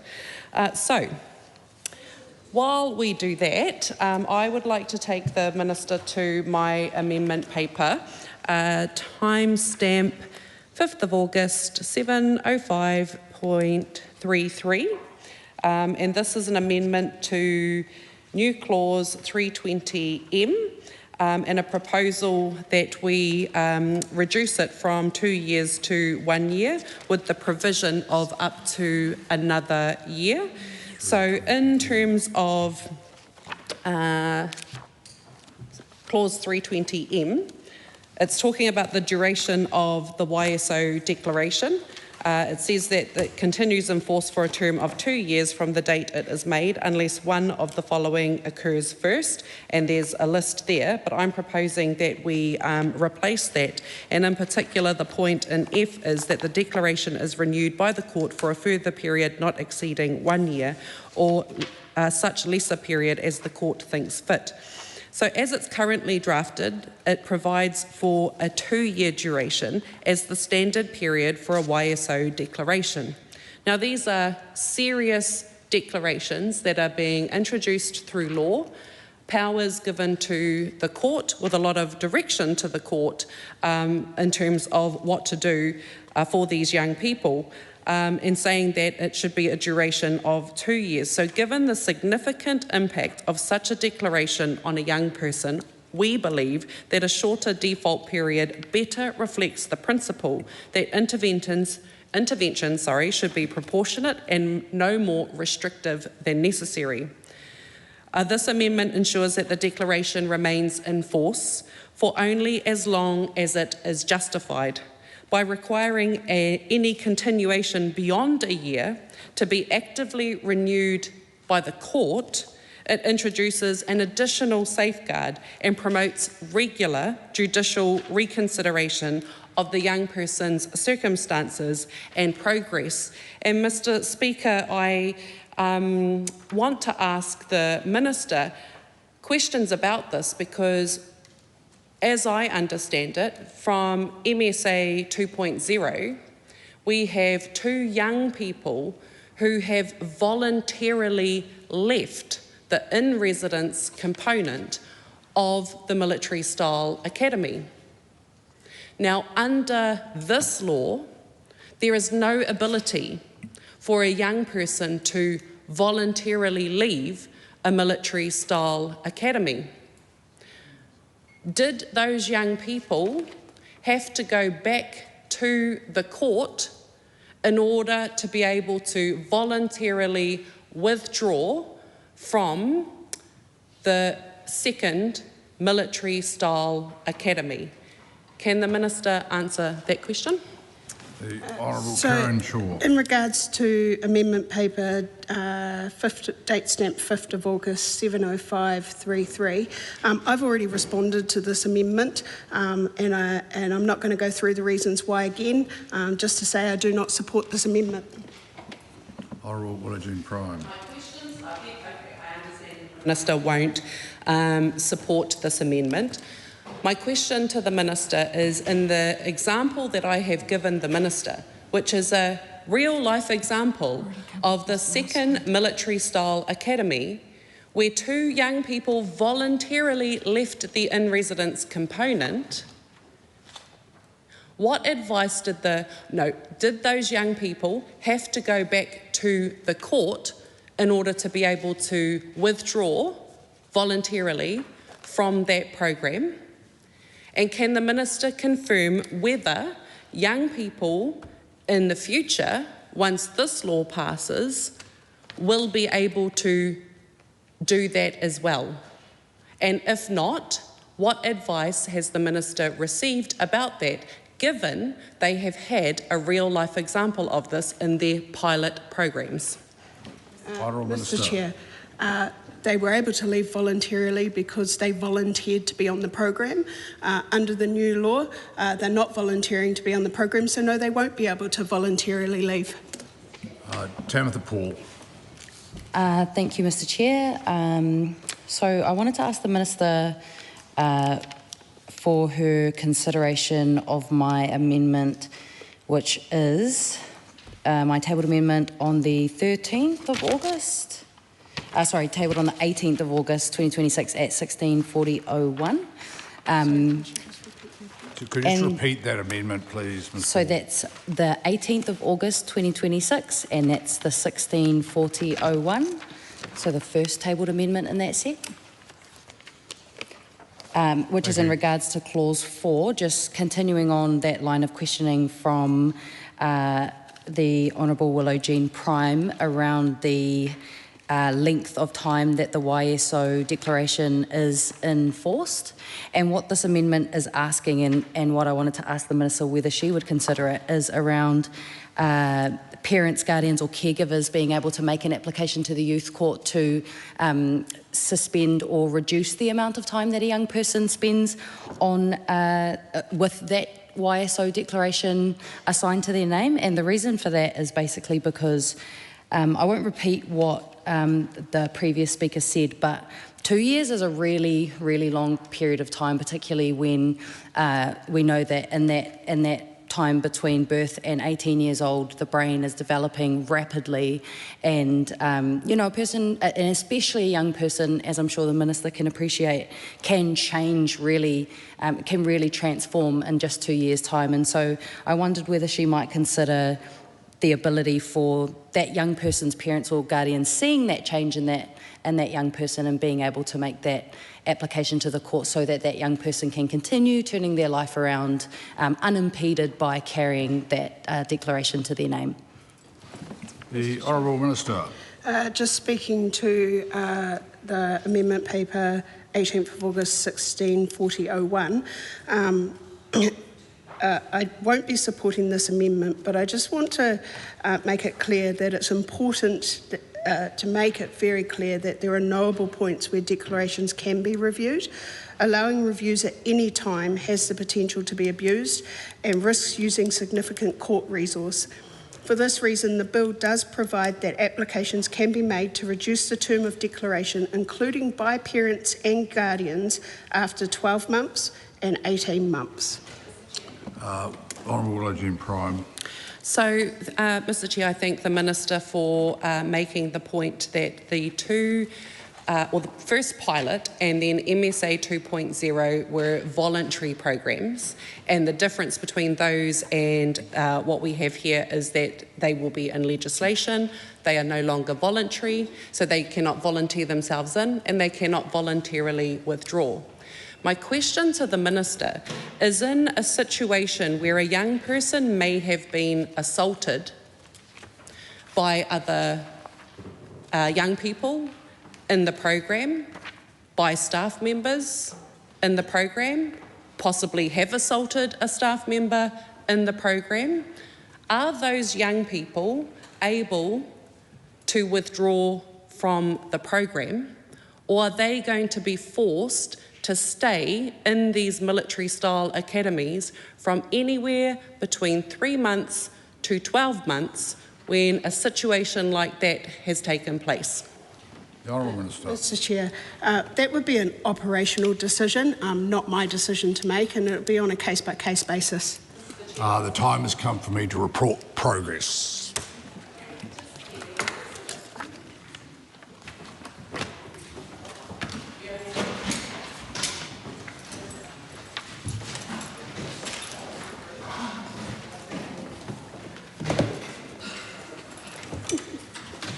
The House is resumed. Madam Speaker, the committee has further considered the Oranga Tamariki responding to serious use offending amendment bill and reports that it has made progress on the bill. Madam Speaker, I move the report to be adopted. The question is that the report be adopted. Those of that opinion will say aye. To the contrary, no. The ayes have it. The bill is set down for further consideration in committee's next sitting day, and the House stands adjourned until 2 p.m. tomorrow.